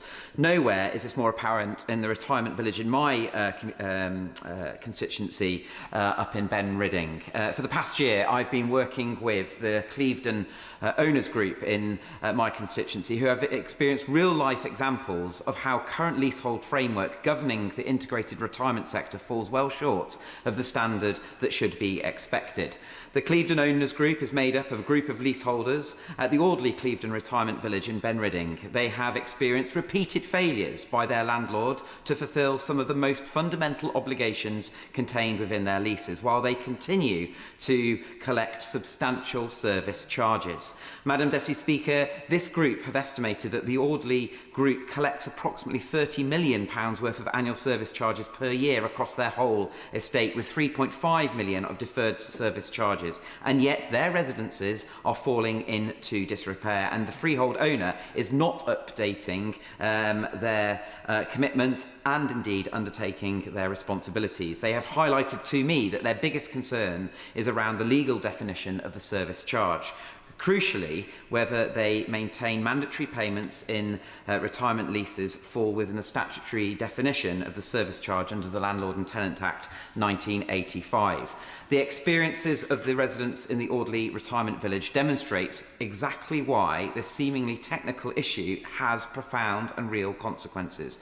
Leaseholders have paid substantial monthly management charges and deferred management charges on the understanding that these funds would maintain their homes, safeguard communal facilities and ensure the long-term sustainability of their residential community. But it is clear, Madam Deputy Speaker, from the meetings that I have had with my constituents that that just simply is not the case. Instead, their properties have gone unserviced, which represents serious questions about how the annual service charge and those funds are being used. Following years of expansion, heavily borrowing and financial difficulties, maintenance across the Audley Clevedon villages reportedly declined significantly despite leaseholders continuing to pay the increased levels of service provision.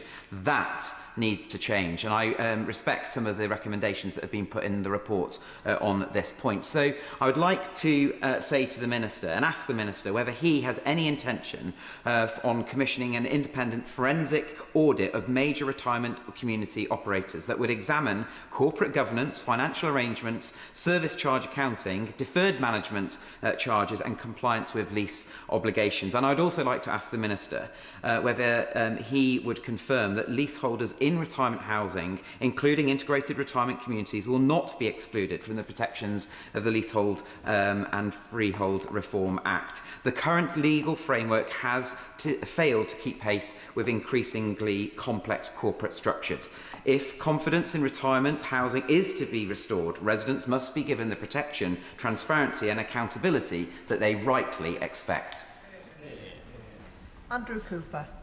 Thank you, Madam Deputy Speaker. Trust in politics is at an all-time low, and I believe part of the reason for this is that our society is littered with examples of structural unfairness, of injustice, and of ordinary people being ever so slightly fleeced. And the housing market of recent years is a strong case in point. Multiplying ground rents, abuse of the forfeiture system, opaque service charges, management companies that can't be changed, overpriced maintenance performed by firms connected to the management company, no adoption of common assets, short leases, exorbitant lease extension fees. Madam Deputy Speaker, the list goes on. It has been a privilege to have played my part in scrutinising the draft bill because it represents an opportunity to put a significant dent into some of these practices and to demonstrate that politics and politicians can deliver for people and can change lives for the better.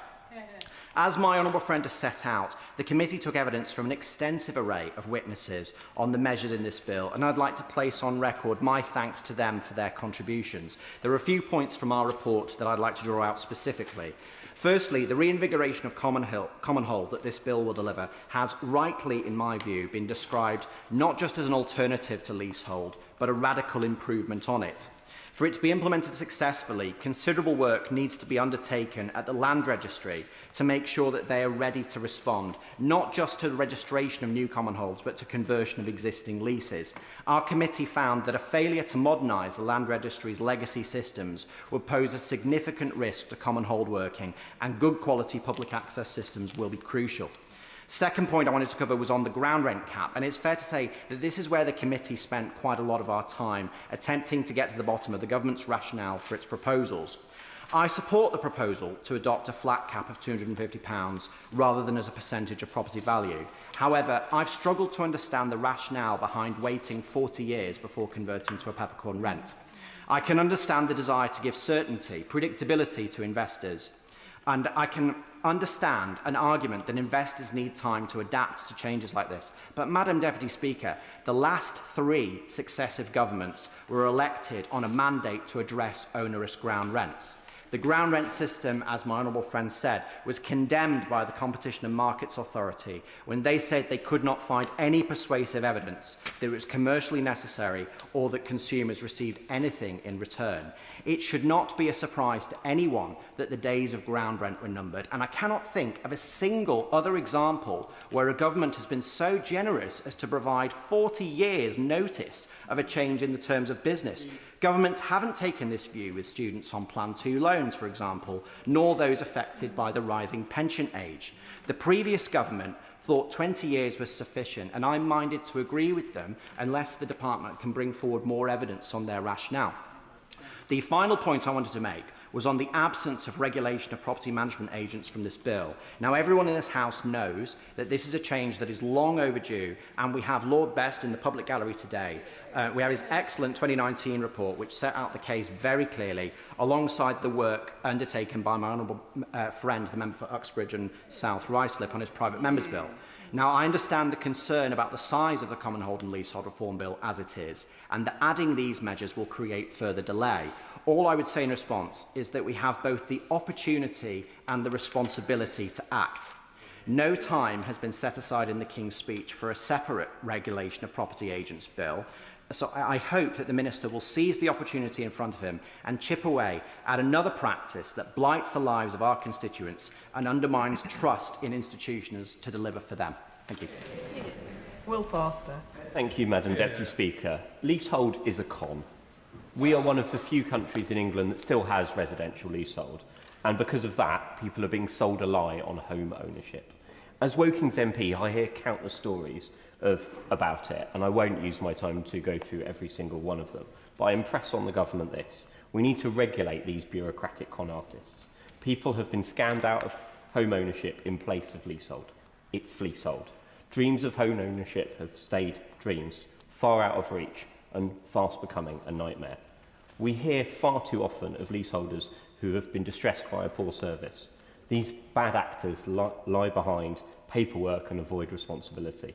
Major firms, such as Firstport, have for far too long been allowed to deliver appalling levels of service without consequence. The new leasehold reform bill must put in place a regulator with the teeth to sanction these rogue agents with meaningful penalties. When this happens, MPs can end the Wild West of property management agents. If we want to look at why leasehold reform is so urgent, we only need to look at managing agents like Firstport and how they treat leaseholders. I had a situation of a retirement development in Woking where this area should be a lovely place to live, it should be a peace of mind for these vulnerable elderly residents, but people fell over. The safety systems that Firstport put in place didn't work. Elderly residents were left lying on the floor having called for help. Firstport should have fixed it, and they didn't. Sometimes people have been left in those distressing situations, and because of that lack of regulation, we can't hold those that are responsible accountable. Firstport also managed the Clock Tower building in Maybury. They have spent years causing misery to leaseholders, misery through a failure to deliver minimum levels of service, and people are trapped. People are absolutely trapped, which is why I've written to the Minister on numerous occasions about that case. Leaseholders have little rights and are not able to sell their homes or have the control of what they're able to manage. The leaseholders of Bramwell Place, another development in Woking, know this all too well and are trapped in their homes due to frequent stalling and lack of communication. The developer completed the necessary fire safety investigations a year ago, but refused to release critical reports, burying them in internal review. Now the lenders have denied the people in those homes mortgages, buyers are walking away, and innocent residents are left struggling. I sit on the Housing, Communities and Local Government Select Committee, and I've been proud to work on this report that pushes the government to go further and faster than what they're doing. And I want to thank the Honourable Lady for Vauxhall and Camberwell Green for her leadership and the excellent support of our committee clerks. I do hope the government listens to our cross-party calls today. We recommended significant changes to the leasehold bill. It's a step in the right direction, but it doesn't deliver what we want. It's mind-boggling that the bill doesn't deliver on the promises in the Labour manifesto. That's why we recommended the bill delivers that independent regulator to end that wild west of property management agents. If we do this, Firstport and others will not get away with that appalling treatment that my constituents and others face. To conclude, Madam Deputy Speaker, it's heartbreaking that so many people in Woking and across the country have worked hard to get on the property ladder, but have seen their home ownership dream turn into a nightmare. Successive governments have failed to tackle this, whether it's on ground rents, leasehold reform, and we want to put homeowners in control of the management of their buildings. So I urge the Minister today to agree to implement the full Select Committee report in full, and let's leave a lasting legacy on leasehold reform. Thank you. John MacDonald. Thank you, Mr. Deputy Speaker. Just briefly, I want to get on the record what's happening in my constituency because I explained to my constituents I would. Very, very briefly, what's happened is with the expansion of Heathrow Airport, land prices have gone up, manufacturers have moved out into cheaper areas, often with grants, and we've had the manufacturing areas replaced with large numbers of flats. I'd normally welcome that, but actually the prices of those flats are prohibitive in terms of local people. But large numbers of young people, bless them, have done everything they possibly can to raise the 300,000 or 350,000 to buy one of those smaller flats. And they've welcomed it, a new home, and we welcomed it into the community. And then, like many others, we're now getting a flood of constituents coming to see us because the increase in service charges has pushed them over the edge. And if we look at the surveys that have gone on and explain to in heartfelt terms, some young people have said, we've not had a family because we can't afford a family. And then some of them have tried to sell on, but some of them have had grants to get their flat, and they have to pay it back. So they're caught in a catch-22 situation. And then they come to me and say, here are the service charges, and this is what we get. And the service levels are appalling, absolutely appalling. And we've had numerous examples. And I understand the call for regulations and regulator, and I agree, but I think the best form of regulation is to give ownership properly to those people who are living in those properties. And that's why I want a simple message from me is to the government is please deliver, like we've said it, please deliver the Law Commission's remaining recommendations on the enfranchising right to manage. One of the issues as well that has come up time and time again, my honourable friend from the constituency, I can't remember now, exactly, has been campaigning on this since the early 2000s, and it's about developmental value, which actually I think is a ludicrous proposition, that somehow you have to pay up front for development value, that a development that might never happen and become costed by the freeholder. And again, it's preventing the opportunity of people to either buy or sell on. And again, I think it's a key recommendation that's come out from the Law Commission time and time again. I urge the government to do it. Can I also say the issue that my honourable friend has raised about the threshold for participation set at 50%? In other areas, that doesn't apply. On tenant management organisations, it's 20%. In the employment rights legislation, we're now removing those onerous criteria because it prevents participation. And in areas like mine, a lot of those properties are owned by often overseas landlords as well, and it's very difficult getting them to participate in any form of thing. So the request to move the threshold to 35%, I think, is ultimately reasonable and is manageable in that sense. And I have to say, I agree with my honourable friend, 40 years on ground rate, come on. We'd have the waspy women banging at our door soon, won't we? There's no area I've known where 40 years has been a notification period. The recommendation is to get it down to 20 years. I'd get rid of them now. I really would, because I think it is wealth extraction for no service whatsoever. Finally, I just say in terms of the government's proposals about ensuring that we can ensure lease extensions and freehold acquisitions are cheaper overall, I think is one I think ultimately will benefit a large number of our constituents, but need to be implemented as rapidly as possible. That's why I welcome this bill, and I hope that with the new regime that's brought that way, we can get this legislation through as fast as possible. Hear, hear. Dr Al Pinkerton. Thank you. And I thank the Honourable Member, the Committee Chair, for securing this important debate today. I want to use the brief time I have just to share two examples from my constituency of systemic mismanagement in managed property. The first example that I want to cite is a First Port managed property. We've heard their name mentioned already. It's called Bentley Court in Camberley's town centre. And on the 19th of March this year, the building's only lift broke down. And for most of us, that would be a frustration. But for the retirement community who live in that building, it has been life-changing. These are older people, very often with significant mobility issues. That lift isn't just a convenience, it's their access point to and from their property. It is their independence. Residents tell me that they haven't been able to go shopping, they've missed hospital appointments, some can't take their rubbish out, others have become trapped in their homes for days at a time, which brings me to the case of Audrey West, one of my constituents. She has lived at Bentley Court for more than 26 years. She suffers from heart failure, COPD, chronic bronchitis, and has serious mobility problems. She became a prisoner in her own home weeks ago when that lift broke down. Her health and well-being have deteriorated. When she attempted to tackle the stairs, the physical exertion caused enormous strain on her body, leaving her breathless and exhausted. That's only been compounded by the recent heatwave. In order to secure their mother's safety, her family concluded that the only thing they could do was to remove her from her home of 26 years.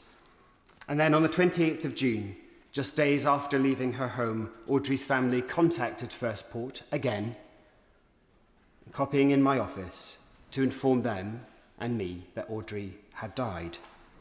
Now, I'm not here to claim that a broken lift has directly caused Audrey's death, but I am willing to say this, that no vulnerable resident should ever be left feeling abandoned and entrapped in their own home. And that lift remains unrepaired, unrepairable, with no end date in sight as of now. My second example is Mitchett Heath, a not-for-profit retirement community managed by Cognatum Estates. This is an issue that I know affects residents who have members of parliament from across this house. Older residents, again, feeling completely ignored and now maligned by the company who should be looking after them. Residents who have invested their life savings in homes but have no voice in how those properties are managed. Now, and last month I met a group of Cognatum residents here in Parliament. One described Cognatum as the worst commercial organisation I have dealt with in a long professional career. And nobody in the room looked surprised at that.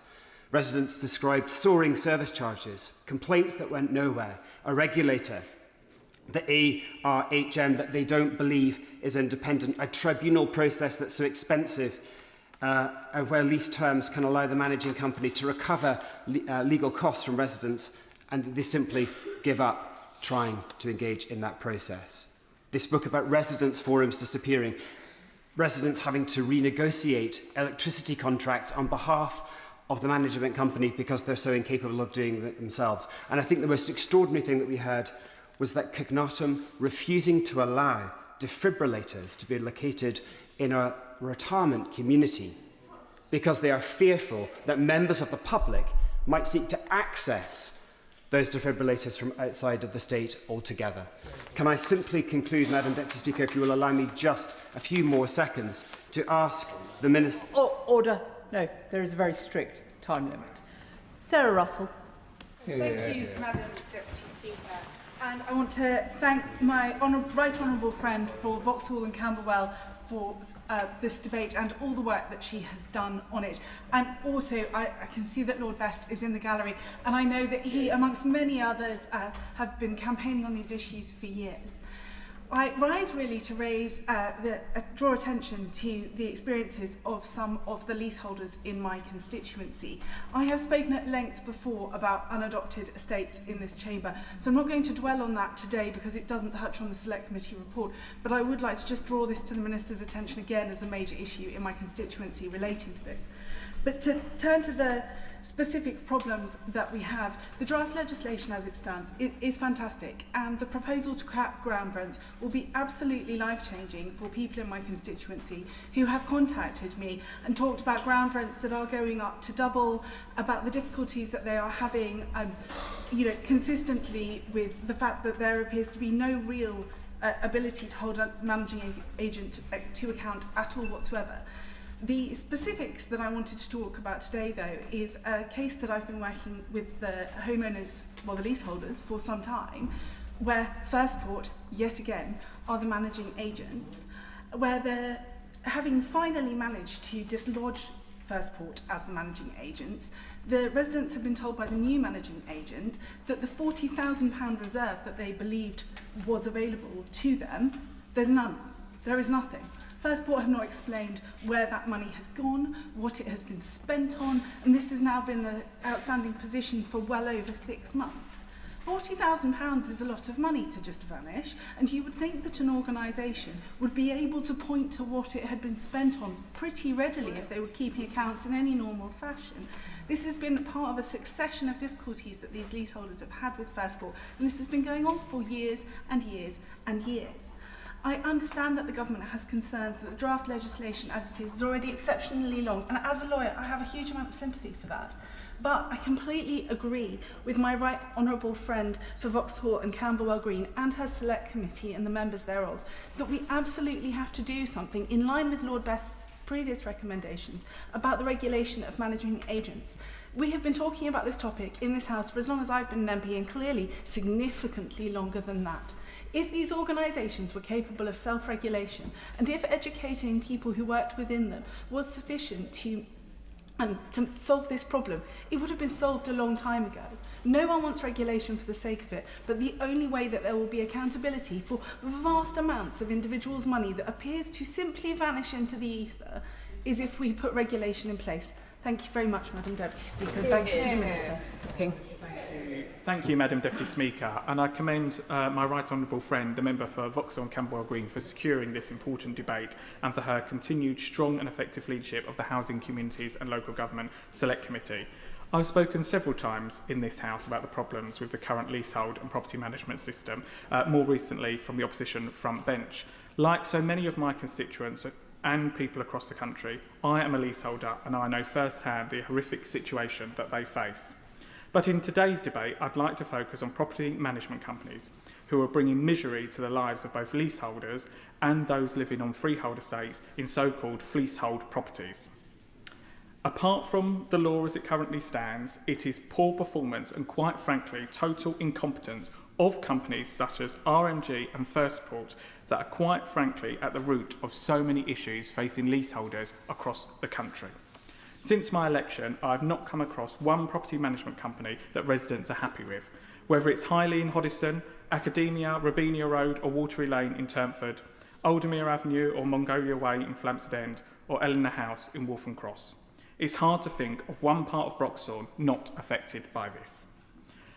The Minister, who I get on well with, has promised to strengthen the regulation of managing agents, but how much longer will my constituents have to wait?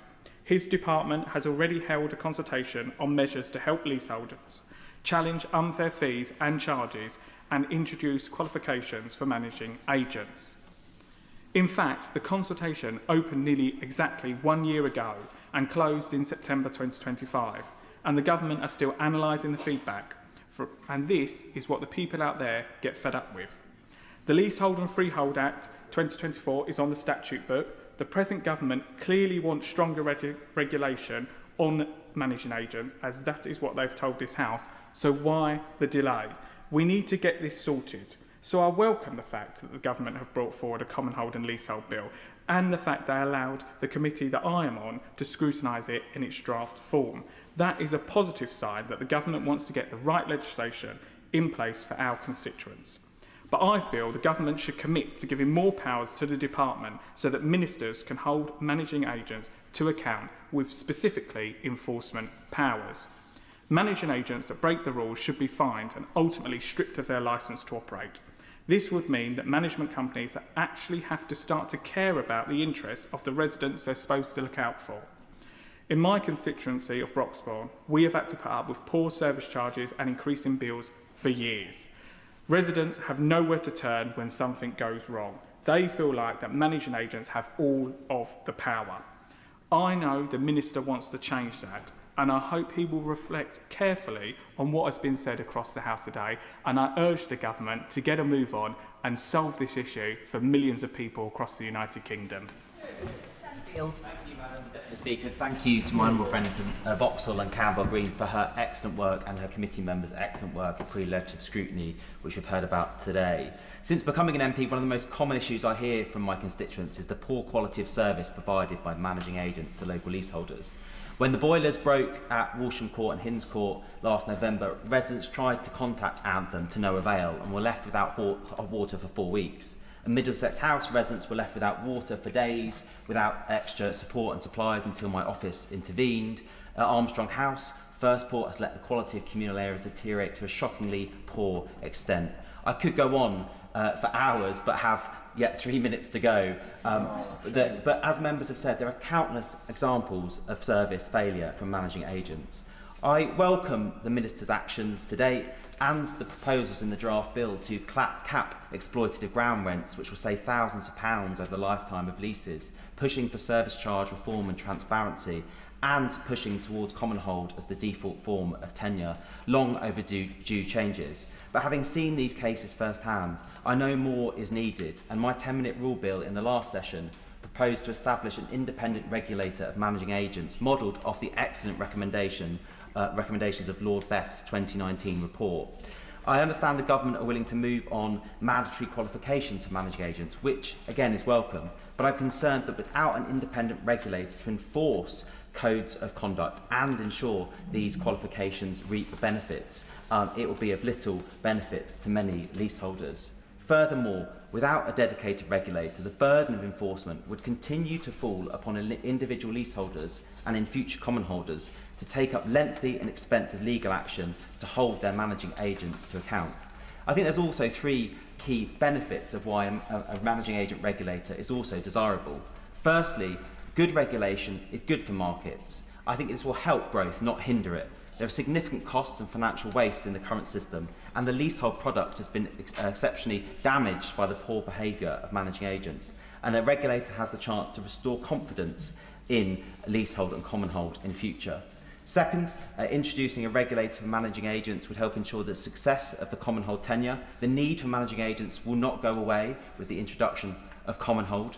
And thirdly, introducing a regulator for managing agents is something strongly supported by those in the system, both customer, the leaseholder, and also the provider of services themselves.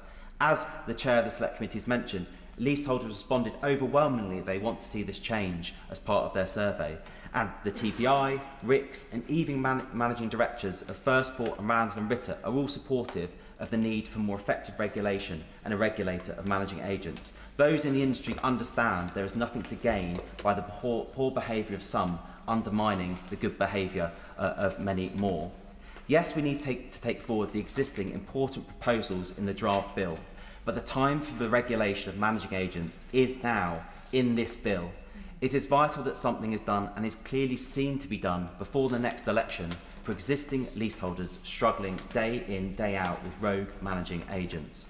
The establishment of a regulator would be a clear signal to existing leaseholders that we are serious about protecting them, as well as a signal to the property and construction sectors. This government is focused on restoring stability to the housing market and, crucially, a signal calling time on the poor practice of rogue managing agents, which are far too common in our system, finally fulfilling the promise of ending leasehold for good. Sean Berry. Thank you, Madam Deputy Speaker. I want to thank the Chair of the Select Committee to support her motion and welcome her report and its recommendations for the bill. Thorough and fair leasehold reform is long overdue. My inbox as MP for Brighton Pavilion is littered with horror stories from constituents about their experiences as leaseholders forced to fork out extortionate service charges with no value for money, poor maintenance and no transparency on how that money is spent, as well as awful communications. And my leaseholders continue to suffer from lack of agency in solving the building safety scandal too, which has left Brighton's many high-rise and mid-rise blocks, too many leaseholders in which are stuck in unsafe homes. Some of my constituents tell me they believe freeholders are still trying to cut corners and do this work on the cheap. And just last month, I was contacted by multiple constituents about developer Barrett Redrow's plans to remediate their blocks in one part of my constituency built in the early 2000s to a B1 standard rather than A2 standard, as they had understood would happen. This type of dispute is commonplace 9 years on from the avoidable Grenfell disaster, and it's so worrying for too many of my constituents. But I too also want to talk about property management agents. A large number of leaseholders in Brighton and Hove are in a nightmare situation right now of not being able to access money paid into accounts managed by just one large property management company in sudden crisis. Under current leasehold regulations, when a management agent's client accounts are frozen or irregularities identified which suggests mismanagement of accounts, leaseholders are left exposed to very big financial losses. In the private rented sector, there is a government-backed tenancy guarantee scheme, but for leaseholders, there is no equivalent guarantee on service charge accounts and reserve funds. Section 42 of the Landlord and Tenant Act 1987 does require property management companies to hold service charge contributions in trust and with a financial institution authorised under the Financial Services and Markets Act 2000. Yet, the flexibility of how leaseholder money is held in reality means that the sums of money in property management company accounts may far exceed the maximum amounts guaranteed under the Financial Services Compensation Scheme. Section 156 of the Common Hold and Leasehold Reform Act 2002 adds a requirement for management agents to hold service charge funds in designated separate accounts, but it is not yet in force. This lack of enactment does seem to leave wide open the potential for management agents to hold leaseholder money in a way that falls outside of compensation schemes, and it cannot be right that leaseholders are left exposed to risk in this way. To conclude, there is no doubt that the feudal leasehold system is broken and it must be abolished in favour of common hold, and that regulation of management agents and to end their exploitation is very, very urgent. Promises made when the current government were in opposition to end this system within the first 100 days were missed long ago. But we need full reform to ensure that situations which result in leaseholders being ripped off, living in unsafe homes, or exposed to avoidable financial risk and losses now end without delay. Lee Ingham. Thank you, Madam Deputy Speaker. And I congratulate my friend, the Honourable Member for Vauxhall and Camberwell Green, on securing this incredibly important debate. This issue is actually the reason I got into politics. My first community activism was with my fellow neighbours against an unscrupulous developer up in Newcastle. So what I learned from that is when people are trapped in their own homes by systems which have been designed to extract money from them rather than serve them, they need a government that's on their side. And for too long, leaseholders haven't had this at all. I am so glad that this government has taken strong steps already on common hold and leasehold. There's so much that does need to change. And as many of you have spoken about today, in the past, leasehold has been used as a system that's allowed developers to treat homeowners as a revenue stream. Escalating service charges with no breakdown, poor maintenance resulting in unsafe parks, and then problems with footpaths, dying trees, and to make matters even worse and more insulting, really poor communication from managing agents, which makes it really difficult to get your voice heard or your complaint addressed. So I have been working with residents locally on estates like Marston Grange, Sancerre Grange, Sheridan Grange, to help them register and build residents associations, to raise their cases with managing agents so they can get better maintenance. And working together, we've genuinely had some great results. But for residents on new build estates, it shouldn't be how active or vocal your local MP is. It should be written into law, and I'm urging the government to make sure property managing agents are sufficiently regulated. I'm going to give you a couple of quick examples of cases in my constituency. First, a case from Gateway Avenue in Baldwin's Gate, raised at my coffee morning last week. At their AGM, the residents wanted to form a housing association, a management company, but they were blocked, and one is being imposed on them against their wishes.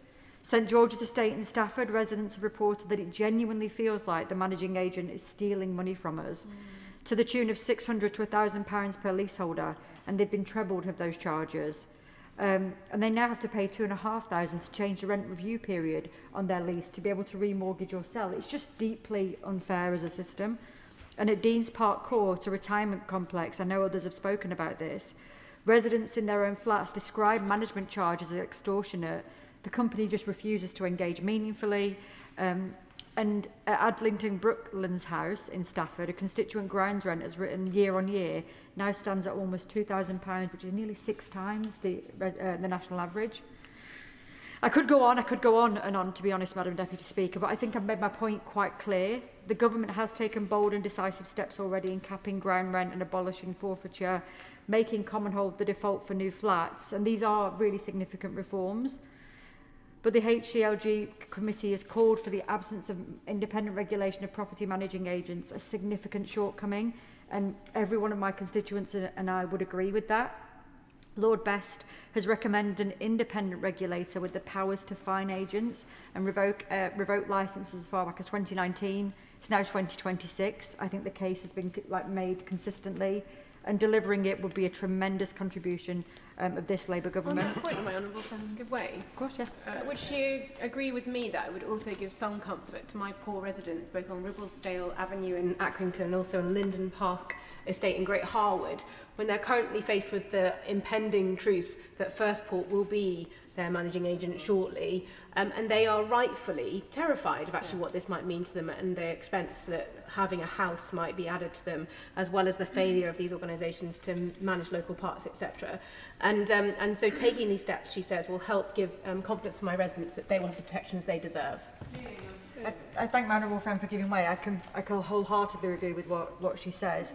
I think the First Port piece, particularly given the amount of times they've been called to Parliament, they've come to speak before HLG committee, but also the Labour leaseholders group that have worked really hard. I think it's an abomination they're still getting contracts, to be honest, given their record. As someone who used to award contracts in my previous career, I think it's mad when previous behaviour isn't taken into account when we're giving these contracts out. And they are a case in point of absolutely atrocious behaviour. But just going back to my own experience and learning from them, I'm helping constituents on my estates across the constituency right now, as I'm sure many of you are, to form residents' associations to fight back. But I just think we're beyond that. We shouldn't need to be fighting back anymore. We should have the regulation in place to protect us. Peter Lamb. Madam Deputy Speaker, I very much welcome, as I'm sure do most of my colleagues on these benches, the government's actions so far on common hold and leasehold, and I look forward to further steps emerging. Today I'd like to speak on the issue of property management agents and in particularly in the context of unadopted estates. As with so many issues, fundamentally the issue is a lack of housing.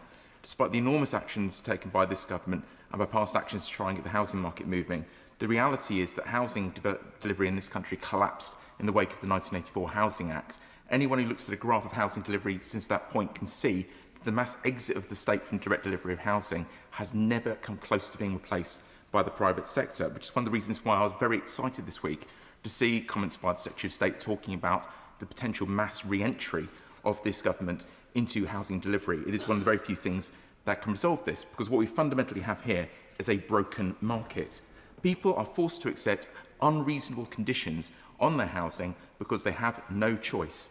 And until we resolve the broken market, we're going to continue to have various forms of exploitation coming forward. The reality is developers, and there are good developers and bad developers, but they overwhelmingly will seek to minimise their costs as far as possible, whatever the impact upon the communities they are creating. And if we allow poor practices to be possible within the law, then we will see poor practices being delivered by these people. We need to be mindful, of course, that regulation has an impact. As someone who has delivered local plans, I can tell you, I was always very mindful of the requirements that I was putting on developers, because I knew every single requirement I put on was an affordable house being taken out of the system. And we as legislators sometimes, I think, have been a bit careless in some of the additional requirements we've put on without them being fundamentally necessary. We have to make sure that regulation is proportionate, but in this case, it very much is. I've been dealing with the issue of unadopted estates for the better part of 2 decades now, and no worse example exists in my experience than that of Forge Wood, a neighbourhood which, despite being part of a new town which has all the services and the neighbourhood principle would deliver for a neighbourhood, unlike my other neighbourhoods, in Forge Wood they're all having to pay for it effectively a second time, once through their council tax and a second time through their unadopted or through their management agency, at a fee that effectively rivals the exact same level of council tax as the district authority. They're paying more for less services. There are questions over the nature of the contracts and the contractors brought in. And if you look at any of these property management agencies and you see the company secretaries listed, they're registered for hundreds, if not thousands, of these companies. How effective can you be when you're registered for 1,000? It's very little more than just fee farming, frankly, for my residents, for no actual benefit. If you go through the Articles of Association, as I have done, to try and find ways for residents to wrest control back, the complexities in there effectively mean these people are completely unaccountable. It's masquerading as ownership by those communities while delivering an unaccountable system. So what do we do? Well, I think the existing proposals brought forward by the government are an improvement, and I very much welcome the Select Committee's recommendation of the independent regulator, which should come into effect. But on the issue of unadopted estates, ultimately we now have to turn off the tap. We need to establish fixed conditions and fees so these are all adopted at the point in which they are completed and handed over to local authorities. We also need to establish a pathway for existing unadopted estates to be taken on by the state with a need for local authorities to be able to plan out the way in which they can bring these in. I very much believe it is possible within the existing system and with the existing financial constraints to adopt these, but you cannot do that when sending up at the moment, we're running up a flag to tell every developer in the country to ditch their responsibility to get these sites adopted. So I'm very pleased by the recommendations before today. I'm very pleased with the government recommendations, but further action is needed on an independent regulator and on turning off the tap on unadopted estates. Thank you. Abdesam Mohammed. Madam Deputy Speaker, the exploitation in the leasehold system are endless. Unfair service charges, ground rents, marriage value, buybacks, hidden costs in utilities, inflated insurance, the list goes on and on, as do the ways that freeholders line their pockets while ordinary homeowners bear the costs.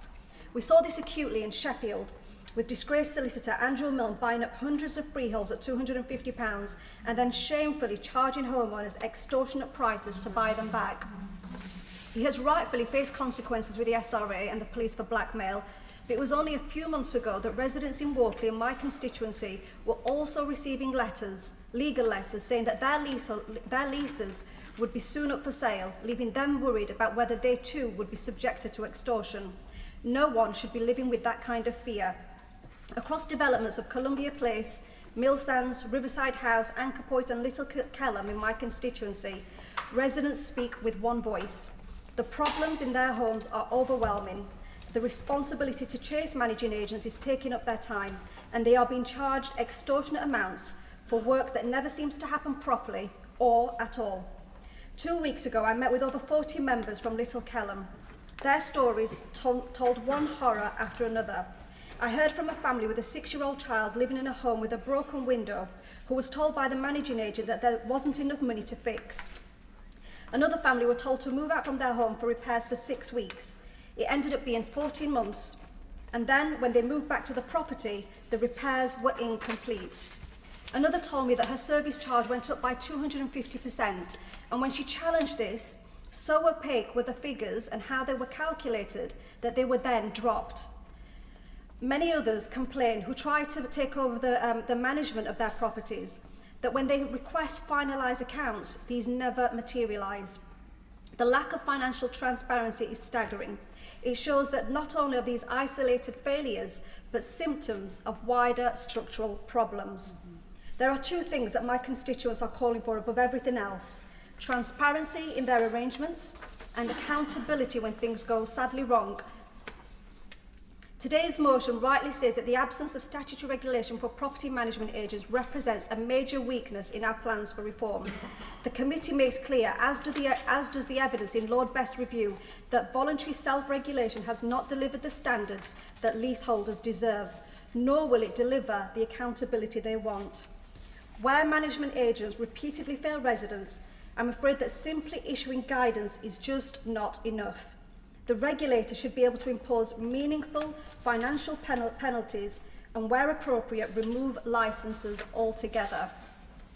Leaseholders deserve far greater transparency over their service charges. They deserve stronger rights to challenge unreasonable costs and easier routes to replace managing agents who fail to deliver. So we've got to seize the opportunity that we have now, and we must ensure that managing agents are properly regulated. That is the action that my leaseholders deserve, and that is the action that I hope the Minister will carry out in following through the recommendations of the Select Committee. Rachel Hopkins.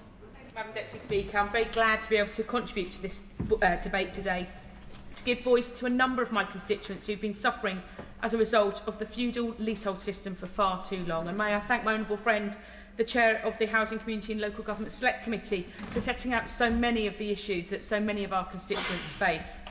The measures outlined in the draft Common Hold and Leasehold Reform Bill mark a significant step towards a fairer and more balanced system of home ownership. So I thank the Minister for all his work on this. I know he is very alive to the many issues, and he's working hard to deliver on the many pledges we were elected on in our manifesto. For generations, the leasehold system has left many homeowners paying substantial service charges, ground rents and administration fees, while having little control over the management of the buildings they live in. Too often, leaseholders have found themselves trapped in a system that is expensive, complex and heavily weighted in favour of freeholders. And these issues do not discriminate on size, be them small blocks or larger developments. In Luton South and South Bedfordshire, I have constituents living in a small block of 12 flats, Harrowden Court, of which Hastow Housing are the freeholders, who've raised a number of issues with me in recent years relating to Hastow's management of the block. This includes significant communication issues and substantial bills presented to leaseholders with little to no explanation of why they're expected to pay these charges. Most recently, my constituents were notified by Hastow of significant service charge increases over the next 2 financial years, 26-27, 27-28, to fund fire safety and external wall remediation works. Tenant service charge and sinking fund contributions to cover these costs will now rise from around £250 to £900 per month. This is an unaffordable increase that has caused considerable shock, stress and anxiety. Residents are also concerned about a lack of transparency, as Hastow has not provided estimated total costs, explained how charges are distributed to residents or evidenced any competitive procurement process for carrying out these works. Not only this, but such remediation work should be the responsibility of the building developer, and it's extremely unfair these costs are being passed on to residents. This is just one example of leaseholders being failed. I have a number of constituents living in Stockwood Gardens, a larger development of 11 blocks managed by NCR Homes, who are facing a similar reality, paying increased service charges year upon year with little to no explanation as to why. and basic maintenance services they were promised, including grass cutting and building maintenance, provided at a subpar standard or not at all. Many have also reported basic faults within their blocks, such as lights in hallways not working or regular leaks, which have been reported and not fixed, with no clear timetable for repair. It's clear from these examples alone there is a significant power imbalance in the current leasehold system, and companies managing these properties essentially have free rein to overcharge residents and under-deliver on services, with little to no transparency or accountability. So I note that the HCLG Select Committee has done extensive scrutiny work on the draft bill, and their report recommends the final bill includes provisions to establish a new independent public body as a regulator for property managing agents, with enforcement powers including the ability to issue fines or revoke licences of managing agents who breach a statutory code of practice. I support this recommendation and believe this is an opportunity to prevent bad practice and drive cultural change within the industry, whilst affording leaseholders greater protections. I welcome the legislation coming forward, but it cannot be the end of the conversation. The voices and concerns of leaseholders must continue to be heard if we are to fully address the problems within the leasehold system and ensure our constituents feel the benefit of these reforms once and for all. Justin Madders. Madam Deputy Speaker, can I just start by referring the Chamber to my chairmanship of the Leasehold and Commonwealth Reform APPG, where I work closely with organisations such as the Leasehold Knowledge Partnership and the National Leasehold Campaign, who I pay tribute to. As we've heard, complaints from constituents dealing with management companies and the exorbitant fees they charge are something that we're all dealing with now on a weekly basis. This is not a new phenomenon, of course. This is something I raised in the House 5 years ago because I could see this becoming the next big scandal, and sadly it has come to pass. Homeowners who buy their homes in good faith understandably expect to live in a functioning estate where responsibilities are clear and where necessary charges are fair. All too often, as we've heard, the opposite is the case. Homeowners are left in a pernicious situation where they pay for services once in their council tax bill and once again in extortionate service charges. And often these poor services exacerbated by there being no accountability for it.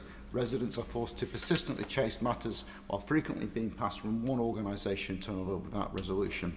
But as soon as they fall behind with a payment, these companies leap into action, often using aggressive debt collection tactics. Adding insult to injury, the financial structures of these estates are all too frequently opaque. Governance structures lack transparency, companies are labelled as dormant for accounting purposes, and the dodgy practice where freeholders, management companies and debt recovery companies operate in an interconnected web allows them to rack up eye-watering fees. One very recent example from my constituency is a constituent who was owed some service charges to RMG, who I think we all are familiar with. Looking at the bill, the constituent has been charged on top of his service charges an instruction fee and a client admin fee, adding another £600 to the bill. Yet somehow RMG have managed to inflate the £1,100 owed in service charges to £3,300 by the time court papers have been issued. There is no world where a trebling of the sum can be justified, and it just shows what a scam the system is. And I see time and again people raising problems from a range of new build developments in my constituency, including Ledgeham Garden Village, Merseyview and Jackswood Estates, where homeowners face a range of challenges. In Ledgeham Garden Village, residents are facing combined service charges, fees running into hundreds of thousands of pounds, for which only a fraction of the spending can be accounted for. That just adds salt into the wound. They don't actually have any idea how this money is being spent, if it's being spent on the estate at all. They don't know if the companies are getting best value for money, how reserves are used, or how costs are allocated over different phases of the development. There are persistent maintenance issues, inconsistent grounds maintenance, and safety concerns because of poor traffic management. People who buy their homes in good faith deserve better. Then there's the Jackswood Estate in Ellesmere Port and the Merseyview Estate in Bromborough, where the adoption process is effectively stalled, leaving residents in limbo. And I know that the regulation of managing agents is clearly something that this House would like to see, but there are some other suggestions I would like to make to add to that. We could introduce standard costs across the country for estate management fees, so that there would be a baseline from which to judge these companies. Residents could be given a far greater say over who manages their estate. We could have 3 yearly ballots in law about whether they wish to carry on with the same management agents. This could end the put up or shut up approach that a lot of these companies actually adopt. And an immediate step the government could make, which I think we've already heard suggested in today's debate, is that it could now be made a condition of any planning permission moving forward that the developers have to hand over the whole estate adoption to the local authority and pay a community sum for it, ending that revenue stream entirely. And for estates that have been built by developers and abandoned, local authorities, I will give way. Thank you, Madam Deputy Speaker. On the point about estate adoption, I wonder if he agrees with me that we need to get on and implement Section 42 of the Floodwater Management Act that would require sewerage to be adopted as part of the public sewer as soon as possible. Yes, indeed. That brings me to the Merseyview estate, where we've actually no, it's a different estate. It's one in Easton where the residents have been paying for a sewer that they can't actually locate, and it just shows that there's too much ambiguity in what these charges are going for. And one final thing that local authorities could be required to do is actually be given powers to actually use their resources to bring estates up to adoptable level and then charge the developers for it retrospectively, because the developers don't want to do it. We need to find a way of breaking that logjam. I think those are just some of the measures that would actually improve the lives of hundreds of thousands of people, alongside, of course, the many reforms which I welcome from this government. Julie Minns. Thank you, Madam Deputy Speaker, and I would like to thank my honourable friend for securing this very important debate, which I know will be of interest to some of my Carlisle constituents who find themselves victims of fleecehold. Across the country, too many people are now buying homes on freehold estates and then finding themselves let down by the developers and the estate management companies that fail to deliver the services they promise. Developers build these estates, sell the homes, and then, despite levying management charges, often fail to maintain the essential infrastructure that residents rely on every day, whether it's roads, drainage systems, as we just heard, or shared green spaces. And I've seen this firsthand in the experience of residents of Moorside Drive, which is a development by Gleeson Homes. My constituent Daniel first contacted me in July last year after purchasing his home in October 2024. He'd been assured that the outstanding work would be completed by March 2025. That deadline slipped to the spring, then to the summer, and as things stand, residents have yet to receive any meaningful communication about when the work will finally be completed. The problems they face are significant. The road serving the estate has deteriorated and remains unfinished. The shared green spaces that were promised as part of the development have still not been delivered. And commitments to enhance and protect biodiversity have yet to be fulfilled. Communication with residents has also fallen well below an acceptable standard. Daniel tells me he was given no notice before work began directly outside his family home, and I've heard that traffic management measures were not properly put in place during other works, creating unnecessary disruption and safety concerns. Landscaping, meanwhile, cannot be completed until the roads are finished, and unresolved drainage issues continue to affect a number of residents on the estate. This is not like being sold a faulty item in a shop that can simply be returned. These are people's homes, the places where they expect to build their lives, raise their families, and feel secure. When developers and management companies fail to honour their commitments, it's residents who are left with living with the consequences.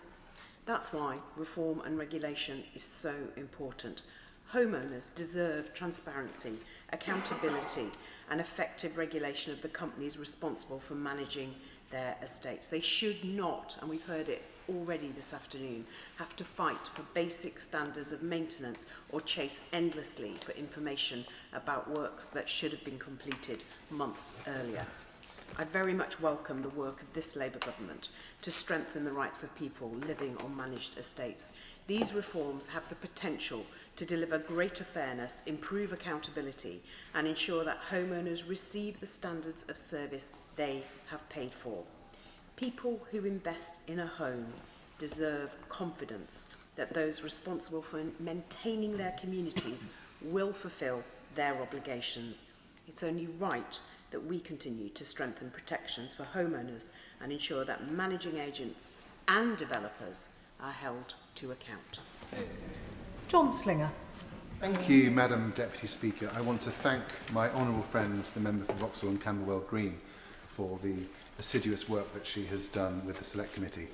It's inspiring when we as backbenchers can have genuine influence by bringing the concerns of our constituents to this House of Commons and directly into the minds of ministers, and when there are improvements that result in that. And I can recall my honourable friend, the Housing Minister, who I believe used his mobile phone to instruct officials to call in the CEO of First Port from a debate because he was hearing so many complaints from honourable members. I'd like to touch on a couple of examples from my constituency. One constituent who was a customer of First Port had their service charge increased from £980 in 2023 to £3,800 in 2026, causing financial hardship because they took out a loan to pay the previous bill, and now they say that the property is unsellable. There was a clear lack of transparency when repeated requests for service charge accounts were allegedly ignored. Another constituent, Madam Deputy Speaker, reported significant concerns about First Port property management, highlighting that service charges increased from around £1,000 in 2021 to £3,400 in 2026 for broadly unchanged services. They, again, allege lack of transparency and more. Residents ultimately exercised their right to manage and appointed a new managing agent, which estimates comparable services at around £1,600 per year, suggesting that First Port's charges were unduly high. I want to pay tribute to the work of the Labour for Leaseholders, and particularly the honourable member, my honourable friend, the member for Cities of London and Westminster and for Hendon. We held a mini inquiry and we gave evidence to that inquiry, and it's pretty clear, I think it was clear to all honourable members, that there is a captive market and that private companies and others are exploiting people within the law perhaps, but we've seen the behaviour of these companies and we are calling it out, and one has to ask why and whose interests are being served, and I will merely leave that question there. I want to, if I can, in the remaining time, Madam Deputy Speaker, move on to something that started as a negative and ended up more as a positive. That is when residents of Eastfield House, a block of flats in Holton, in my constituency, managed by Clarion Housing, repeatedly contacted me about problems. I went out to see them. I went to one of the flats. I saw the various problems with maintenance, lack of transparency, frankly, the usual story. It was deeply concerning. I saw the anguish and the stress and the upset of these people who are having their dignity disrespected and damaged. I then contacted Clarion, who very generously then attended a meeting I held with residents a few weeks later, and they are taking action. They have already given a payment to those residents. They have a single point of contact. They have an action plan. They are doing what they can to improve the situation. I merely want to pay tribute to them. It shows that things can improve. Madam Deputy Speaker, the Leasehold and Freehold Reform Act 2024 was a very good start, and I know that the government is consulting further. This government is intervening in failing markets because without this, the market, the participants in this market will continue to do the bare minimum or worse to exploit people. Of course I'll give way. I thank him very much for giving way on that point. Does he agree with me that far from being anti-growth, a proper regulator for the property management sector would be a pro-growth measure, bringing transparency and good functioning to these incredibly opaque markets which exploit leaseholders and renters? I thank my honourable friend for his intervention. I do agree entirely with that. As I was saying, the market is failing, and many of the participants in this market will continue to do the bare minimum or, at worst, exploit people. Some of the companies and individuals, as we've heard from honourable members, will continue to push the limits of decency and possibly legality because there is no accountability. So let's make it as hard as we possibly can for them. Let's protect and empower the people who really count, who are the leaseholders. So in the remaining seconds that I have, I would ask the Minister to touch on the points raised by my right honourable friend, the member for Hayes and Harlington earlier, that the right to manage process be looked at. And I would suggest that the right to manage threshold be reduced to 30%, or that a deemed consent process is brought in so that our residents can take control of poor estate management. We owe it to them. They deserve dignity in the housing that they have purchased. Barry Gardner.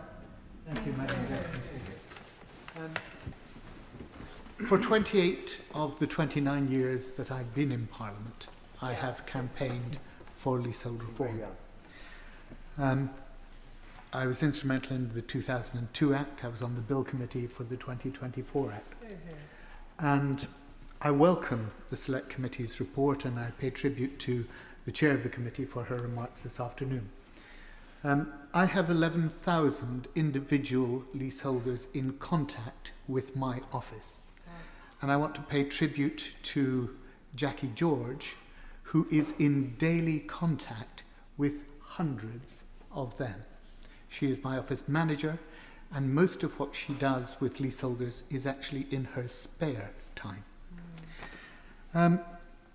Leasehold reform is about control. It's about passing power and control from the moneyed interests to the people whose homes they affect. And to do this, we have to enact the remaining Law Commission recommendations on enfranchisement and right to manage. For enfranchisement, that means restricting development value. It was promised to Parliament by the last government in 2021, and it was meant to be in the 24 Act. It's just wrong that leaseholders can be held to ransom by hypothetical development value, developers claiming that they could build in the garden or on top of the building, and demand huge extra sums to stop leaseholders from affording the freehold purchase. Nicola Muir, a barrister at Tanfield Chambers, has wryly observed that it's amazing what development landlords believe is possible and the profits they claim they will generate. She cited one instance. The landlord initially claimed £34 million for the alleged potential to build a skyscraper in the front garden of a block. Today, the right to manage is a shadow of what the Labour government legislated for in the 2002 Act. Freeholders can punish leaseholders who have taken back control of their blocks with the right to manage because of the Supreme Court decision in 2022, the Settlers Court decision, which went against the intention of Parliament by allowing freeholders to retain control of estate charges. We need to revert to the pre-Settlers Court position, and the Law Commission's remaining right to manage recommendations would help to achieve this. An entire legal industry has emerged in torpedoing right to manage claims for freeholders, where tiny procedural details can see leaseholders spending literally a fortune to defend their right to manage in tribunal and the courts, only to lose the claim. The tribunal has no power to waive errors made over the procedural traps, and yet the reforms to change this, the remaining Law Commission right to manage recommendations that would end frivolous lawfare of freeholders and make right to manage a universal scheme, have been omitted from the bill despite previous promises. I'm conscious that the scale of the leasehold crisis has become much worse since the Law Commission issued its final report 6 years ago, and that there are quick win policies that could still be added to the bill, such as reducing the arbitrary 50% trigger for right to manage claims, as many members have already said, to 30 or 35%. Just imagine, Madam Deputy Speaker, if we had a law that said a bad government could only be removed if 50% of all citizens with franchise, not just those who actually voted in election, had to support the proposition. That is the situation with leasehold. If the right to manage is a no-fault right. Bel Rabiro Addy. Thank you, Madam Deputy Speaker, and I thank my honourable friend and constituency neighbour for bringing forward this important debate, because leasehold has become the ultimate con. Now, with the sheer quantity of leaseholder issues and the behaviour of property management agents that I and my team come across weekly, you would think we were experts in this area. But no two cases are the same, and each one is as complicated as the last, if not more so. So my first point is that the system of leasehold is far too complicated. Whether we are looking at WS1 forms, cladding, major works, service charge transparency, it involves a number of different parties, each each with their own interests, and the vast majority end with all avenues being exhausted and the constituent having to seek legal advice. But not everyone has the time to go back and forth with their MP, to raise internal complaints through every mechanism, and then go on to complain to the Ombudsman. Not everyone has the time and resources to seek legal support for their case. There are thousands of leaseholders encountering these issues and they are completely locked out of accessing support. And past legislation to improve leaseholder rights seems to have added an extra layer of complexity. So any new legislation must simplify the system, not further complicate matters. I just want to put on record my specific concern for leaseholders in housing association buildings. Whilst recent legislation has improved leaseholder rights in privately owned blocks, housing association freeholders have often fallen outside the scope of these reforms. So housing associations must be specifically addressed in future legislation. Now on to the unregulated headache that are management agents. There absolutely needs to be a mechanism of oversight and enforcement. So I welcome the recommendation for an independent regulator, but the regulator needs not just teeth but claws. They need to be able to fine them, remove their licences and prosecute those repeat offenders we know that are gaming the system. Madam Deputy Speaker, I cannot tell you how many cases I deal with where the constituent is just trying to get a response from their property management agent. Frustrated leaseholders are paying for their service through their ever-increasing service charges, and it's simply not right that they are struggling to even get a basic response. Charges climb year on year, but transparency does not climb with them. My constituents ask for a proper breakdown of what they're actually paying for, and too often they get vague figures, unanswered emails, or silence. Broken lifts, unsafe stairwells, communal areas that never get cleaned, and still the bill arrives unchanged and unexplained, and leaseholders have no real power to challenge what they're being charged for. And heaven forbid they actually refuse to pay their service charge because the communication they once begged for comes swiftly in the form of threatening letters to claim the debt. I would like the House to reflect on the fact that this would not be tolerated anywhere else. Ofgem, which isn't even always that great, ordered E.ON Energy to pay £5 million after customers were left waiting on hold for 18 minutes on average, half their calls never even getting through. It was able to fine Maxim Power £1.65 million for poor communication and mishandled accounts.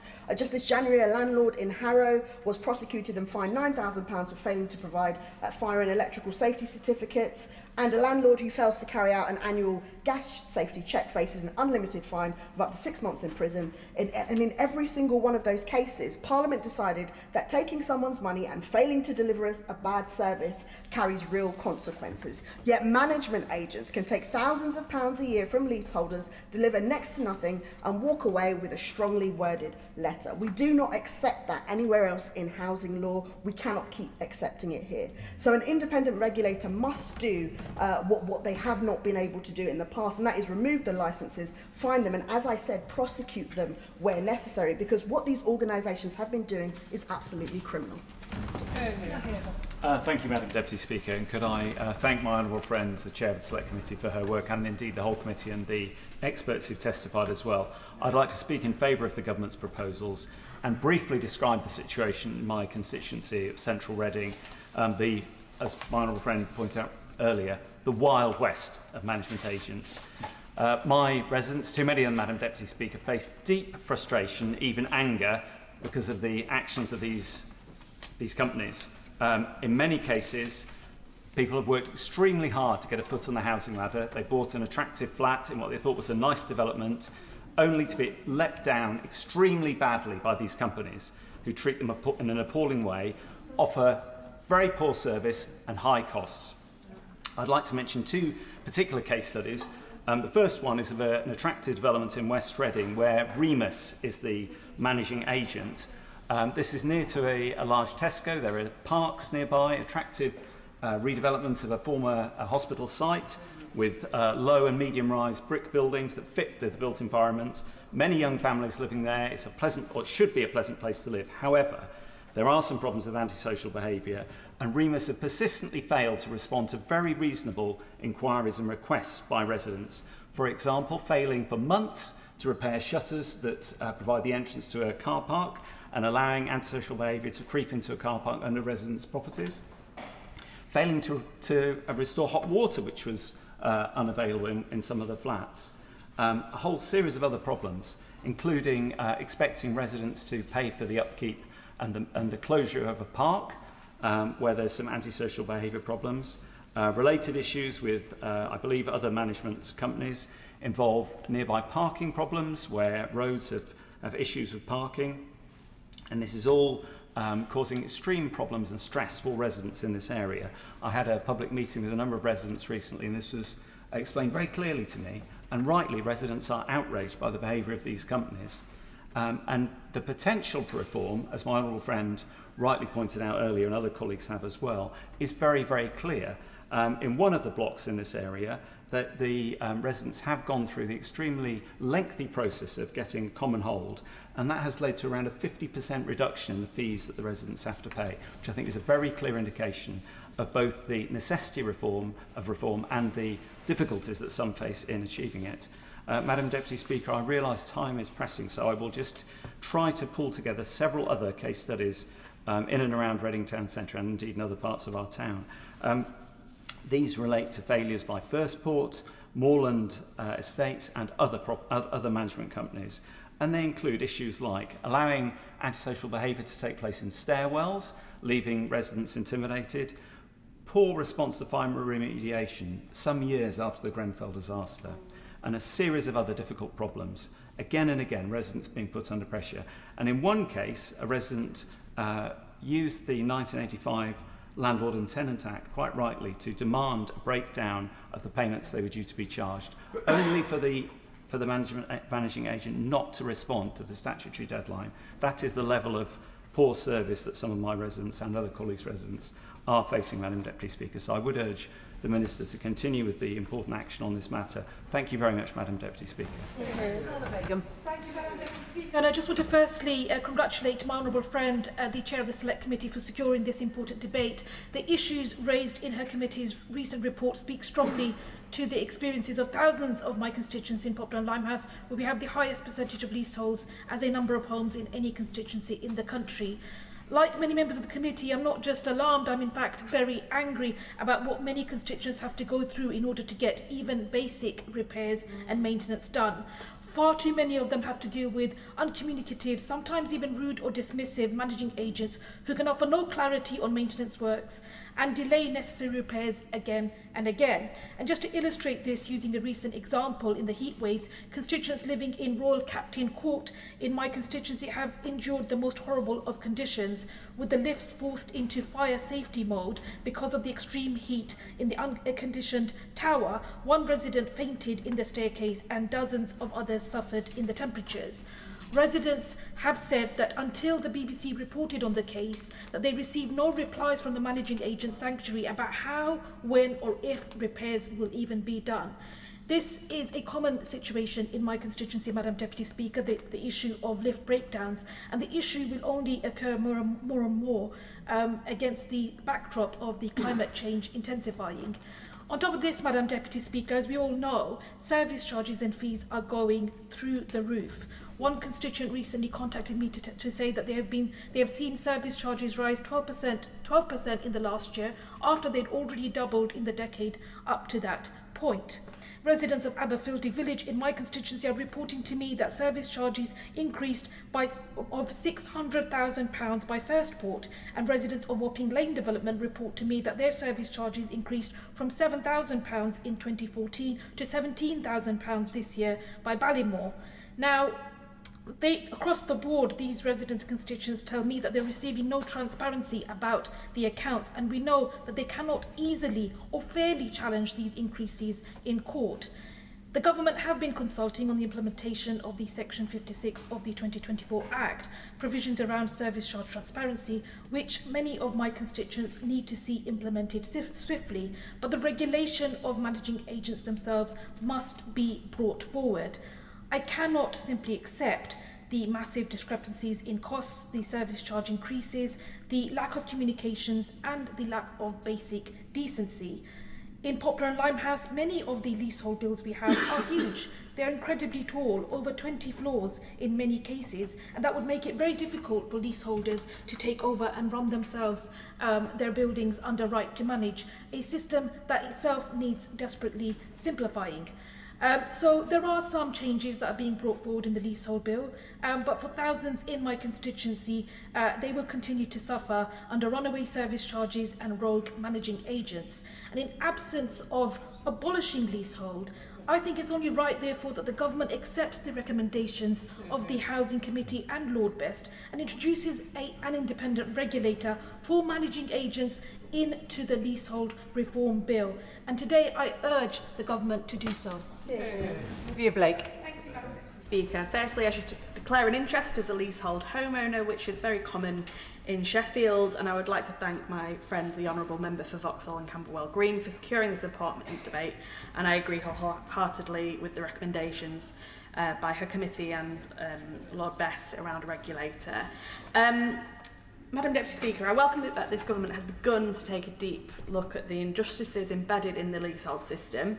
This structure treats leaseholders not as full homeowners but as a revenue stream for distant freeholders and managing agents. The draft Common Hold and Leasehold Reform Bill is an important step forward to correcting the imbalance, and I believe it will help address many of the structural problems that leaseholders have endured. In my constituency, the consequences of this system are painfully clear, as has been mentioned by my constituency neighbour.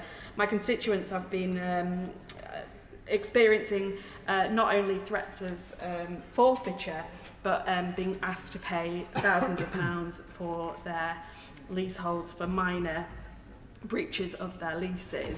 The ability of a freeholder to strip someone of their home is an extraordinary concentration of power, and I'm pleased that the government's Common Hold and Leasehold Reform Bill proposes to abolish forfeiture entirely. But, Madam Deputy Speaker, abolishing forfeiture alone does not resolve the fundamental injustice. Leaseholders remain trapped in a system that at its core is a feudal relic, a structure designed not to empower people but to extract value from them. It is a system where people who have bought homes still find themselves paying escalating service charges, opaque administration fees and arbitrary costs imposed by freeholders. A significant number of my constituents own leasehold houses where their leases require them to ask permission from their freeholders for things like loft conversions, extensions, and even for selling their homes on. These permissions are demanded in return for ground rents of little worth, often £10 a year, yet they give freeholders extraordinary control over the life of these leaseholders. This is not a fair housing system, and my constituents have a clear ask from me, which is that they have rightly suggested that leaseholders of houses should be given the statutory right for first refusal when their leaseholds are sold. At present, leaseholders do not have this right, while flats do.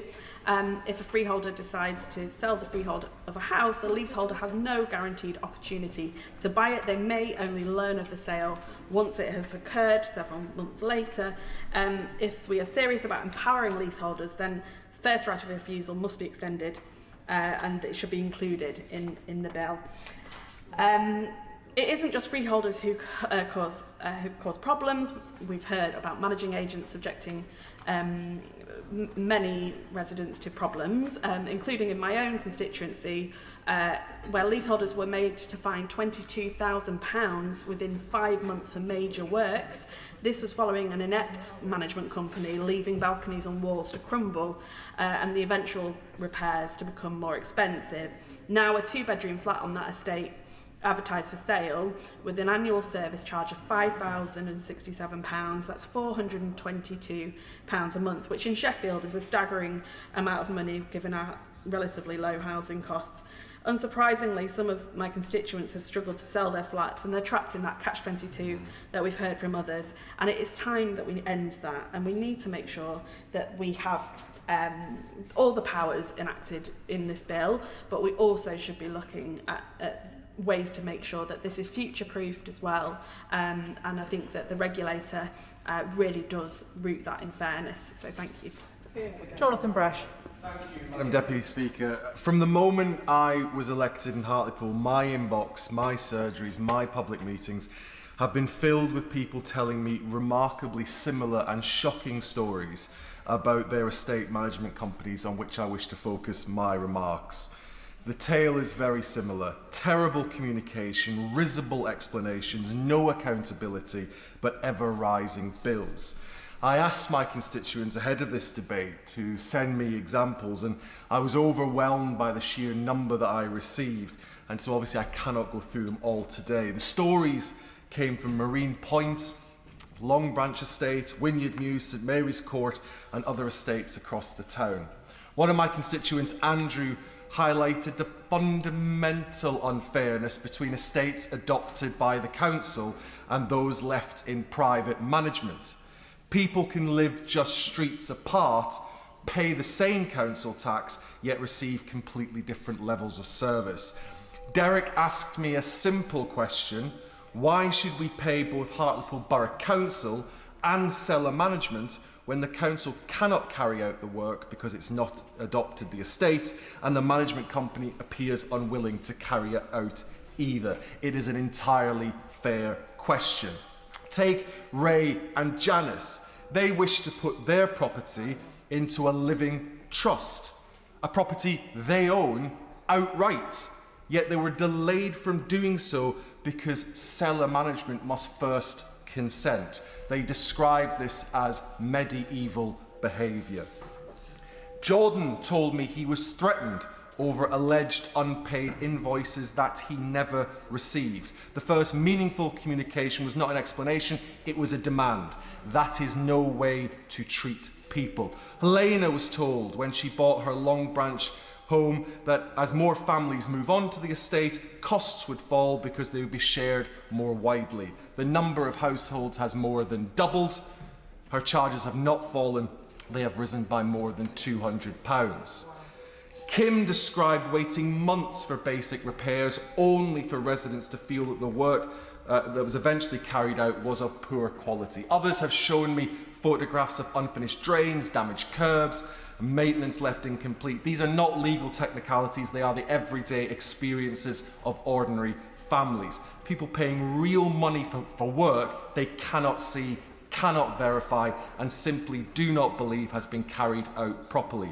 My constituent Christine, whose property is managed by Kingston, told me residents were collectively charged around £24,000 to repaint a block of flats on the headland. Within 3 months, the paint was already peeling. Residents Order!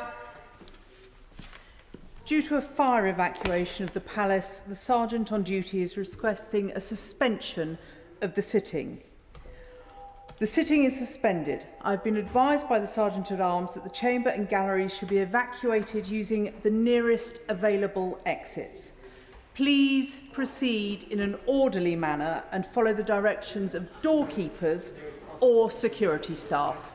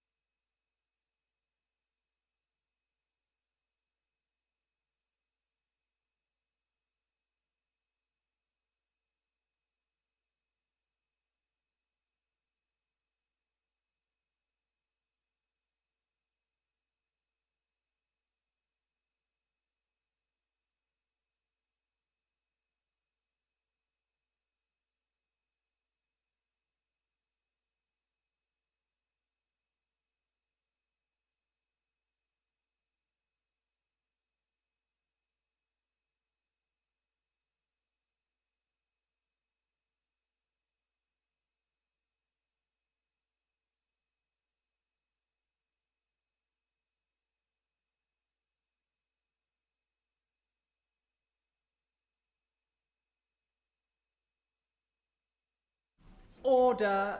The sitting is resumed. Before I call upon Jonathan Brash to conclude his speech, the remaining members will have a time limit of 3 minutes. Jonathan Brash. Thank you, Madam Deputy Speaker. As I was saying, I welcome the government's commitment to leasehold reform, but ministers must ensure that estate management companies are not treated as an afterthought. The Leasehold and Freehold Reform Act 2024 provides important powers that have not yet been brought into force, so I do urge ministers to do that. But I would conclude by saying estates do need to be managed, but we should go back to how they were managed, by local authorities. This is the way to truly fix the system, ensure that every estate is adopted by every council and drive these estate management companies into the dust where they belong. Thank you, Madam Deputy Speaker. Yuan Yang. Thank you, Madam Deputy Speaker. I'll start by thanking the Housing Minister for all of his work on these landmark common hold reforms. His work has been tireless. I only hope that he finds my constant lobbying not too tiresome. I also thank the member for Vauxhall and Camberwell for her leadership on this issue. And I also do want to mention my parents and grandparents who are in the gallery today. And I thank them for making sure that throughout my childhood we had a roof over my head. Thanks to their efforts, I have enjoyed the childhood tour around all the various property tenures possible under English law, from council to private rental to leasehold to freehold, and a brief interlude as lodgers in a community Christian church. When my parents moved to Early, they bought a freehold house that was built in the 1960s. It came with no strings attached. If they had bought the same house built in the last 2 decades in a new build estate, it would have likely come with estate charges, with sang charges for some, and often with low quality roads and communal infrastructure that will never have any route to adoption by the local council. They would have had to pay a contract, they would have had a contract to pay these fees to a property manager, someone they didn't choose, and who they almost certainly cannot leave. 5 million leaseholders as well face similar fees, from ground rent to property management charges that are very difficult to change. Now, what has happened over those few decades to make things so much worse for young families moving into new builds today than it was for those young families moving into new builds in the 1960s? The negotiations and the relationships between developers and local authorities, as other members have pointed out, have taken a turn for the worse. And as a result, over 1,000 constituents have been in touch with me seeking advice for taking control of property management and breaking free of the monopoly that is held over them. The problems are not just about charges. In 2024, the average annual service charge bill rose 11% to £2,300. It's 4 times the rate of inflation over the same period. And that means the average service charge now exceeds the average cost of all other utilities combined. In Shinfield, my constituents have been impacted beyond just this. They also pay a suitable alternative natural green space charge. Following negotiations instigated by myself between the landowners and the residents, they are still waiting for a final agreed position. And they face a lack of transparency. The residents of First Port in Woodley, for example, have negotiated through me a service charge freeze with their managing agents, but they still have lack of transparency about the underlying charges. That's why, yes. I think the honourable gentleman might heed the fact that members are on a very tight time limit, and he has not been present for any of the debate until this point. Yuan Yang. Thank you, Madam Deputy Speaker. I want to quote from one final resident in a First Port estate called June. I'm afraid that all the years of bullying, alternating with being ignored by First Port on all levels, have finally taken their toll on my mental health, she says. And therefore it's time for better regulation. Kat Eccles. Thank you, Madam Deputy Speaker. Even before coming to this place as a local councillor, I've dealt with so many issues relating to leasehold, property management and unadopted estates. A notable example is the Dalton Brook estate in my Stourbridge constituency, a mixed freehold and leasehold estate with houses and apartments built just over a decade ago by Taylor Wimpey and managed by Trinity Estates. Residents have been dogged by issues from day one, with a lack of transparency around estate management charges and decision-making, inheriting responsibility for communal land and infrastructure, and an associated public open space linked to the estate with no clear management and future transfer plan. Can I just pay tribute to Alan Watts, the lead resident of the Dalton Brook Action Group, and all the residents who have worked closely with me to hold the developer and the managing agent to account and unpick the multitude of issues that exist on mixed estates like this. I worked with the residents, the council, the managing agent and the developer to get the estate up to an adoptable standard, and this was not a quick process with pushback every step of the way. Developers should not be allowed to leave estates in an adoptable condition, and especially not to use it to generate more money from residents. Yeah. So I hope the Minister can look at how we can facilitate retrospective action for existing estates suffering with the leasehold system as well as new ones. And as part of the Labour leasehold group of MPs, we challenged Trinity Estates CEO directly on poor practice. And it was clear there was a total lack of oversight from head office as to what happens out on the ground. They promised they would do better, but Alan and the other Dalton Brook residents have seen nothing change. I also just want to raise concerns about the use of leasehold in retirement apartments such as Webb Court in Stourbridge, managed by Firstport. Residents seeking to enjoy their retirement are left stressed and frustrated by poor communication, lack of accountability, and with an agent who seems to see the residents as a hindrance rather than customers to serve. Recently, Firstport took the decision to upgrade the alarm call system. Not a problem, but the way this was done meant elderly residents faced a sudden demand of a lump sum of £1,100 to be paid immediately. And following my intervention, this magically reduced to £300, and we further negotiated a payment plan. But this was despite nearly £100,000 sitting in the reserve fund. I've also supported with other issues in other retirement complexes with other managing agents, such as lifts left unfixed, as we've heard today, and residents harassed for payments that they have already made. So I hope the Minister could consider the impact on our older generation in such situations, so they treated with the respect and dignity that they deserve. Yeah. Brings us to the front bench. Gideon Amos, Lib Dem.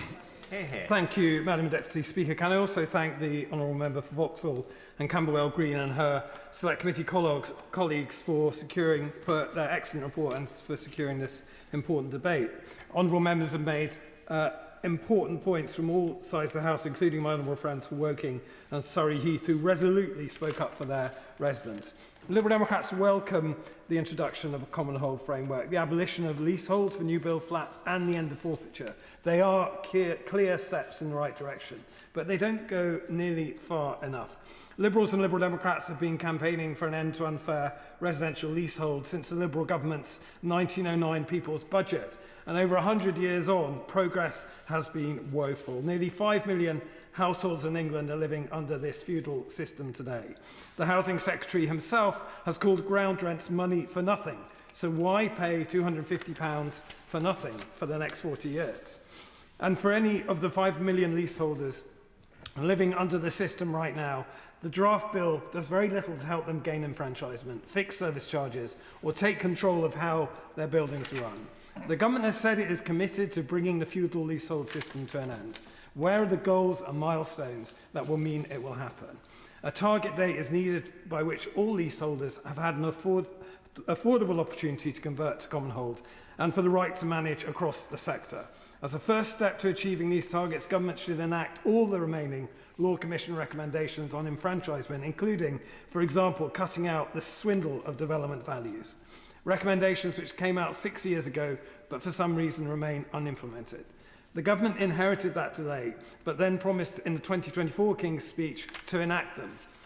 Let me give the House a specific example of what delay in following through those recommendations means in practice. One constituent in Taunton and Wellington went through the right to manage process as it stands. It took him 4 years, and he told me it felt like a full-time job.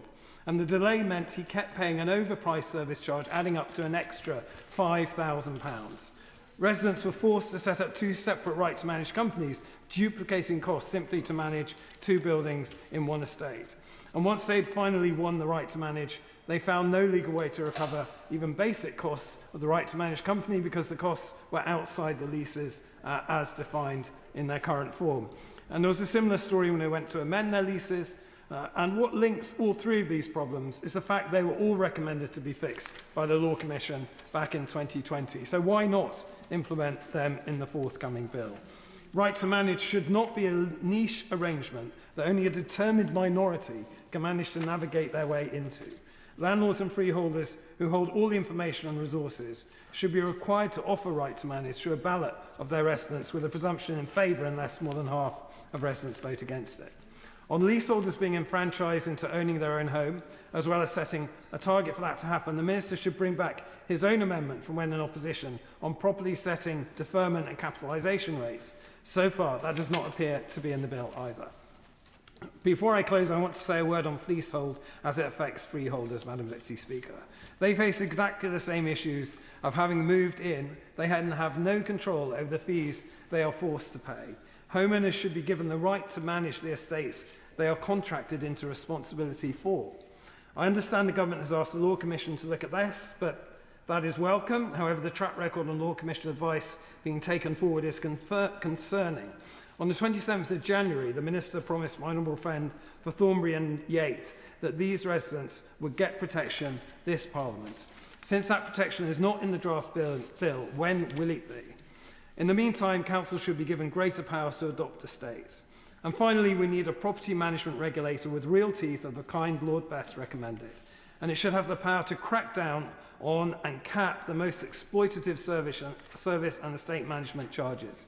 It's been 6 years since the Law Commission recommendations, Madam Deputy Speaker, 7 years since the Lord Best report, and it'll be 42 years before leaseholders are free of the scourge of ground rent. And we still have no goal from the Government on how long it will take for the majority of leaseholders to enfranchise or gain right to manage, or for freehold estates to be sorted out. So in closing, Madam Deputy Speaker, I ask the Minister for three things: enact the remaining Law Commission recommendations so leaseholders get the support they need, create a regulator as a matter of urgency and give it teeth to end rip-off charges, and set a clear timetable for enfranchisement and right to manage becoming the norm so people win control over their home. Let us free people from the leasehold trap. Liberal Democrats would do that without delay. Shadow Minister Gareth Bacon. Thank you very much, Madam Deputy Speaker. And I would like to start my contribution by thanking the Honourable Lady, the member for Vauxhall and Camberwell Green, for securing and leading this important debate. I would also like to pay tribute to the work of the MHCLG Select Committee that they've undertaken under her leadership to look into this issue, which generated a 159-page report containing a series of recommendations and the debate that we are having today. Now, Madam Deputy Speaker, I am conscious of time, so I will not comment on the contributions that we have heard from across the House today. But I would like to extend my thanks to honourable members on all sides who have made considered and important contributions to this debate. Madam Deputy Speaker, the opposition is supportive of leasehold reform. There are, as we've heard a multitude of times, approximately 5 million leasehold properties across England and Wales, and it's clear that the leasehold system is one that comes with its own problems and requires changes. For too many leaseholders, the costs just keep piling up. In 2023-24, the average ground rent paid by a leaseholder in England was £304. And that comes alongside a 5.8% increase in the annual service charge value, taking the average annual cost to nearly £3,000, and in London those costs are even higher, with an average of £412 for ground rent, while service charges can sit at around £8,000 in some modern high-rises. Even at their highest, the costs continue to rise and bring more and more uncertainty for leaseholders. Service charges, in particular, can see astronomical rises, leaving leaseholders paying thousands of pounds more than they would ever have intended or believed that they would, and leaving some flats virtually impossible to sell. On top of this, for too many leaseholders, the costs that they pay often come with no transparency about how their money is spent, how spending decisions are reached, and who signs off on them. The lack of clarity over these costs is an issue that cannot be ignored by policymakers, and knowledge of these problems is not new. In 2018, the previous government established a Regulation of Property Agents Working Group under the chairmanship of the Noble Lord Best. The group examined the key issues impacting leaseholders and the need for reform in the sector. The group issued its report in 2019 and proposed a new regulator and regulatory regime and new enforcement system. Neither the previous government nor the current one did a great deal to bring this about, and 7 years later, we still await any meaningful government action building on the recommendations of the report, and the draft bill is silent on this issue. And it's not the only thing that leaseholders have to wait for, because for 2 years the government have not yet implemented the full measures promised in the Conservative government's Leasehold and Freehold Reform Act. The government have said that they have their own plans for leasehold reform, but the leaseholders have, time and time again, been told to wait for a new bill because of significant flaws in LAFRA. For 2 years, we've been told that the Act requires primary legislation to fix it, but nothing has been done. And the draft bill produced by the government in January this year does not address the supposed flaws of the previous Act. Now, this does rather beg the question of where is that legislation and what is taking so long? Why is the government proposing to bring forward a common hold and leasehold reform bill that does not offer these fixes? If the eventual bill remains in line with the previously published draft bill, when can we expect the next bill to address those changes? Because assuming the length of this Parliament goes the full term, we are now 40% of the way through the life of this Parliament. And we've had more Secretaries of State in that time than actual leasehold reforms. The Housing Minister himself spent the end of his time in opposition highlighting the need for speedy implementation of leaseholders' new rights, pressing the previous Conservative government to, and I quote, "Give us a sense of the timetabling of some of the more important provisions in the bill, because leaseholders watching our proceedings will want to know when the rights provided for by the bill can be enjoyed." Well, he was clearly correct. So I do wonder what the Shadow Minister of that day would say to the Housing Minister of today. I believe he'd ask the same question as me. If not now, when? When can leaseholders expect to see their rights put into force? At the end of January this year, the government published the draft Common Hold and Leasehold Reform Bill, and according to the draft bill, leaseholders can expect a ban on leasehold for most new flats, a new common hold system including rules for mixed use, mandatory reserve funds and quicker debt recovery, a ground rent cap of £250 a year for many existing leases, which reduces to a peppercorn after 40 years. Abolition of forfeiture and the introduction of a more proportionate court-based enforcement regime and the repeal of rent charge powers on freehold estates. Perhaps most eye-catching is the much-touted ground rent cap, as the chair of the Select Committee set out in her opening speech. Madam Deputy Speaker, the opposition does recognise the need to support leaseholders facing high costs. But while capping ground rent may sound like the silver bullet, for many leaseholders it might actually be closer to a damp squib. And this is because ground rent is usually nowhere near the level of service charges, which can have a genuine and very real impact on a buyer's ability to find a mortgage. For the many leaseholders burdened by excessive and unclear service charges and rising council tax, the ground rent cap is a mirage in the desert of higher council taxes, escalating service charges and poor building management. And while this move may have some marginal benefit for leaseholders, there could be ramifications elsewhere. Investors have expressed deep-seated concerns about the potential impacts on investor confidence and faith in the UK system. This is because the UK has long been seen as a safe, secure and predictable place for sound investment. And ground rent investments favoured by the UK pension funds, amongst others, have become an important part of that environment. So the government's plans to unilaterally and retrospectively revoke key aspects of pre-existing ground rent contracts have rippled through our financial districts and risk significantly negative impacts on investor confidence with a wider undermining of the economy. And the risk of freeholder insolvencies does exist and could be dangerous, and the government knows this, because their own impact statement lists freeholder insolvencies as a realistic cost, which could have spillover impacts on leaseholders. If the government get this wrong, there could end up being with a significant, albeit unintended, risk to leaseholders, people with families, mortgages, or living in their first ever home. So, Madam Deputy Speaker, all of this begs the question, why is the government's focus on ground rent and not on service charges? And I hope the Minister will take the necessary time to address these very real fears and explain his choice.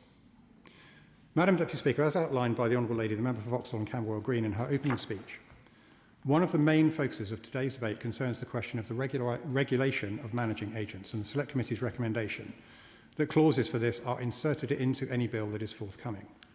We've heard compelling arguments from honourable members across the House and powerful testimonies.